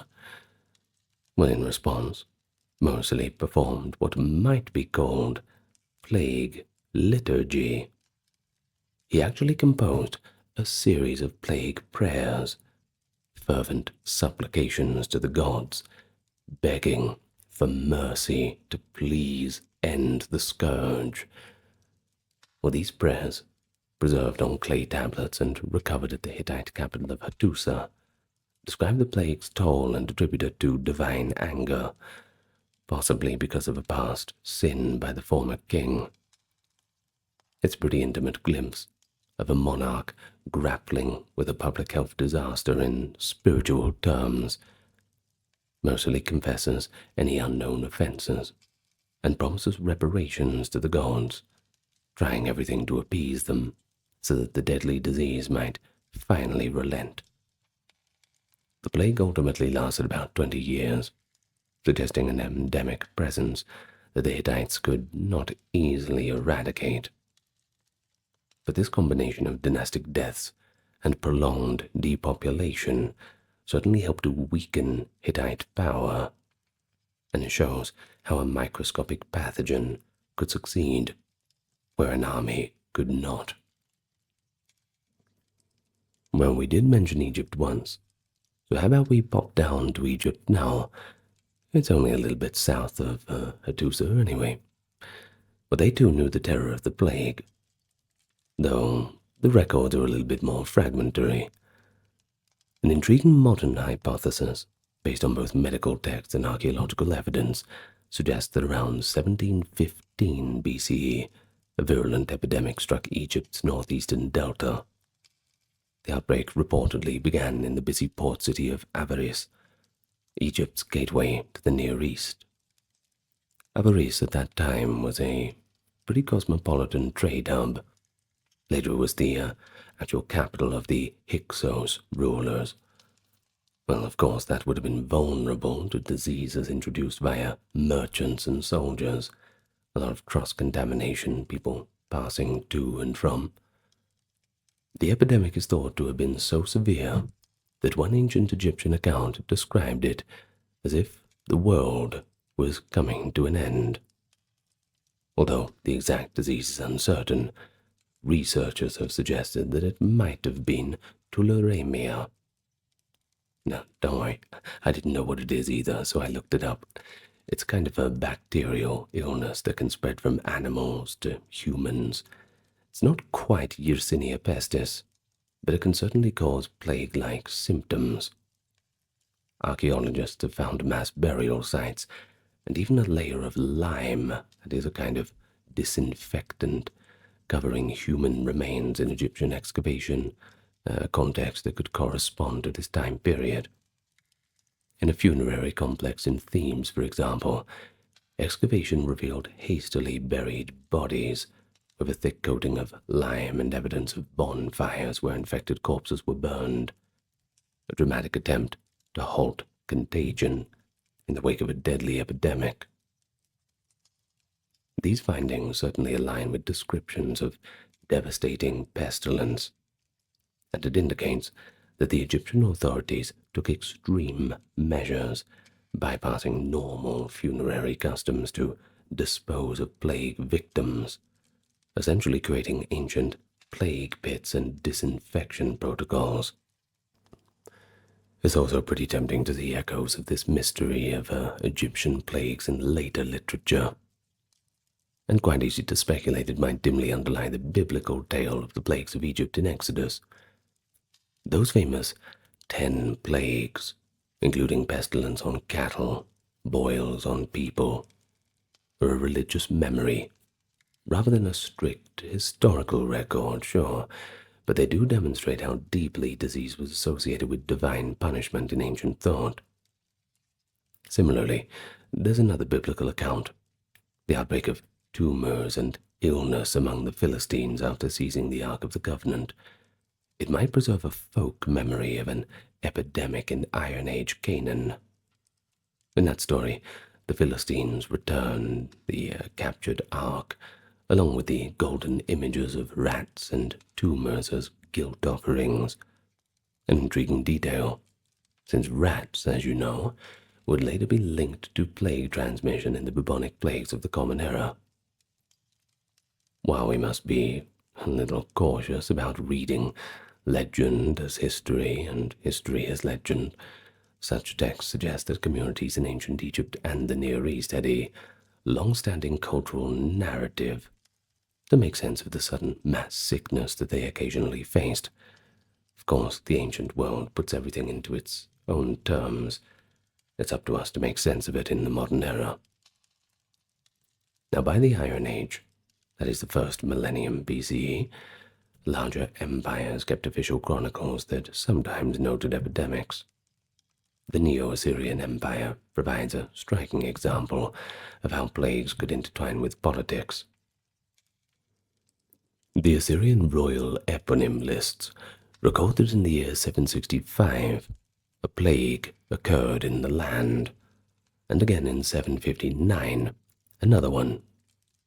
These outbreaks were severe enough that the normal state functions had to go on pause for a whole year. The Assyrian king did not go on his annual military campaign because of it either. The empire was also racked by internal revolts in the aftermath, as 763 to 58, and later historians conjectured that the trauma of disease, combined with a rare solar eclipse seen as an evil omen, fueled unrest among a population fearing divine wrath.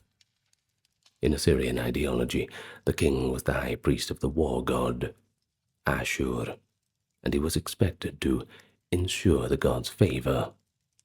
A plague and an eclipse, back to back. Well, that would have been perceived as a enormous divine anger. The priest is not doing his job. Well, it is telling that shortly after these events, Assyria entered a period of comparative decline, at least until strong rulers could restore order, but that's a task in itself. Plague, eclipse, revolt. It reads like a scene from an ancient apocalypse, and indeed later generations may have drawn inspiration from this convergence of disasters. Think about the Hebrew prophet Jonah's tale of warning Nineveh, perhaps an inspiration. So really, the ancient Near East and Egypt furnish the earliest plague narratives, and they're characterized by a mix of religious interpretation and practical action. On one hand, the texts that we have, at least the ones that we've translated and pulled out of the ground so far, emphasize appeasing gods thought to be afflicting disease. And on the other, we see concrete measures like isolating the sick, burning corpses, applying disinfectants like lime. The outcomes were equally far-reaching. Plagues toppled kings, halted wars, stirred social turmoil. They became part of a cultural memory, etched in clay tablets and papyrus, both historical fact and a moral lesson. And who knows, maybe over in those linear A and linear B script-using societies, perhaps once we translate them, they will tell their own stories of plagues. We just don't know yet. Fingers crossed we'll figure out more and I have to remake this video in 10 years' time or something for all the lovely new information we have. Well, of course, it's not all just about the Near East and Egypt. The ancient world's a lot bigger than that. Themes of the plague would resonate in other civilizations as well. So let's move on to South and East Asia and have a look at their experiences. While the ancient Near East was grappling with Bronze Age epidemics, the civilizations of South Asia and East Asia, well, they weren't immune to the specter of plague either. However, the documentation of ancient epidemics in these regions is a little sparser and often blended with legend or later recording. But don't worry, there's still important clues about how early societies in India and China confronted widespread diseases. Let's start with India. One of the earliest references to a plague-like epidemic comes from Buddhist literature, rather than any royal annals. The Ratana Sutta, a Buddhist scripture in the Pali language, describes an outbreak of disease and famine in the city of Vaisali, present-day Vaishali in Bihar, during Buddha's lifetime, traditionally dated to the 5th century BCE. The city was said to be afflicted by a devastating plague that caused many deaths. According to the account, the Buddha's response was to have his disciple Ananda recite the Ratana Sutta while walking through the city, sprinkling water as a blessing. Well, guess what? Miraculously, as the story goes, the epidemic subsided thereafter. This event was so famed that the Ratana Sutta came to be used as a protective chant in the Theravada Buddhist communities, a kind of spiritual prophylactic, I suppose. Although modern historians treat this miraculous element with quite a bit of understandable skepticism, the story does show the real aspect of ancient Indian responses to the plague, the use of ritual and charity. It is said that Vaisali's people, guided by the Buddha, not only performed recitations but also improved sanitation, disposing of unburied corpses, that is, and also giving alms to appease spirits. Indian texts often conflate epidemics with divine or demonic forces. For example, attributing smallpox to the wrath of the goddess Shitala in later folklore. But they also include early forms of medical knowledge. Ayurvedic treatises, like the works of Susruta that is 1st millennium BCE, recognized contagious diseases and advised isolation of patients and fumigations of homes with medical smoke.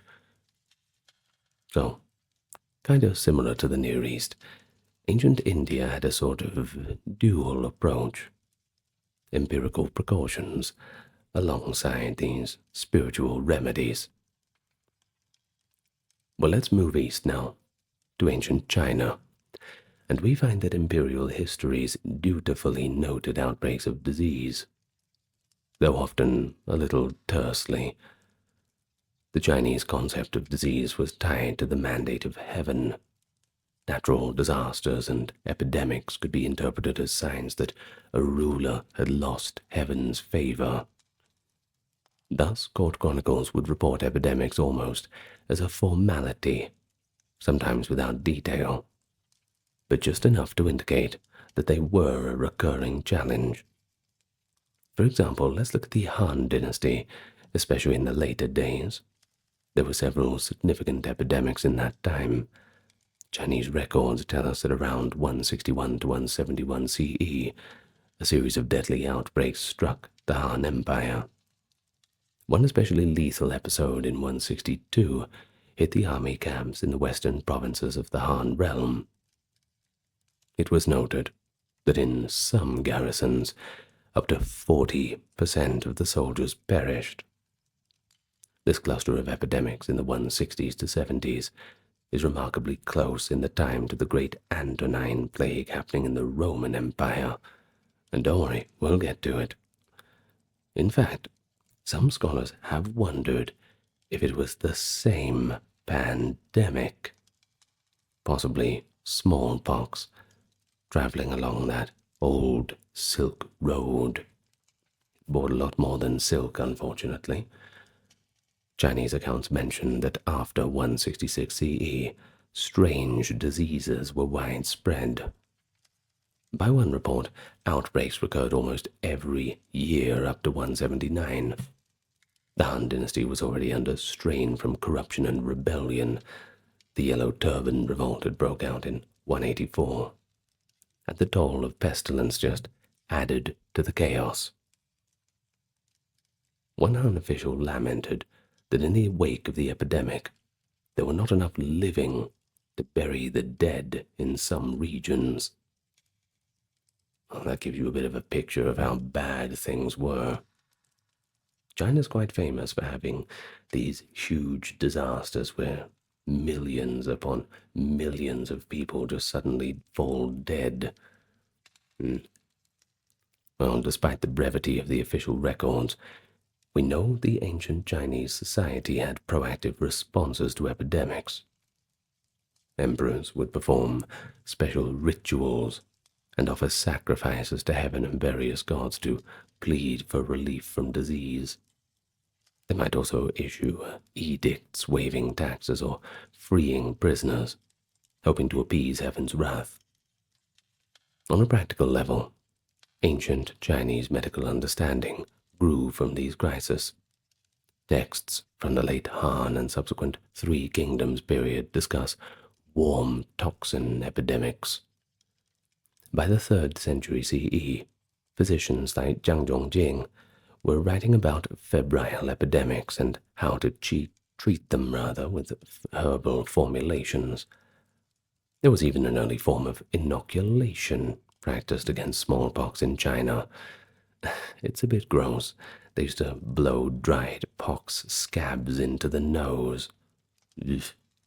Well, that was centuries or two later.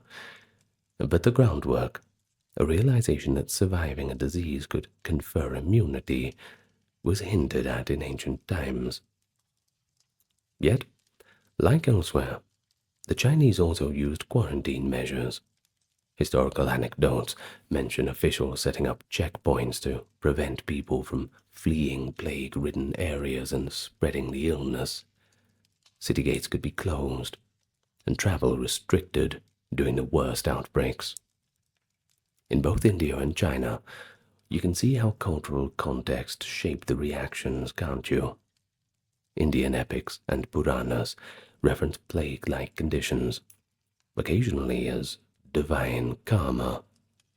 And as for the Chinese Confucian ethics, Well, they stressed the emperor's duty to provide relief in disasters, lest he lose his legitimacy.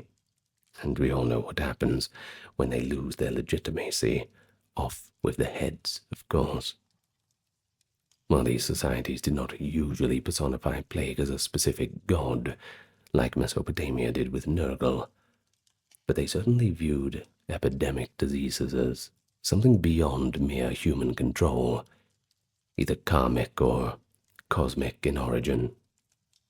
Still, their people were far from helpless. The evidence shows organized community efforts to care for the sick, rudimentary public health steps, and the preservation of lessons learned in medical writings. This all meant that when truly massive pandemics emerged, these regions had at least some knowledge to draw on, even if the scale of morality could still be staggering. Well, now with an understanding of how ancient Asia dealt with epidemics, let's turn to the classical Mediterranean world, where historians like Thucydides and physicians like Galen left some of the most detailed early accounts of pandemic disease. Thank you for your hard work, the ancient writers preserving that for us to enjoy. During the Peloponnesian War, in 430 BCE, the city of Athens was struck by a horrific summer plague. The Athenian plague, as it's called, stands out as one of antiquity's most famous epidemic events, largely thanks to the vivid account written by the historian Thucydides, who actually lived through the entire thing. You see, at that time, Athens, crowded with citizens and war refugees sheltering behind its walls hiding from the Spartans, became a breeding ground for disease. The sickness first appeared, as Thucydides notes, in the port of Piraeus, and then exploded through the congested city. It was said, maybe by hearsay, to have originated in Ethiopia and passed through Egypt and Persia, then arriving in Athens. Modern epidemiologists have debated the exact identity of the plague, with typhoid fever being a strong candidate based on DNA evidence from a mass grave. But what matters most is the impact recorded by observers. So let's get back to Thucydides, because we are really lucky to have this account from his History of the Persian War. It provides a clinical description of the symptoms and a gripping portrayal of the social breakdown. Victims were suddenly seized by burning fevers, redness, inflammation in the eyes, and their tongues and throats bleeding or emitting an unusually foul breath. Many suffered violent coughing fits, vomiting, ulcerated bowels leading to fatal diarrhea. Those who survived the initial phase often experienced a terrible bout of delirium or exhaustion, sometimes losing fingers, eyes, or even memory. But that's if they were lucky to recover at all, if lucky is the word we use for it. This disease was highly lethal. It killed an estimated 1/3 of Athens' population in just 2 to 3 years. Not even the Athenian statesman Pericles, as great as he was spared. He succumbed in 429, along with many of his family members. With so many dead, the normal Athenian funeral customs completely collapsed. Thucydides recounts how bodies were piled up without proper burial, and desperate people would shove aside others' corpses to cremate their own kin, or just resort to throwing them into mass graves. The fear of contagion made even close relatives reluctant to tend to the sick, or in the worst cases even mourn the deceased at all. Behind the physical toll, Thucydides emphasizes the psychological and moral impact of the dilemma, as death seemed to strike at random and the cure, well, there was no cure. Of course, this plunged the entire city into chaos. Lawlessness gripped the city. people stopped caring for social norms or justice, reasoning that life might be just too short for those things, so one should snatch whatever fleeting pleasure or advantage they could. The usual awe of gods and laws, it all diminished. After all, prayers and sacrifices had proven completely useless in stopping the plague, so what else were the ancient people to do? Now this sounds out of character for Athens. It was always celebrated for its piety and order, but it had now descended into a kind of chaos where, as Thucydides put it, people dared to do freely the things they would have hidden before. Whatever that means. Either way, they expected they would not live to face the consequences anyway. This breakdown of social order, the Greek term used is anomia, by the way, lawlessness, well, it had quite the effect on the fabric of Athenian society, and is thought to have undermined the unity and morale that was needed for the war effort against the Spartans. And indeed, some historians link the plague to Athens' eventual defeat. While not the sole cause, of course, it certainly robbed Athens of many soldiers and leaders, and eroded that social cohesion that Pericles had celebrated in his famous funeral oration just prior to the outbreak. And another thing, too, the Spartans were usually camped outside the walls, making siege, but as soon as the plague broke out, well, they figured they may as well just go home. The plague was going to do the heavy lifting for them, and it could kill many people within Sparta's walls than the Spartans could ever hope to do outside of them. But interestingly, Thucydides also notes a form of immunity.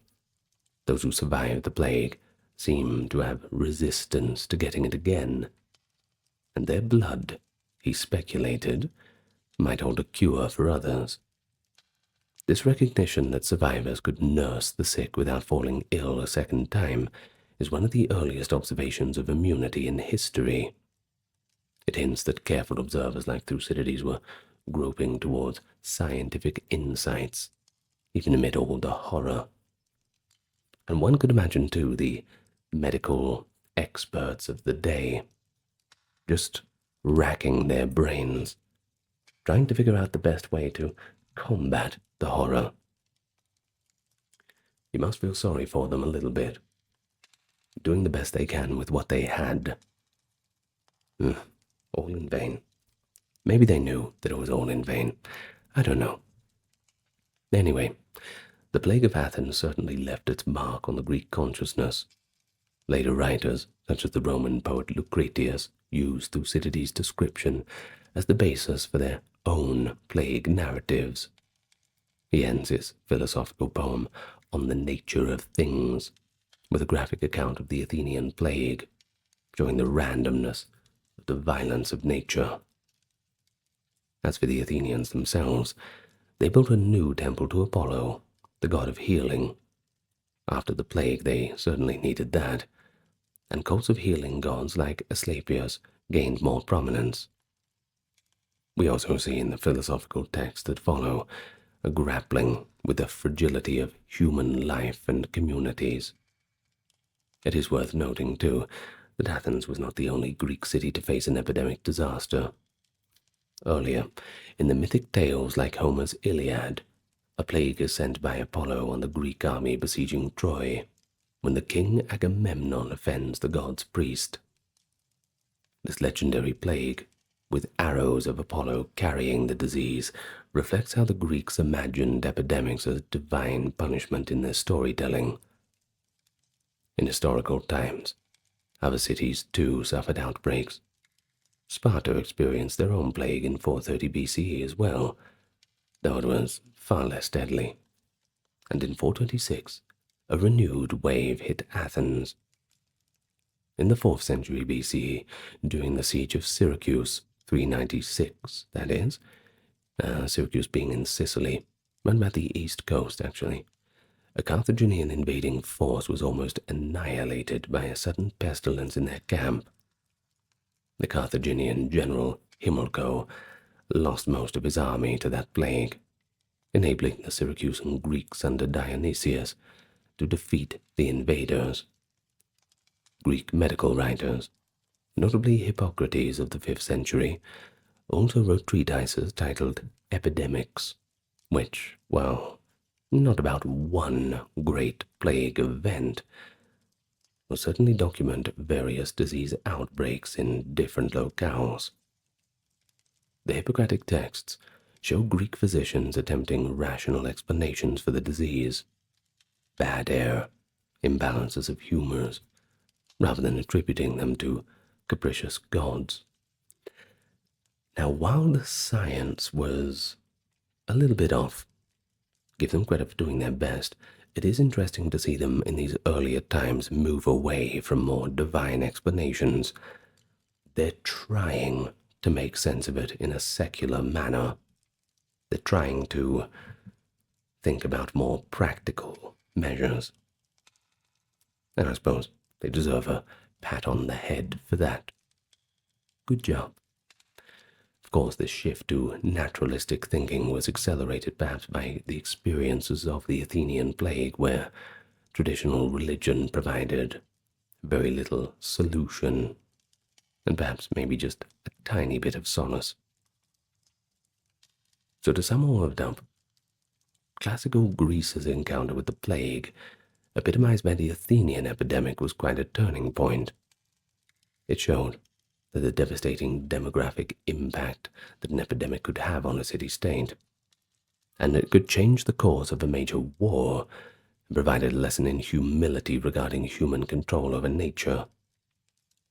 The detailed records by Thucydides became a template for understanding plagues scientifically and morally. So as we leave Greece to go over to Rome, we will see that the Romans, of course being the inheritors of Greek knowledge, had their own calamitous plagues to deal with, some of which they documented through the pens of physicians and bishops, giving us further insight into ancient pandemics.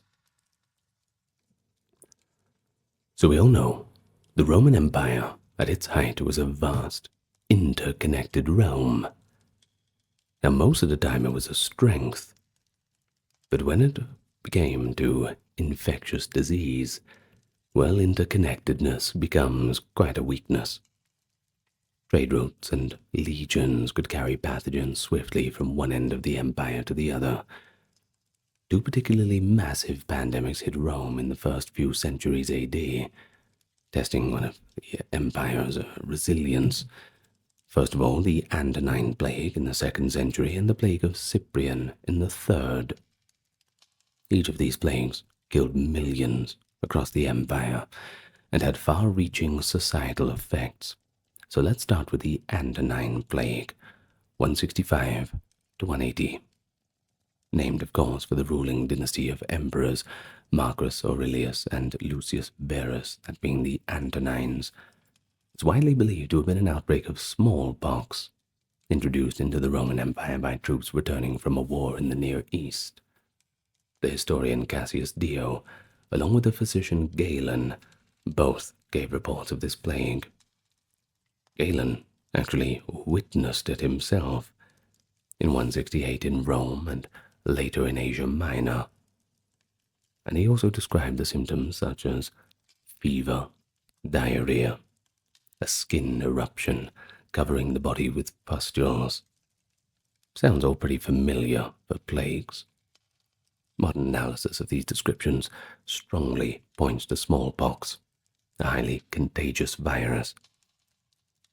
The disease likely began around 165, when the Roman soldiers fighting in Mesopotamia against the Parthian Empire were struck with a strange illness. One legend claims the plague started in the city of Seleucia after the Romans opened a temple chest. A pretty unlikely story, but it does signify how sudden and baffling the outbreak was. From the Near East, the sickness spread rapidly westward.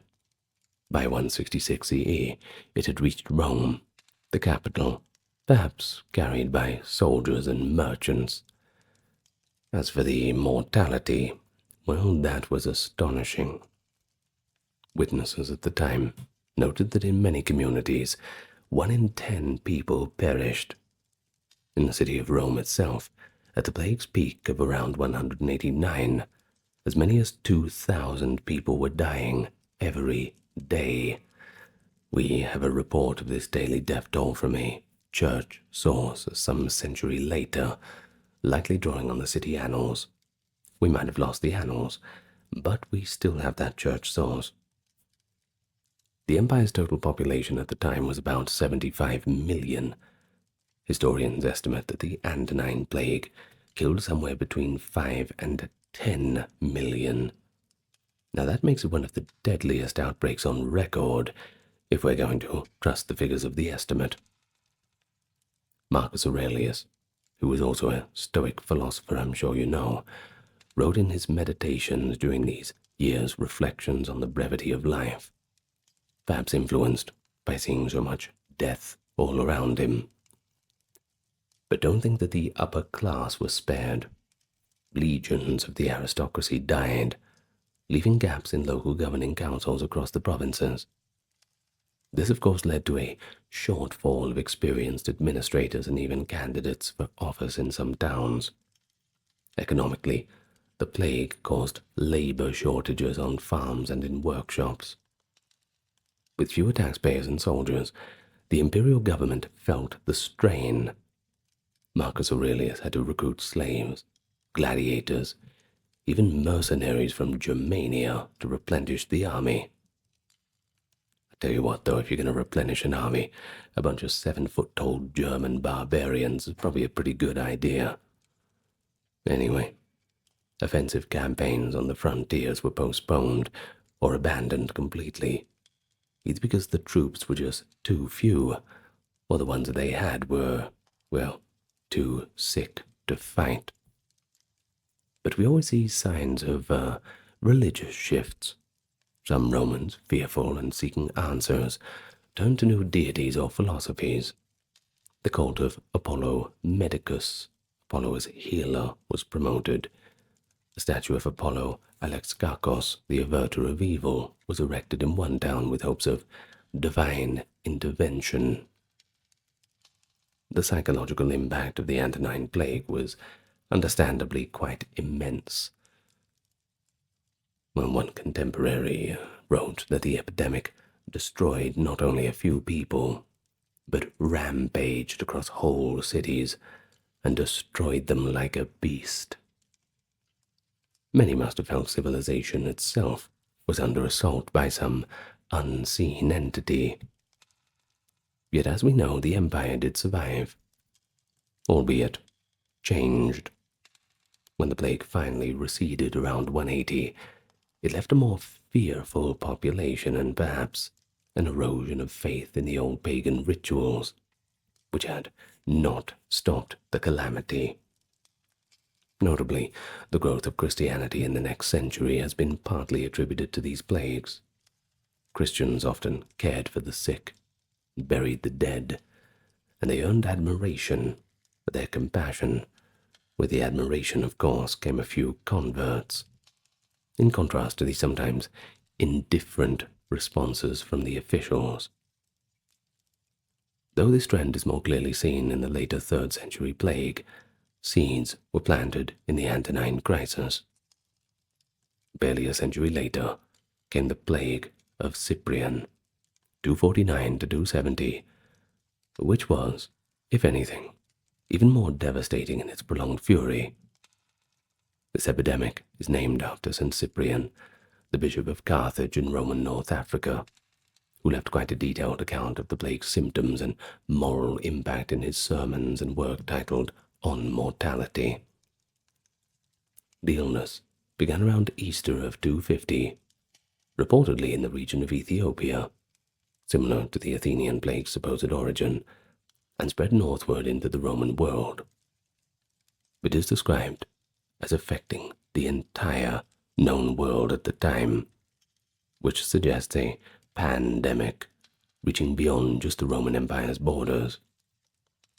In Alexandria, Carthage, Rome, even as far as the Persian Empire. People were struck down by this mysterious illness. Cyprian's description is pretty harrowing.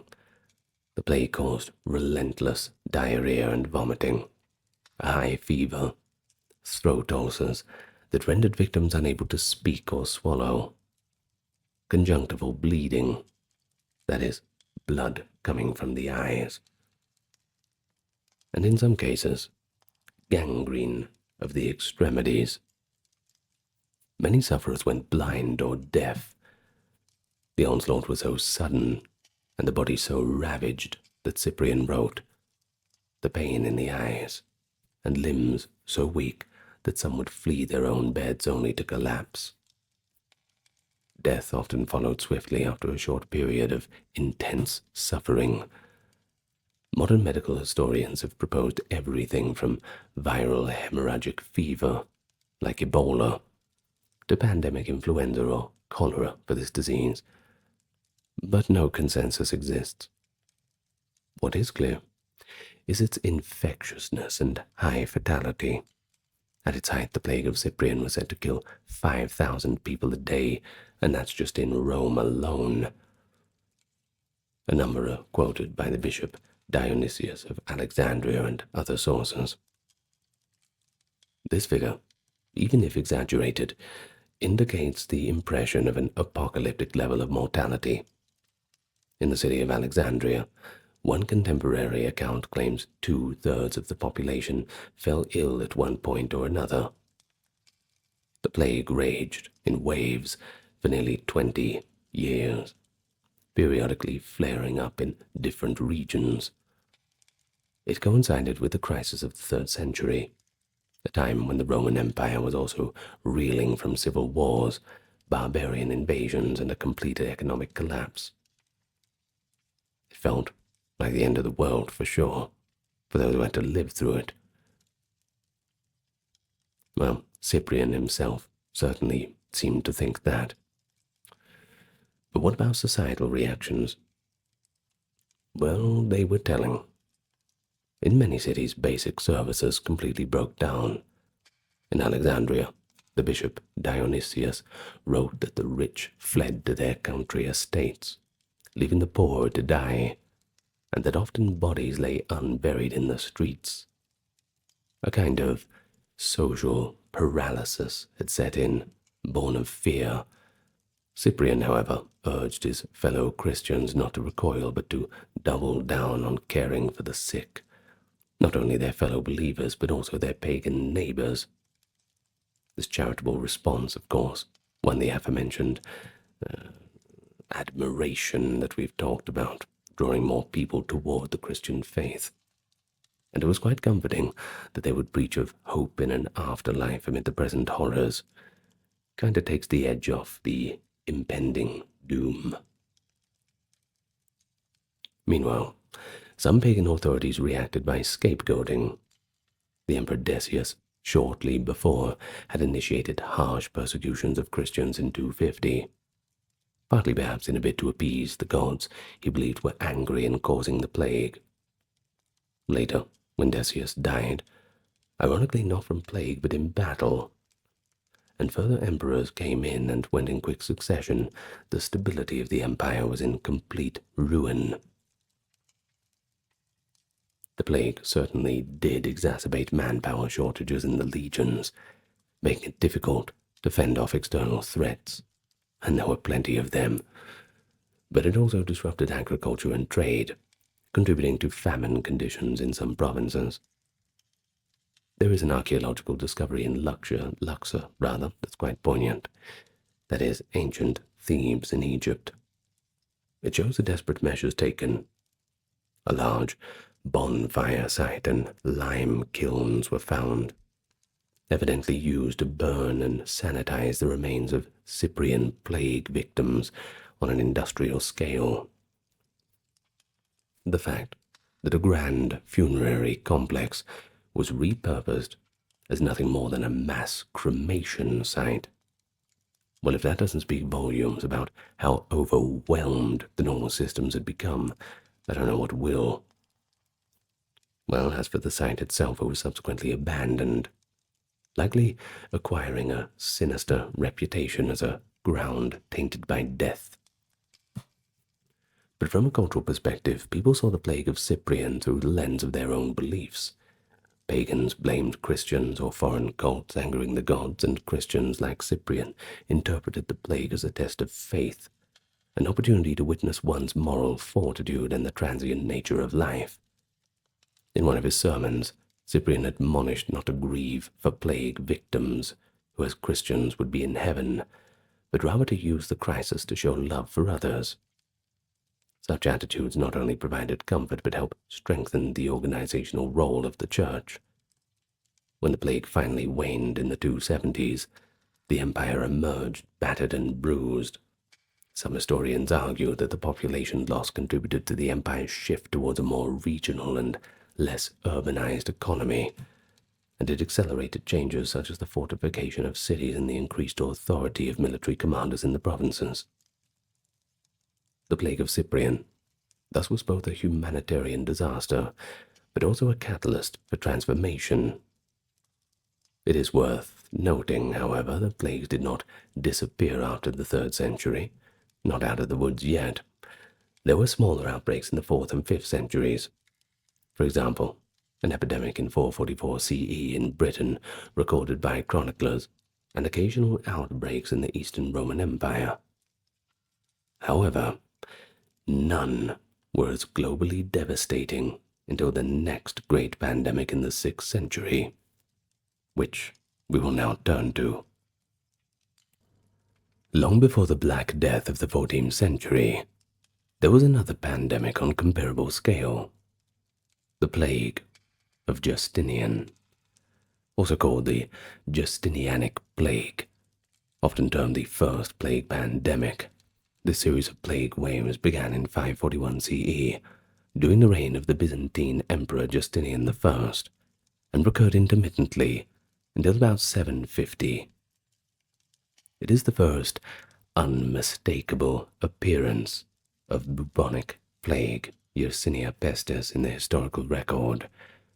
Because of improved documentation and the nature of the disease, we've got quite a clearer picture of the origin, spread, and effects of this pandemic. According to contemporary accounts, the plague originated somewhere in the east. Some sources say the edges of India, or perhaps the steppe of China, and modern research says it may have incubated in the rodent populations of Central Asia. It then traveled along trade routes westward. The first outbreak hit the Byzantine garrison town of Pelusium in Egypt's Nile Delta in 541. Egypt, of course, was a logical entry point. It was a breadbasket of the empire, and a crossroad of the African-Asian trade. And so, from Egypt, the disease spread to Constantinople by early 542. The Byzantine historian Procopius gives a pretty gripping eyewitness account of what followed. He describes people developing the classic plague symptoms: delirium, sudden fever, and most tellingly, swellings in the groin, armpits, or behind the ears, the buboes that turned black and oozed pus. Pretty gross, I know. Some victims fell into a coma. Others became frenzied with hallucinations. If it was me, I'd want the coma. I wouldn't want to have to deal with that sort of stuff while I'm awake. Just put me in the coma. Of course, many died within days. A few lingered, suffering for a few weeks. Procopius even notes that while some infected individuals could recover, others died almost immediately after the first signs. The sight of these painful buboes left little doubt that this was the dreaded bubonic plague, a disease not previously documented in the Mediterranean lands. Its true home, of course, was among the rodent colonies in more distant regions. Of course, the plague in Constantinople was completely devastating. Procopius claims at its peak the city saw 10,000 deaths per day.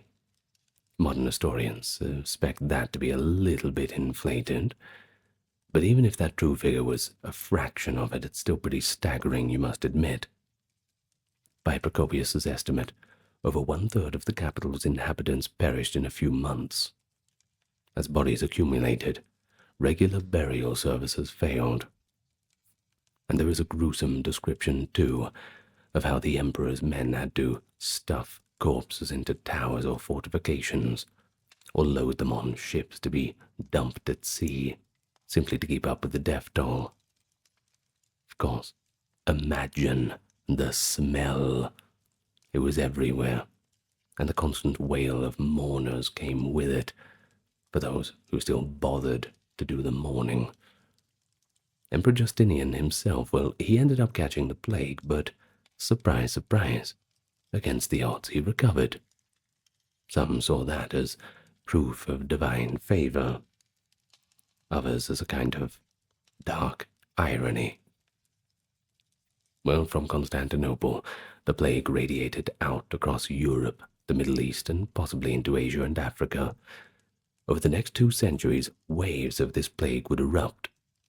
It reached the Italian peninsula, thwarting some of Justinian's wars to reconquer the West. It swept through Gaul, the Frankish territories, and even as far as the British Isles. The chronicler, Gregory of Tours, in Frankish Gaul, wrote of a terrible plague around 543, in which swollen glands were the telltale sign, and cities like Clermont were emptied of inhabitants. The Eastern Mediterranean and Near East were repeatedly scourged. The plague hit Antioch, Alexandria, Jerusalem, Persian cities, and so on. In the year 544, the Persian Shah Khosrow I was said to have observed the plague decimating his armies, and agreed to a truce with the Byzantines. So Pestilence achieved what in diplomacy could not, I suppose, holding a war, albeit temporarily. Well, you take what you can get. In descriptions by John of Ephesus, the Evagrius Scholasticus, 2 other contemporaries mention whole villages being wiped out, and survivors wandering in a daze, believing that the end of time had truly come. The long-term effects of the Justinian pandemic were pretty profound. It struck during a crucial period when Emperor Justinian was attempting to restore Roman imperial glory by reconquering lost western provinces. The sudden loss of population and tax revenue hampered by these campaigns, historians have argued that the Byzantine Empire was significantly weakened by that too. The armies had trouble finding recruits too. So many men had just died, and the empire's finances were drained by both the cost of war and the emergency public health response. Talk about mass grave digging, clean-up, charity, that sort of thing. It all has a price tag in the end. Some scholars even link this plague to the later Arab conquest of the 7th century. A weakened Byzantine and Persian state, with diminished manpower and resources, was less able to resist the rapid expansion of the new Islamic Caliphate from the 630s onwards. While many factors were at play, the plague's attrition is often cited as an undermining factor for both the Byzantine and Sasanian Persian empires, which were of course the top players of late antiquity. Now, culturally, the Justinian plague reinforced apocalyptic beliefs. This 6th century was also marked by unusual climate events. A volcanic eruption in 536, causing cooling and crop failures. So yeah, people probably felt that nature was certainly in upheaval. The gods flipping the monopoly board upside down sort of thing. Procopius, who elsewhere wrote quite rationally, lapsed into moralizing in his secret writings. He insinuated that the plague was divine punishment for Emperor Justinian's sins, even calling Justinian a demon responsible for the evil. You better hope that the emperor does not see that public journal. Well, you'd hope it's not public. Private journal, rather. The church organized processions and prayers. One famous story from Rome in 590 describes Pope Gregory and the Great leading a penitential procession and supposedly seeing an apparition of the Archangel Michael sheathing his sword atop Hadrian's mausoleum, signaling the end of suffering. That also gave the tomb its later name, by the way, Castle St. Angelo, the Castle of the Holy Angel. Well, over the roughly 200-year course of the first pandemic, estimates of total death are pretty speculative. But the toll was certainly in the tens of millions, across Eurasia, Africa, everywhere. Some regions took generations to recover demographically. For instance, the city of Constantinople might have lost 40% of its population. And with subsequent waves every 10 to 15 years, well, population growth was quite stunted. But on the other hand, and just like in later times, those who survived found their economic position quite improved. With labor scarce, wages could rise, land was more available. A bit of a foreshadowing what would happen after the Black Death. Society also became more localized. Long-distance trade shrunk for a time due to fear of contagion. And the breakdown of networks contributing to an early medieval economy was quite a bit more insular. By 750, the plague finally faded out. Why? We don't know. It may have been the decline of easy trade routes or evolutionary changes in the plague bacterium or its host reservoirs. Well, lucky for the people of that time, they enjoyed a respite from global pandemic until at least the 14th century. But the collective memory of those ancient plagues did not disappear. In the Middle East, early Islamic historians recorded the accounts of the Plague of Amwas, that is Amwas in Palestine, 639 CE, and others, ensuring that even in later centuries people looked back on those events for guidance. Now, just for an example, Islamic law incorporated ideas about not leaving or entering plague zones, echoing earlier practices. The year is 1665. The place is London, and it is a hot summer day. Once a bustling metropolis, normally alive with street vendors and the chatter of merchants, has now fallen eerily silent. Many shops are boarded up, marked by red crosses on the doors with the desperate plea, "Lord, have mercy upon us." The few people left out on the streets are those poor wretches who had nowhere else to go. An unnatural quiet pervades the air, broken only by the mournful toll of church bells in the distance. The Thames River, usually crowded with boats, lies empty and still. In some places, grass even grows untrodden under the once crowded courtyards of Whitehall. This was the scene of London during the Great Plague of 1665 to 1666, a city gripped with fear and death, yet also exhibiting resilience and duty amid catastrophe. Why don't we go back there and peek into the daily life in plague-stricken London, drawing on vivid first-hand accounts, like Samuel Pepys' diary and Daniel Defoe's A Journal of the Plague Year. Together we'll explore how Londoners of different classes experienced the plague, how the government responded with its own drastic measures, and how physicians and quacks applied all manner of remedies to the desperate people.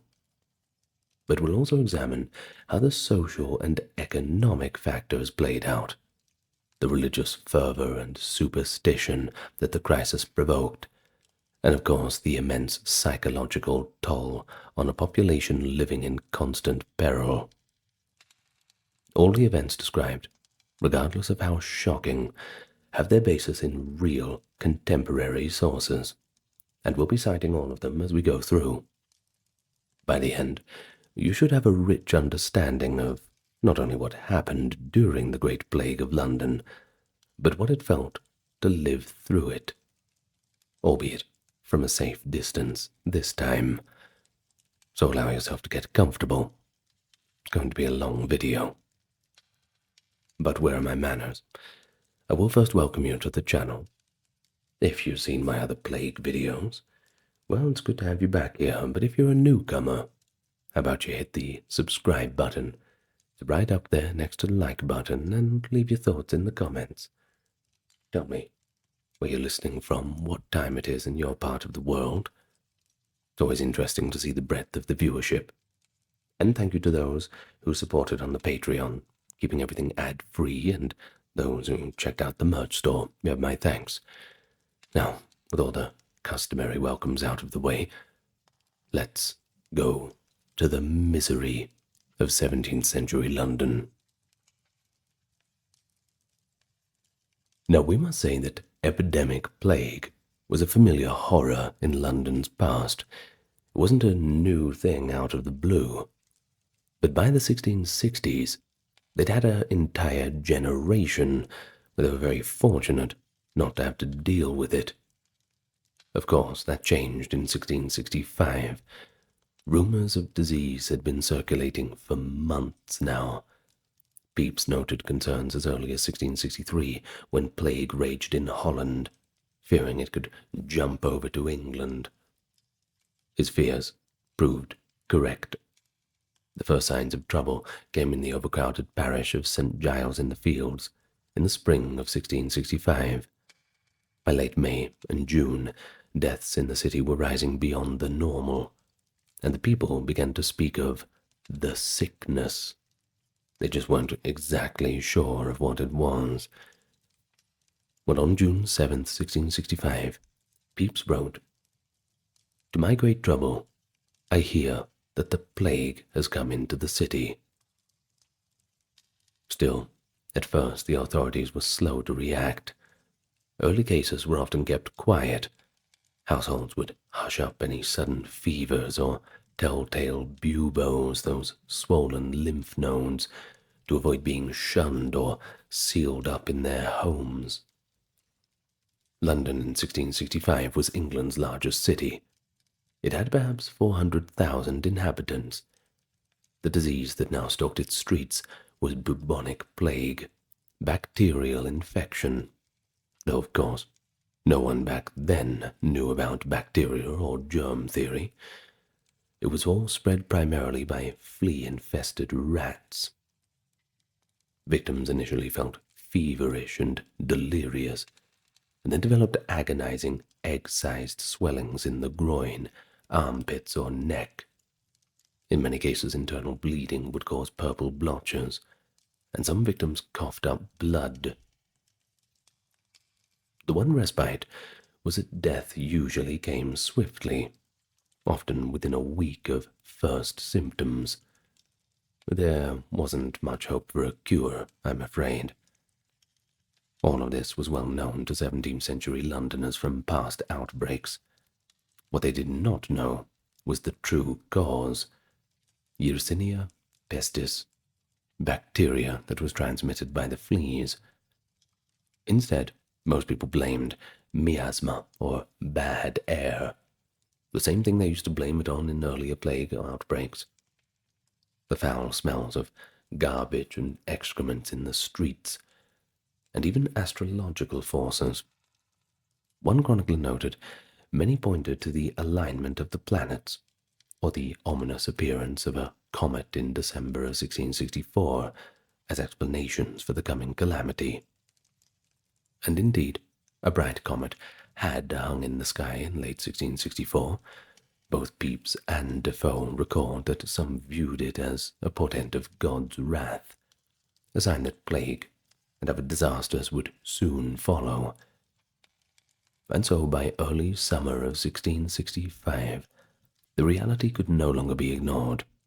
The weekly bills of mortality, basically obituaries, official tallies of burials by parish showed a steady rise in plague as the cause of death. Londoners followed these statistics closely, much as we might today track rising infection curves. Pepys writes of sending his manservant weekly to fetch the latest mortality bill, and returning with alarm as the plague death count climbed from a few hundred to over a few thousand per week. Things were certainly going to get worse before they got better. In mid-July, fatalities spiked above 1,000 per week, and by August, the city was losing over 6,000 a week to the plague.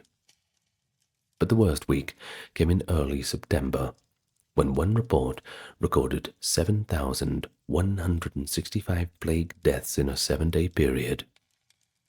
Pepys later recalled this grim week, writing in a letter that he had stayed in the city, quote, till above 7,400 died in 1 week, and of them above 6,000 of the plague. This was a catastrophe on a scale not seen in London since the Black Death of the 14th century. Those horrible times, that only existed now in nightmares and history books, seemed to be well and truly back upon them. One could only imagine the fear. As the reality set in, panic and flight ensued among those who had the means. The rich fled. The poor, well, the court of King Charles II, nobility, and many merchants and professionals all scrambled to escape the city, of course with pockets full of coins and valuables, one can imagine. The king himself, along with his family and courtiers, hastily departed London. First to the cleaner air of Hampton Court Palace, and then further out to Oxford. The law courts and inns of court, that is, training colleges for lawyers, emptied out. Even many physicians and surgeons, those who were most needed, fled to the countryside. They wanted to save their lives as much as anybody else. Pepys wryly noted that some members of the Royal College of Physicians, after decamping to safety, were still writing learned papers about the plague from afar, despite pointedly avoiding the actual epidemic. A large portion of clergy also abandoned the city. Most Church of England parish priests took off to safer towns, leaving their parishioners with little spiritual leadership at first. This exodus of elites and professionals would have profound effects on daily lives for those left behind, and daily life is where we turn to now. Well, all the rich people had gone away as much as they could, but for the tens of thousands of ordinary Londoners who remained, either by choice or necessity, daily life under plague conditions was a strange and terrifying new normal. Contemporary descriptions consistently paint a picture of a city completely transformed. Streets that had teemed with the horse-drawn coaches, peddlers and pedestrians, now looked deserted at midday. But Lord, what a sad time it is to see no boats upon the river, Pepys exclaimed, observing the empty Thames. He went on to say, grass grows all up down the Whitehall Court, and nobody but poor wretches in the streets. This evocative image of grass sprouting in Whitehall, that being the political heart of the city, was no exaggeration. With the court and upper classes gone, that district fell truly silent. Shops in commercial areas were closed, either because the proprietors had fled, or because there was simply no one around to give them any business. In some parts of the town, entire families had died, or just abandoned their homes, and their houses stood quiet, with doors nailed shut. The sounds, smells, and sights of daily life all began to change. Instead of the din of commerce, Londoners now heard the near-constant ringing of church bells, signaling yet another funeral.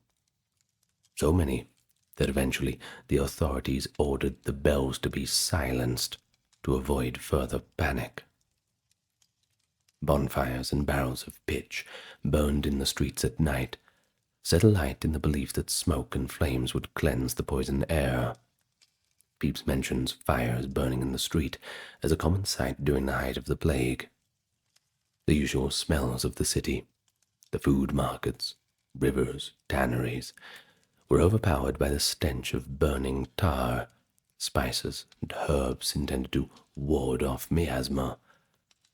But inevitably, all of those were overpowered by the stench of death.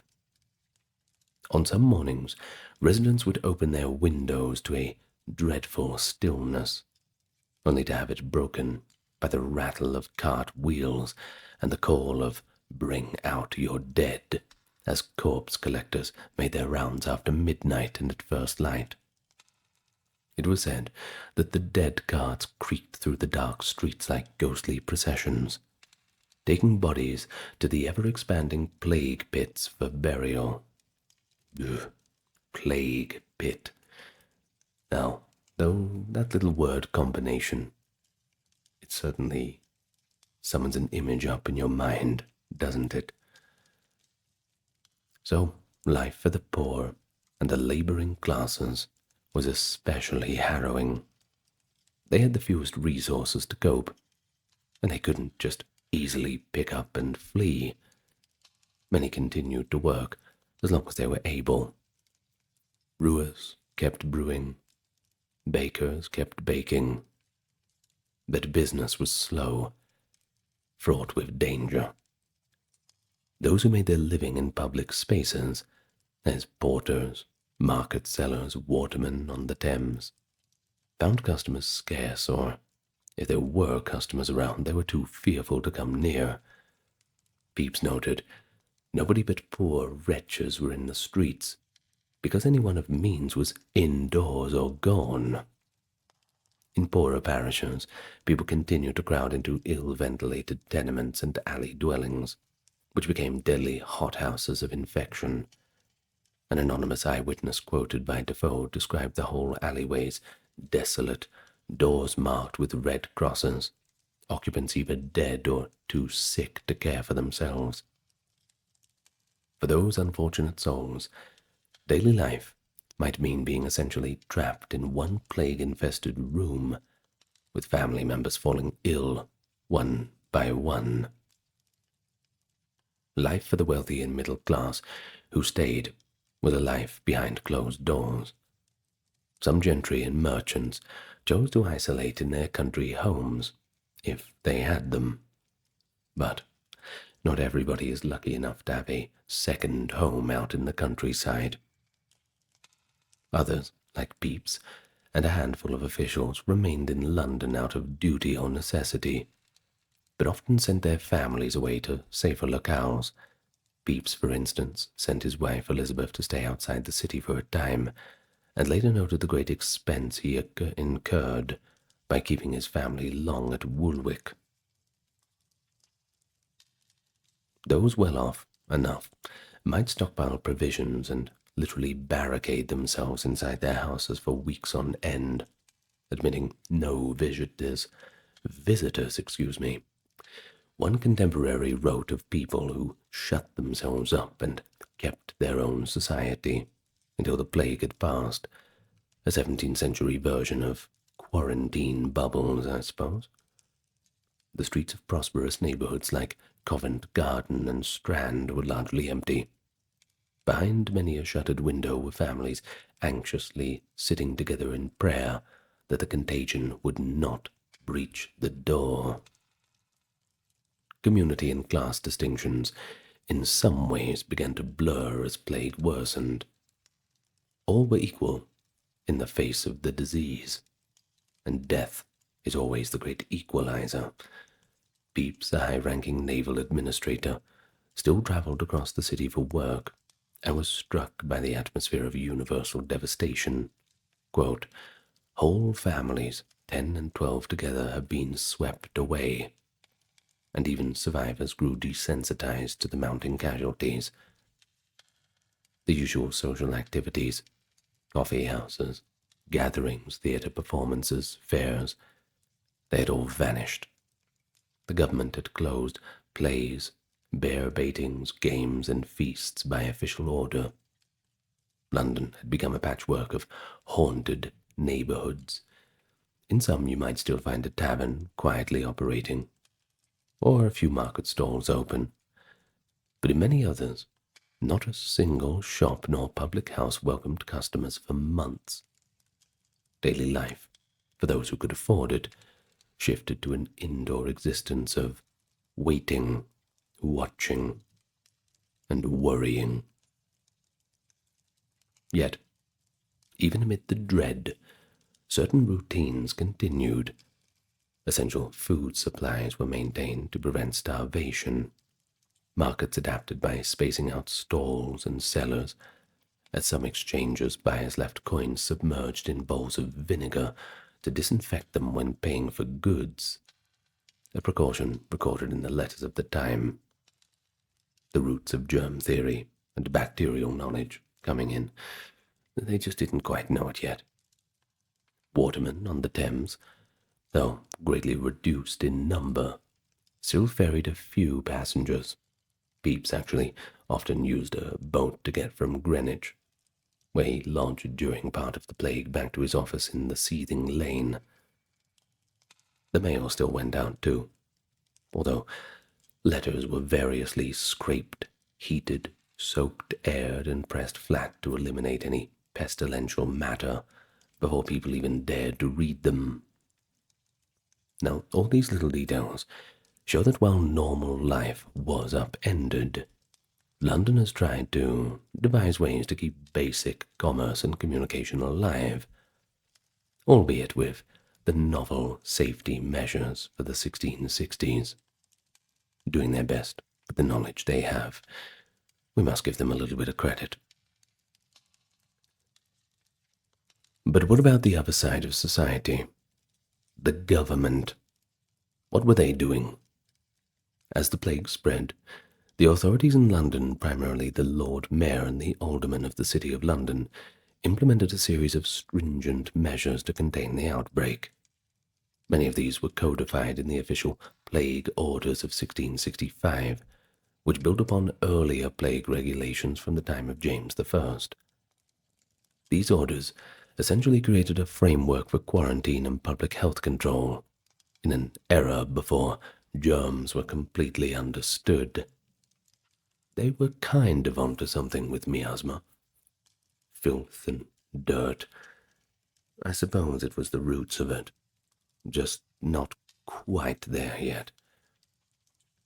Well, the rules were strict, and often draconian, but they reflected desperation of officials who had little else in their arsenal. Key measures included 1. Shutting up the infected in their houses. You see, if a person was found to have the plague, he or she was sequestered in the same house immediately, and the entire household was locked in with them. It's all beginning to sound a little bit familiar, isn't it? Well, the order was to keep the house shut up for a month, about 28 days, after the patient either recovered or died, whichever one came first, I suppose. A large red cross, at least a foot long, was to be painted on the door along with the words, "Lord, have mercy upon us," which warned others that the occupants inside were infected. Watchmen were posted outside day and night to ensure that nobody went in or out. The sight of these marked houses became one of the most emblematic images of the plague in London. Pepys described seeing 2 or 3 houses marked with the red cross upon the doors, and "the Lord have mercy upon us" writ there, as a sad sight. And then, of course, we had household examiners and searchers. You see, every parish appointed examiners to find out which houses had sick people, and women searchers, usually older women who had survived past plagues, to inspect the bodies of the dead and certify the cause of death. These searchers were supposed to be of good reputation, and were sworn to report truthfully if a death was due to the plague. They worked alongside the appointed surgeons to avoid false reporting. This was important because some families, fearing the dreaded lockdown, would try to hide plague deaths or claim a different cause. Misreporting was seen as a major danger that could further the spread of the infection, so orders required surgeons to double-check the searchers' verdicts. The searchers and other officials who had to enter infected homes were required to carry white or red rods, about 3 feet long, when walking in the streets, to signal their occupation so that others could avoid touching or approaching them. One can imagine the wide berth the people would give them upon seeing that figure carrying the plague staff. But then we had burial regulations, and this was very important because the dead were to be buried quickly and with minimal ceremony. The orders insisted that burials take place before sunrise, or at least after sunset, at night or very early in the morning. This was mainly to avoid public gatherings, and family and friends were not allowed to accompany the coffin to the graveyard or hold the traditional funeral gatherings, on pain of their own house being shut up or even being thrown in prison. Churches were forbidden from bringing plague corpses inside during services, and children were not to come near graves or coffins at burials. Every grave had to be at least 6 feet deep. These rules aimed to prevent contagion at funerals and to ensure the bodies, which they thought might exhale poisonous vapors, were well covered with earth. Despite such measures, by August, the number of deaths was so overwhelming that nightly mass burials had become routine. Pepys wrote in mid-August that, quote, "The people die so fast that even nighttime burials could not keep up. The nights, though much lengthened, are grown too short to conceal the burials of those that died the day before." Ultimately, huge plague pits were dug, the most infamous being in Aldgate, and another in Finsbury Fields, where thousands of bodies were just thrown in.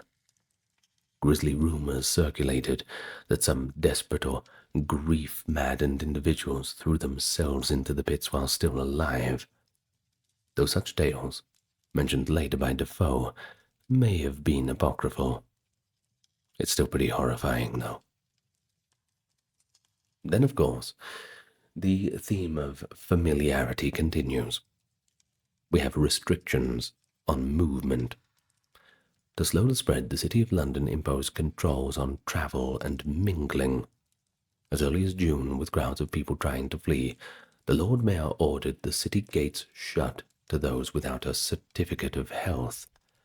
Such health certificates, essentially letters testifying that the bearer came from an uninfected house, became precious documents, reportedly more valuable than gold, and a black market in forgeries sprung up. Inside the city, if someone from an infected house managed to escape and sneak into another house, the orders stipulated that the fugitive be captured and returned by night, and the house that harbored them be shut up as well. Highway checkpoints were set up outside London to turn back travellers from the plague zones. Other towns and villages often refused to let Londoners in, sometimes brutally so. Defoe relates how country people would block roads or even threaten to shoot approaching Londoners, fearing they carried the infection. Next, we had closure of public spaces. All public entertainments and gatherings were banned. Playhouses and theatres had already been closed by royal order. In fact, they never opened at all in 1665 once the plague numbers grew. Music houses, dancing schools, gambling houses, and bear-baiting pits were likewise shut. Large assemblies, such as fairs, markets, or large church congregations, were discouraged or even outright prohibited. There is also evidence that even the traditional practice of church bells ringing for each dead had to be halted because the continuous dirges were unnerving the populace, and possibly even drawing crowds. Pepys notes that at one point the silence of the normally clamorous city, except for the bell tolls, made the disaster even more palpable. You think about it. Everything is gone.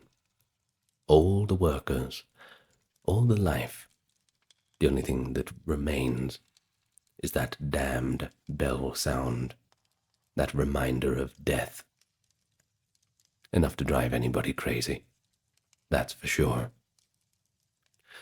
Well, lastly, we have sanitation efforts. The government, recognizing the filth and bad smells, seemed to be linked to the plague. Of course, they were right that sanitation matters, but somewhat wrong about the mechanism. The authorities ordered intensive street cleaning. Householders were required to sweep the street in front of their door every day. Teams of rakers collected refuse daily, announced by the blowing of a horn so people knew to bring out their garbage. Blaze stalls, that is, garbage dumping sites, were moved far off from the city. They also strictly forbade anybody from selling rotten food. Quote, "No stinking fish or unwholesome flesh or musty corn could be sold, and taverns, beer casks had to be checked for spoilage." Perhaps the most drastic measure. At the start of the plague, the city outright banned domestic animals in the city, believing cats and dogs might spread the plague. The Lord Mayor ordered a mass cull of stray animals. It is recorded that over 4,000 dogs were destroyed by the official dog killers in London. According to Defoe's later account, the total butcher's bill was even higher. He estimated roughly 40,000 dogs and 200,000 cats were killed across the city. Now, I'm sure you're thinking it. The cats. Now, what do cats usually do in a city? What is their job in the natural part of it? The policy was going to do more harm than good, since those animals would have helped control the rats that were the real culprits. So, of course, with their predators gone, the rat population and their plague-carrying fleas likely increased. But of course, at the time, they did not know that. The measure was all seen as necessary, and one can imagine how unsettling the sight of heaps of dogs and cat carcasses, another grim new normal for London's residents in 1665. It doesn't help the piles of dead dogs and cats, but all of the new living rats. Ugh. Not a good sight at all. But what about enforcing the measures? Well, that was an enormous challenge.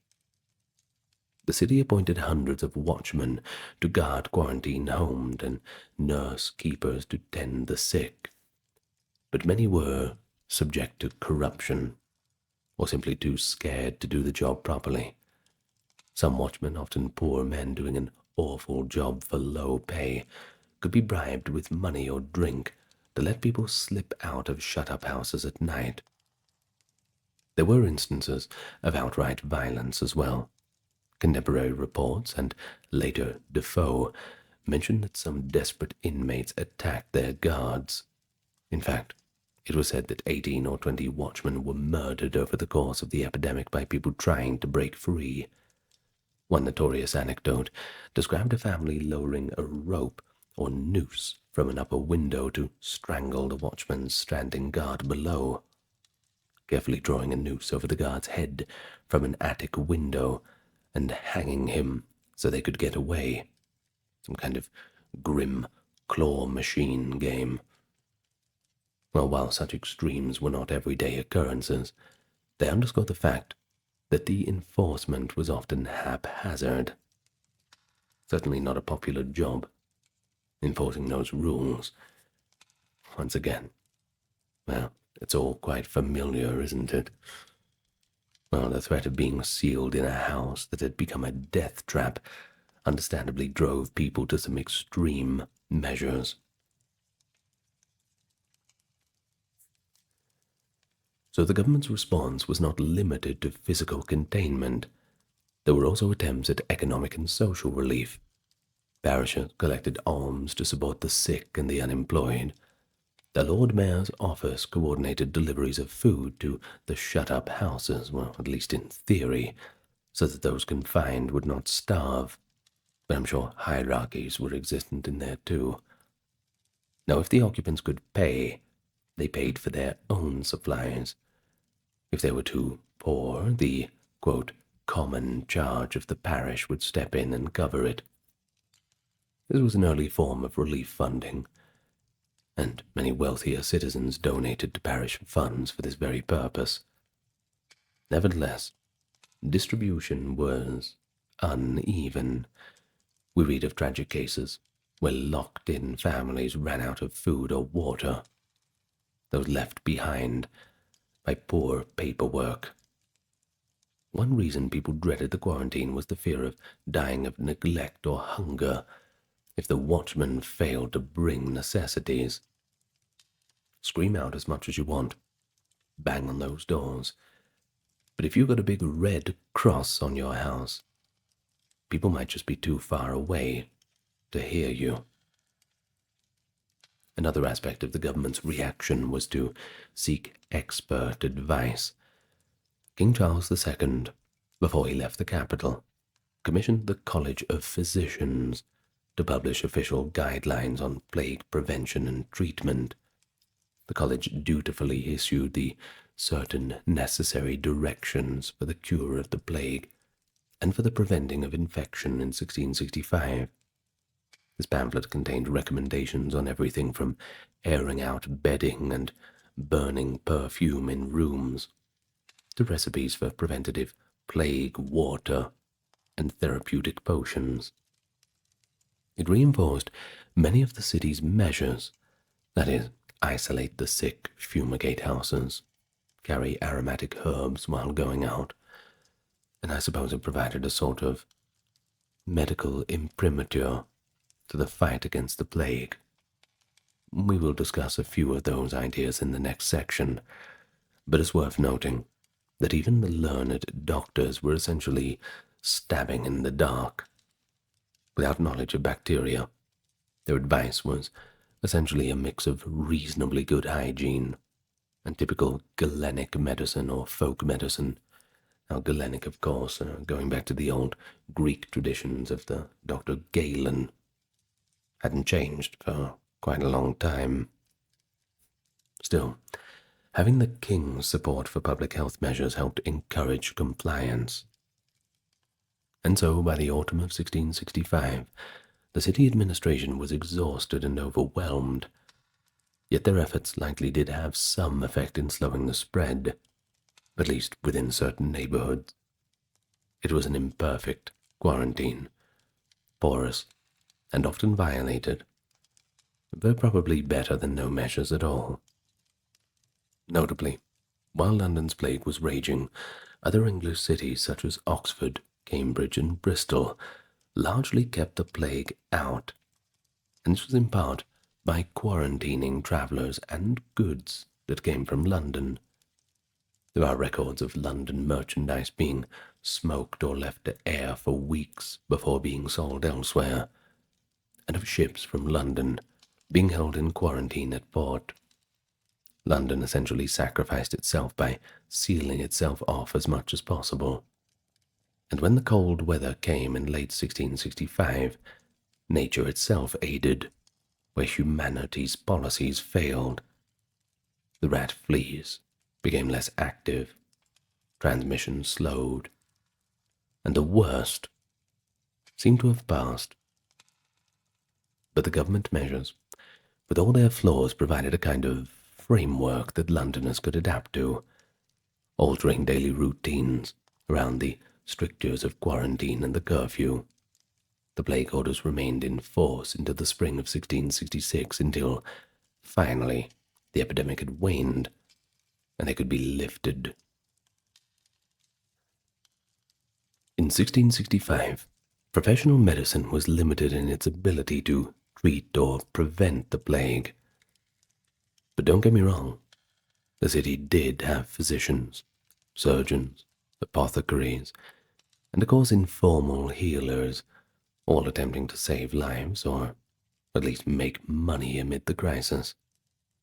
Opportunity, always in the crisis. Well, the approaches range from learned medical regimens to downright bizarre folk remedies.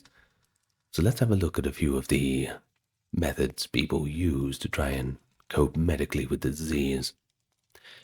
Now, first, it really must be said that many licensed doctors had already fled the city when the plague worsened, which of course made the problem even worse in itself. Those who catered to wealthy clientele often left with those clients, but a few brave or perhaps duty-bound physicians stayed. The most famous was Dr. Nathaniel Hodges, a Cambridge-educated physician who resolutely remained in London treating plague victims. Dr. Hodges later wrote an account of his experiences, that is, Loimologia, in 1672, which gives us a window into the medical practice at the time. According to his account, Hodges would rise early each day, fortify himself by swallowing a dose of anti-pestilential electuary, the size of a nutmeg, the kind of medicinal paste of herbs and drugs thought to prevent plague, then open his consulting rooms to throngs of patients each morning. After seeing the sick at his home, he made house calls around the city, burning a disinfectant of herbs and vinegar on hot coals upon entering each home, and keeping a lozenge or sponge soaked in aromatics at his mouth while examining the patients. He would take a midday break to drink a glass of sack, that is, wine, have a meal often spiced with pickles or strong flavors, as people believed foods like this could ward off illness, and then continue visiting the afflicted until nightfall. In the evenings, Hodges admitted he would drink old wine until he felt thoroughly cheerful, perhaps a way to cope with the stress and likely also an attempt to keep his humors balanced by warmth, according to the medical theory of the day. Well, remarkably, Hodges actually survived uninfected. He believed the wine and careful regimen saved him, and was even rewarded by the city for his service, and quite rightly so. But it wasn't just him. There were other physicians who stayed, including Dr. George Thomson, a rival of the college physicians who promoted aggressive treatments like bleeding and purging, and several unsung local doctors. Moreover, city authorities hired a number of plague doctors or pest houses physicians to attend the poor. The term plague doctor often conjures the image of the beaked mask and head-to-toe leather outfit, and indeed, at least on the continent, in cities like Rome or Paris, some doctors don that famous costume, complete with a bird-like mask stuffed with protective herbs. But in London, there's scant evidence that the beaked masks were commonly used. Doctors more likely wore long waxed coats, gloves, and carried the aforementioned aromatic sponges or pomanders for safety. We know plague nurses and examiners in London carried long staffs, and sometimes wore waxed cloaks to avoid the effluvia. Even without a standardized uniform, the idea was pretty much the same: to shield from contagion by covering the body and filtering the air through sweet-smelling herbs, which they of course believed at the time would purify the poisonous miasma. Whether it truly helped, well, that's doubtful. Some doctors still caught the plague, like Pepys' personal physician, Dr. Burnett, whom Pepys mournfully notes, "is this morning dead of the plague, poor unfortunate man." those physicians who did tend the sick tried a variety of treatments, none of which could actually kill the plague bacteria, but a few might have marginally helped. Now, in terms of common treatments, we have a few of them that you might be pretty familiar with. The first we have is bloodletting or purging. Doctors would cut a patient to let blood flow or apply leeches, thinking to rebalance the humors. Others gave strong laxatives or emetics to purge poisons from the body. These methods often weakened patients further, and, well, they're now seen as quite harmful. But at the time they were standard practice for many illnesses. Then we have plasters and lancing, a more localized treatment. For the signature buboes was to lance the swelling, that is, cut it open, or to draw it to a head with a poultice.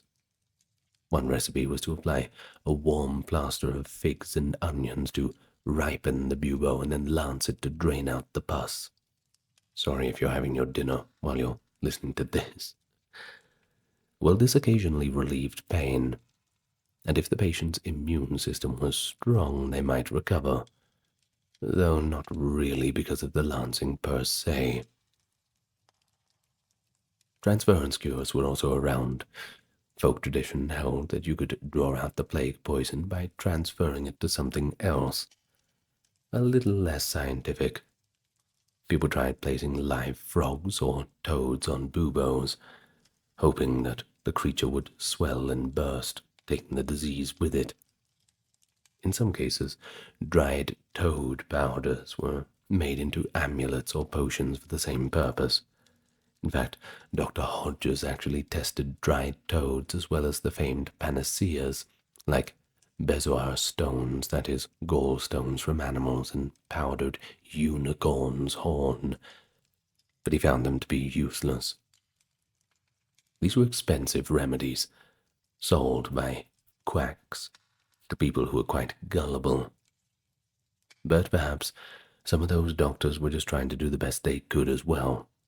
I mean, it wasn't like the medical science of the time was really giving them much luck. So after the plague anyway, Hodges bluntly concluded that these transference cures had very little effect, which is quite a valuable contemporary debunking of such cures. Then we have herbal concoctions. Both learned physicians and traditional healers relied heavily on these. Plague water was a common tonic, essentially a strong herbal liquor. One popular version, Matthias's plague water, mixed exotic ingredients like candied angelica, myrrh, and nutmeg in a distilled spirit. Another famous remedy was theriac or Venice triacle. It was a complex concoction, containing dozens of ingredients, all the way from opium and wine to snake flesh in some recipes.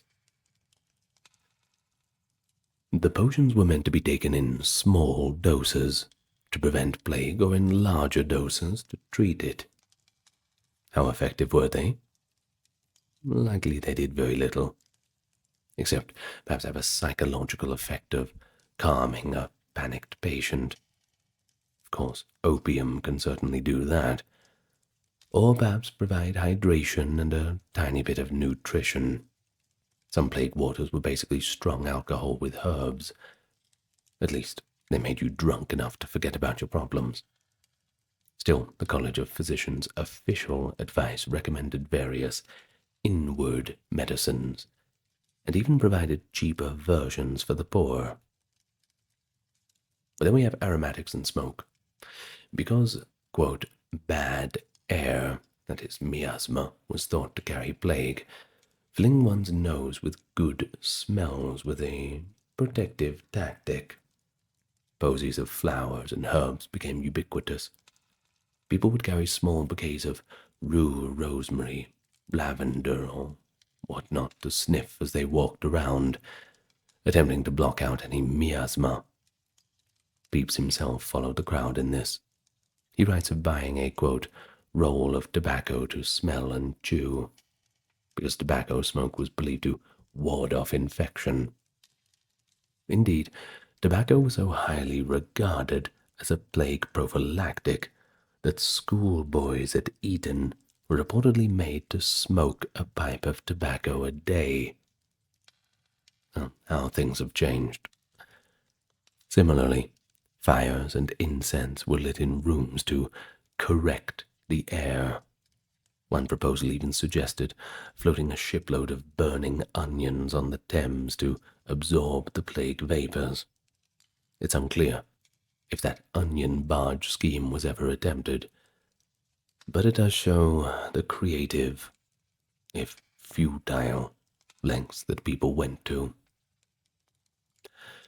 Well, in a crisis, unscrupulous businessmen, if we can call them that, always appear.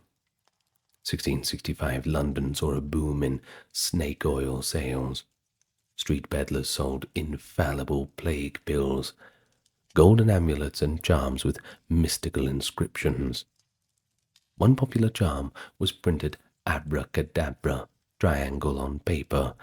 People hung this around their neck, believing the word's gradual disappearance. As letters are removed line by line in the triangle, would diminish the disease. Others paid for astrologers' horoscopes to know if they or their family would be spared. The College of Physicians decried these charlatans, but the public, in fear, often turned to any hope. One eyewitness wrote that, quote, every idle rumor of a cure or prevention found believers eager to try it. Unsurprisingly, many of these purported cures did nothing, or were just outright harmful. And so, despite the myriad treatments, the brutal truth was that if you caught a serious case of the bubonic plague in 1665, you were pretty much done for. Perhaps 20–30% might survive if they only had buboes. Some lived after the swelling burst and drained naturally. But if the infection became pneumonic, that is, in the lungs, or septicemic, in the bloodstream, you were pretty much going to die. There was nothing they could do for you. Doctors and lay healers alike were essentially providing comfort, not cures. Yet people desperately clung to these measures for a sense of control, psychological benefit of doing something, whether swallowing a potion or lighting a fire probably helped maintain some hope. It's important to note that nursing and care could make a difference. Some survived the plague due to good nursing. Rest, hydration, keeping clean. Things understood in a basic way even then. The unsung heroes, of course, were the nurses, often poor women who risked their lives tending to the sick. The city's orders even mention rules for nurses, such as not moving to a new house too soon after tending a plague patient, lest they spread it. Many nurses surely died in the process, but others developed immunity if they had a mild exposure. But finally, the plague did spur some medical insight. Remember Dr. Hodges? Well, he, for example, observed and later wrote what worked and what didn't. He dismissed old superstitions like the dried toads, but praised simpler remedies like serpentary root, a kind of Virginia snake root, which he found promoted sweating, that is, fever relief, and spirit of hartshorn, that is, ammonia from deer horn, as a stimulant for collapsing patients. These observations, though not revolutionary in any sense, moved medicine slightly forward. Unfortunately, it takes catastrophes like this for any real progress to happen. There was another physician, Dr. Richard Mead, that is, after the plague in 1720, who analyzed the 1665 outbreak and urged for quarantine and cleaning methods that were frankly quite ahead of its time. And so while 17th century medicine was tragically unable to halt the plague, London's experience did contribute to a growing body of knowledge on epidemic management knowledge that slowly but surely would improve responses in the future, albeit it's never going to be perfect. But of course, the Great Plague didn't just kill people, it also dislocated the entire economic and social life of the city. London in 1665 was the commercial engine of England, but as the plague peaked, commerce ground to a near halt. The Royal Exchange, the centre of trade, was largely empty, and all those shops and businesses were shuttered up for months. Merchants either fled or stayed home, taking an extended vacation, unwilling to risk or face dealings. Well, international trade suffered as foreign ports barred ships from London for fear of contagions. It's all pretty understandable. For instance, English trade with the Dutch and other Europeans had already been curtailed by war and was further hampered by quarantine measures. English exports had to carry certificates of health, and some goods were burned or fumigated on arrival in foreign ports. The Port of London saw greatly reduced traffic. Insurance records and correspondence from 1665 indicate that many merchant ships simply delayed voyages or diverted to other ports. Within the city, certain trades were hit particularly hard. Shopkeepers and artisans in plague-infested neighborhoods lost their clientele. Blacksmiths, cobblers, cloth merchants all saw businesses completely dry up. And there's a telling diary entry by Pepys in which he notes with surprise that some tradesmen, despite the plague, inflated their prices or took advantage of scarcities. For example, he had trouble finding someone to make a coffin for a departed colleague because carpenters were overwhelmed and charging high fees. The disruption of supply lines also led to shortages of some goods. The city government tried to ensure that staples like bread, beer, and coal for fuel remained available. Indeed, bakers and brewers were among those expected to keep working. The Bakers' Company and Brewers' Company took steps to protect their workers and keep production going, sometimes isolating workers on site to avoid infection. The labor market also shifted in a strange way. With so many dead or gone, certain services were in high demand. Coffin makers, grave diggers, or rakers for pits, and watchmen, for example. Just a few of the new trades that had quite a few openings available. They could command higher wages due to the mortal risk involved, too. Conversely, thousands of servants, apprentices, and day laborers were thrown out of work, either because their employers left town or business paused. These unemployed masses depended on charity or stipends. Parish records show increased poor relief payments during the plague months, and the fear was that desperation would lead to unrest or looting, though interestingly, there were relatively few reports of large-scale disorder. People were likely too fearful of the disease to roam around stealing. Also, many houses still had somebody inside even if they were sick, so it wasn't as if the entire city was empty at one time, ripe for the picking. One significant economic effect was on rent and property. As death emptied homes, many landlords lost tenants without hope of replacement during the plague. Oh, the poor landlords. Rental income plummeted. Conversely, some people could suddenly afford a better lodging because rates fell. One could rent a larger house for a song if the previous occupants had died there, though one had to be brave enough to move into the recently plague-stricken house. By late 1666, property transactions show an unusual churn. Heirs selling off houses of diseased relatives, opportunistic buyers snapping up cheap real estate, etc. After the plague, real estate prices in London actually dipped, then were upended again by the Great Fire in 1666. Not a good time to be in London at all. Not a good time. So the plague year was economically chaotic too, followed by the rebuilding after the fire, making it hard to isolate the plague's economic impact alone. What they were left with was it that situation because of the plague or because of the fire? Perhaps everything just came at once. Wages for those in essential services did apparently rise. There were notes of sailors and dock workers being paid extra to stay near London. You see, the Navy needed to keep functioning for the war against the Dutch, plague or no plague.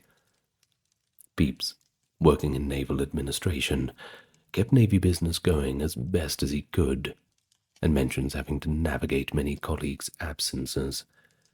For example, in July of 1665, he notes that the Navy office clerks were thin on the ground because some have fled for fear of the sickness. He also had to arrange for victuals, that is, food supplies for ships, without using the city contractors who were out of commission. Another subtle impact was on the social fabric and class relations. The plague in some ways leveled society out. See, both rich and poor could die, though the poor, of course, in greater numbers and in more miserable circumstance. Pepys observed with a mix of concern and curiosity how even wealth offered only so much protection. You weren't going to buy yourself out of the buboes, that's for sure. One day he might hear of a nobleman's coachman dying. Another day that a countess had succumbed after fleeing to the countryside. However, the poor of London still bore the brunt. Estimates suggest that the poorest district, like St. Giles, Whitechapel, and Cripplegate, had mortality rates far higher than the richer areas that were more sparsely populated, or where residents could escape. The communal life of the poor, so centered on crowded markets and parish gatherings, was shattered, and this could breed resentment. Some pamphlets after 1666 accused the wealthy of abandoning the poor in time of need. Others pointed out that many wealthy citizens donated large sums to help the stricken city. For instance, rich merchants gave money to their home parishes for plague relief, and even King Charles II, from his safe remove in Oxford, of course, sent funds to aid London's poor during the plague. I'm sure it was cold comfort, no? Now, there is one interesting social shift that we should mention, and that is the religious shift. Since many official Church of England clergy left, unofficial preachers, often Puritan dissenters, stepped in now to fill that spiritual void. In the absence of their regular rectors, people in London's worst-hit areas often welcomed back ejected Puritan ministers who had been banned, that is, by the 1662 Act of Uniformity, but who courageously stayed during the plague. Men like Thomas Vincent, a nonconformist preacher, held outdoor sermons and prayer meetings. Vincent later wrote about the plague, vividly describing the repentance and cries to God he witnessed in the streets. This phenomenon temporarily softened social barriers between conformist and nonconformist. Or at least it did for a time. Common suffering allowed some communal religious expression that crossed the usual lines. And socially, people adapted their interactions. If you had to meet someone, you would do it at a distance. Diaries mention that friends shouted greetings from across the road, or relatives left baskets of food at a doorstep and backed away quickly.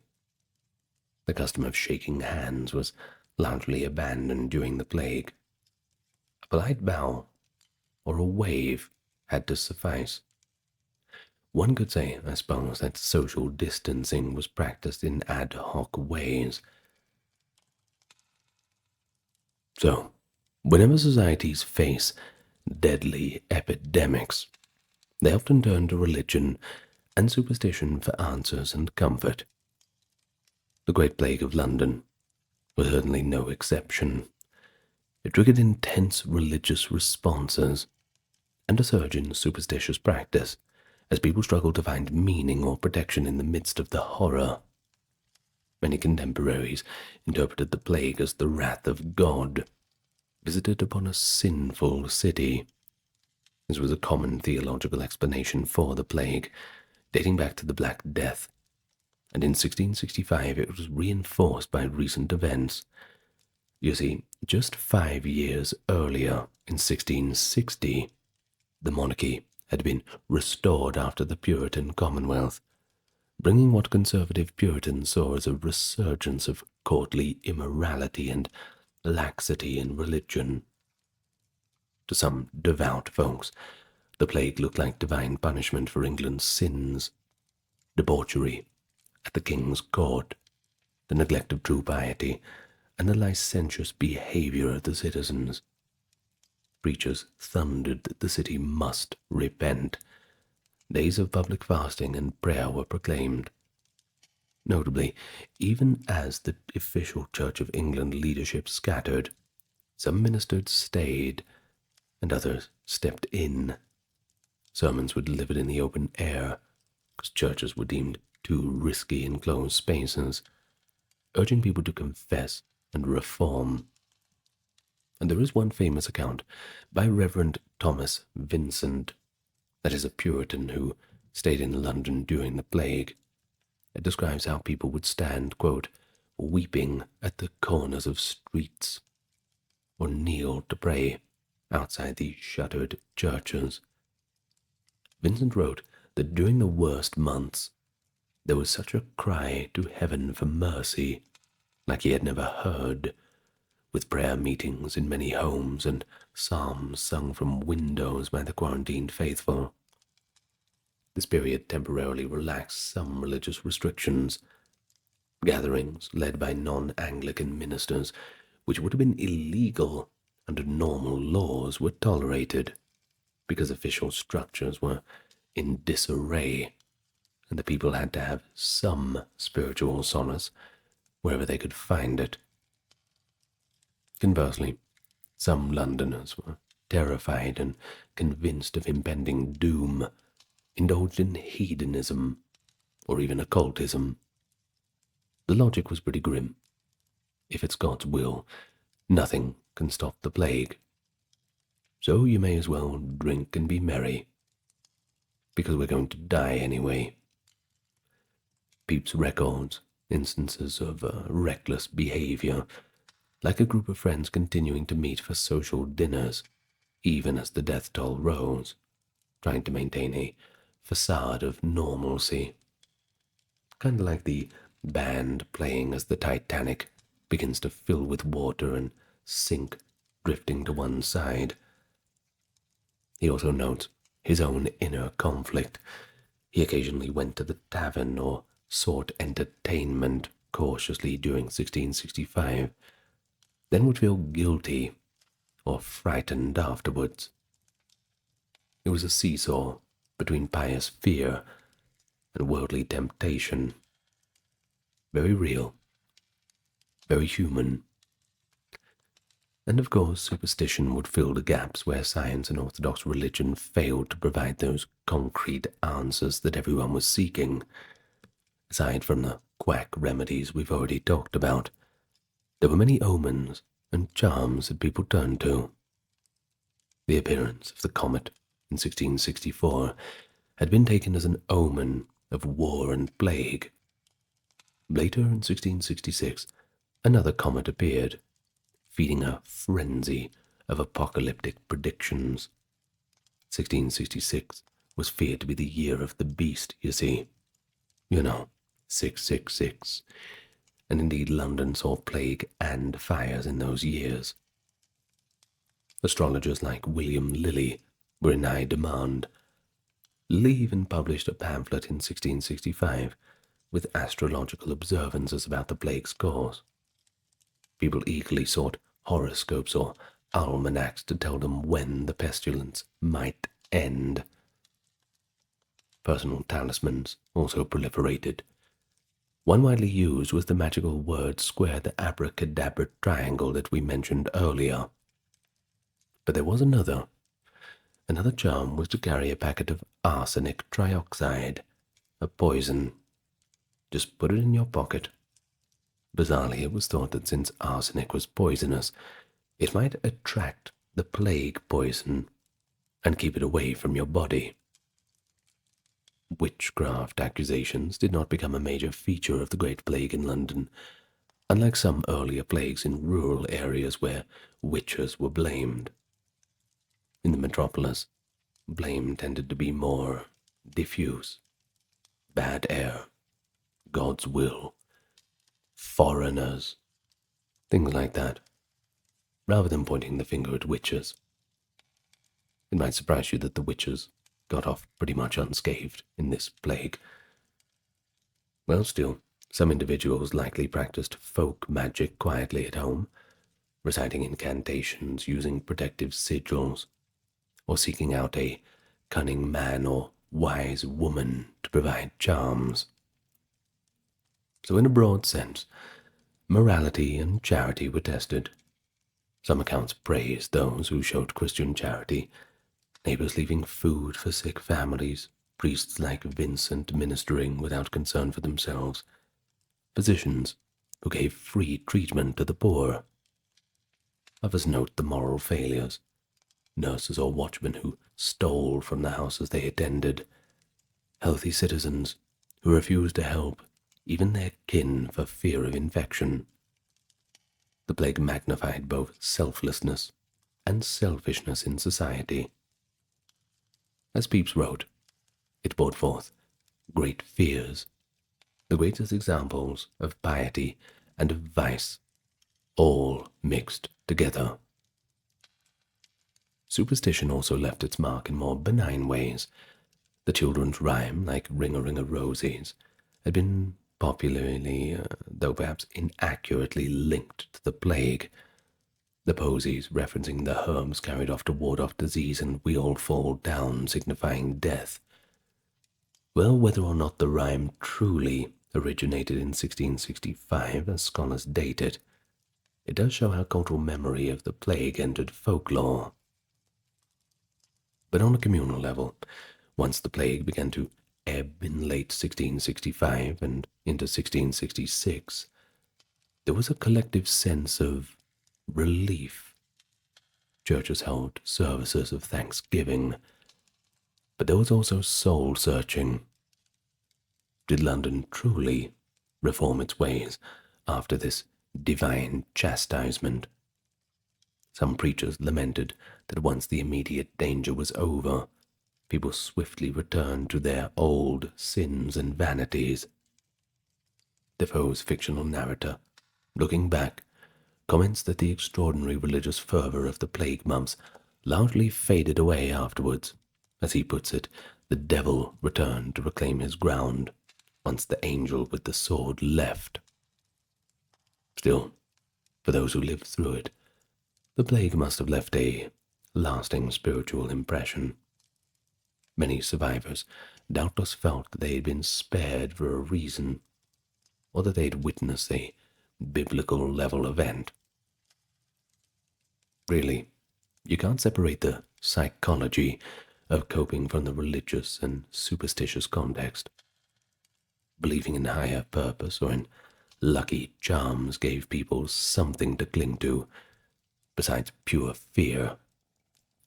Whether it was a heartfelt prayer or a pouch of wormwood around the neck, these little actions could steady a person's mind amid all the chaos.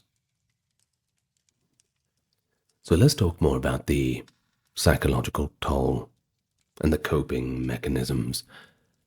You see, living through the Great Plague was imaginably a emotionally scarring experience for the people in London. the ever-present spectre of death, breakdown of normal life, and the isolation. Add to that the uncertainty. It's all a pretty potent recipe for a psychological toll. Contemporary diaries and letters allow us to glimpse how people felt and coped or failed to cope during this time. Fear, the dominant emotion in the early stages. Fear of catching the disease, fear of losing your loved ones, fear of what happens after.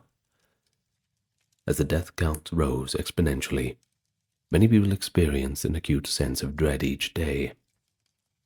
One did not know where the invisible poison might be lurking, in the breath of a neighbor on a piece of cloth, or just floating around in the air. Pepys in June described the great fears of sickness here in the city, and by July, when the plague hit its own parish in St. Olave's, he wrote of his apprehensions, noting he was so alarmed that he put his affairs in order, updating his will and organizing his important papers. A pretty common reaction among the better off, making wills, settling accounts as a precaution. But imagine the psychology there, essentially acknowledging that you might be dead next week. Well, for those trapped in quarantined houses or in plague-ravaged neighborhoods, the fear could tip into complete despair. The 17th century writer Henry Foe, the uncle of Daniel Defoe, reportedly recounted families where, after multiple members died, the survivors fell into a kind of stupor or madness. Defoe's novel contains one heartbreaking vignette, likely based on real anecdotes. A grieving mother, having lost all her children, wandering the streets at night wailing, and eventually throwing herself into a mass grave. Well, we have to be a little bit cautious about the literal truth of such stories, but they can still reflect an emotional truth. Many people were pushed to the brink of sanity by stress and grief. People were said to be taking their own lives at greater rates. Though the exact numbers are unknown, some might have been recorded as plague deaths. One psychological phenomenon noted by Pepys and others was a sort of numbness or desensitization that set in over time. Pepys admitted in September that after months of daily exposure to death, quote, "I am come almost to think nothing of it." This numb acceptance was perhaps a kind of coping mechanism, the human mind's way of surviving an unbearable reality. When you see dead bodies that frequently, and every single day brings news of another acquaintance lost, all that horror can become quite routine.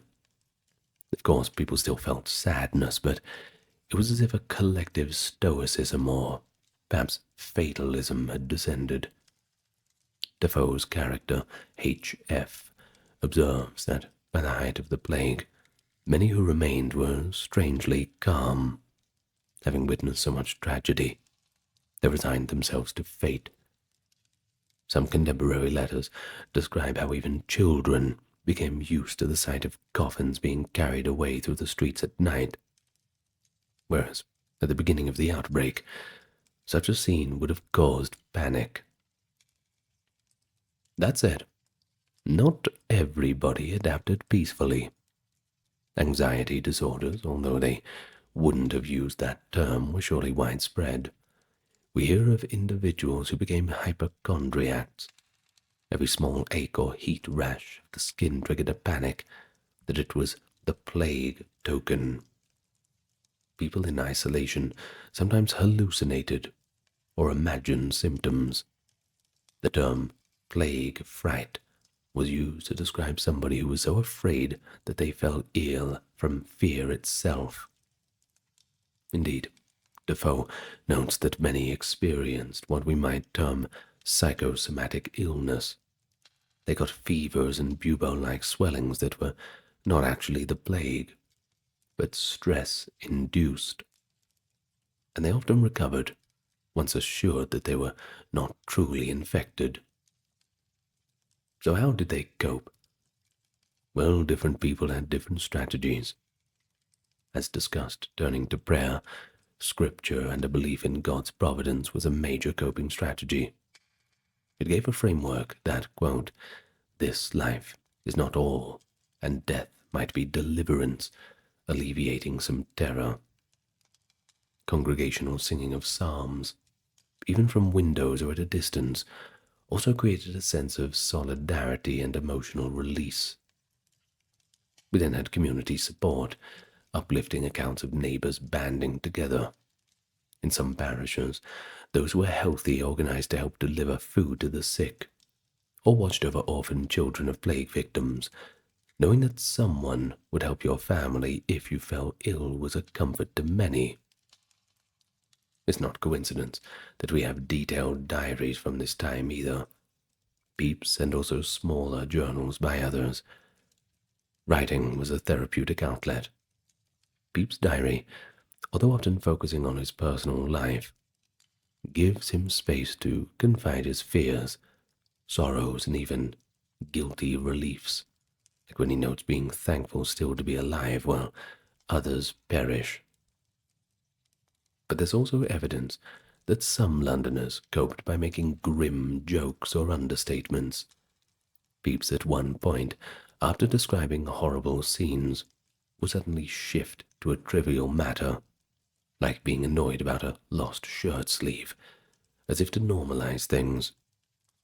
There's a dry wit in such letters, like a merchant writing to a colleague in one says, "London is much altered, only the rats and grave diggers have prospered. We others keep chiefly to our homes and prayers." The kind of dark humor, though subtle, can be a way to mentally manage fear by laughing in its face. And it is quintessentially British, I suppose. But then some also coped by just drinking heavily and relying on other vices.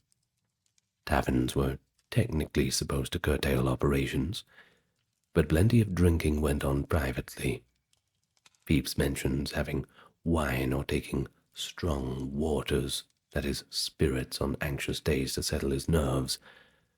One advice was to drink fine wines as prevention. Many likely took that advice liberally. Finally, we should mention the aftermath psychologically. Those who survived experienced something akin to what we'd call survivor's guilt or PTSD. Pepys, for instance, after the plague had ebbed, visited a churchyard in January in the following year, and was shaken by the sight of piled graves. Quote, "It frightened me to see so many graves lie so high. I was less afraid when snow covered them." He had been relatively composed during the crisis, but afterwards the full weight hit him emotionally when seeing the physical aftermath. Many survivors likely carried the trauma of that year for the rest of their lives.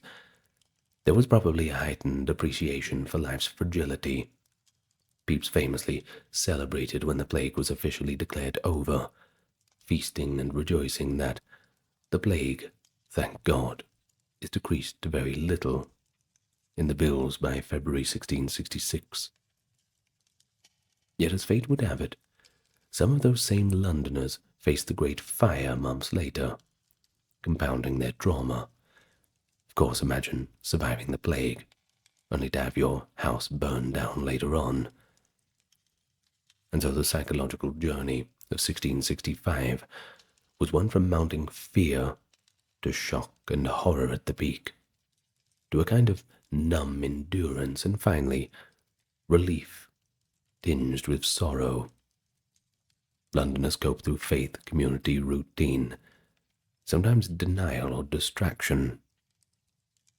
Their writings convey both the individual and mental battles, such as Pepys chewing tobacco nervously while resolving not to panic, and the collective emotional atmosphere that hung over the city like a fog. It was a trial of the mind, and the spirit as much as it was of the body.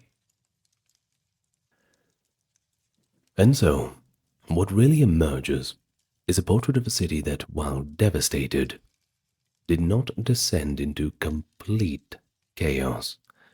Social order bent, did not break. Essential services continued at a basic level. People, by and large, helped one another, or at least refrained from harming one another. The rule of law persisted. Courts might have been closed, but the Lord Mayor's edicts were largely obeyed. In many respects, the plague in London foreshadowed how societies handle pandemics even today. Quarantine rules, travel restrictions, reliance on health care experts, misinformation challenges, economic pain, and a profound mix of fear and hope. And so the Great Plague of London stands out as one of history's stark reminders, not just of human vulnerability, but also of human resilience. And that's where we end off today. Bit of a longer video today on that, but it's a topic that demands a little bit more explanation. I know you like the plague videos. If you've made it all the way to the end, give me a comment and tell me what you thought about all this. Did you find any parallels to our modern day? I'm sure you did. Now allow me to thank the top-tier patrons and supporters, keeping the channel going very graciously. Dark, Kimberly, Christine, Sally, Ember, Susan, Cameron, Legitmus, Gary, Charlene, Lynn, Therese, Katiana, Nicholas, Ulfinir, Alexander, Charles, Christine, Dr. Neuronerd, Erin, Jaden, Jim, Jeffrey, Jessica, Madeline, Melissa, Orthodox Review, Scott, Stark Factory, Shell, Wendy, Josie, Sarah, Ryan, Thor, Cameron, Stefan, Kevin, HMSHH, Crystal, Dowry, Anthony, Lucy, Brandon, and Guku Bubonic. Well, Bubonic, thank you for supporting this plague video. What a coincidence. Well, and thank you too for listening all this way. Now, remember, drink lots of water, keep the house clean, open the windows, and as always, lots of love to you all. Good night, everybody. Wish you the best of health.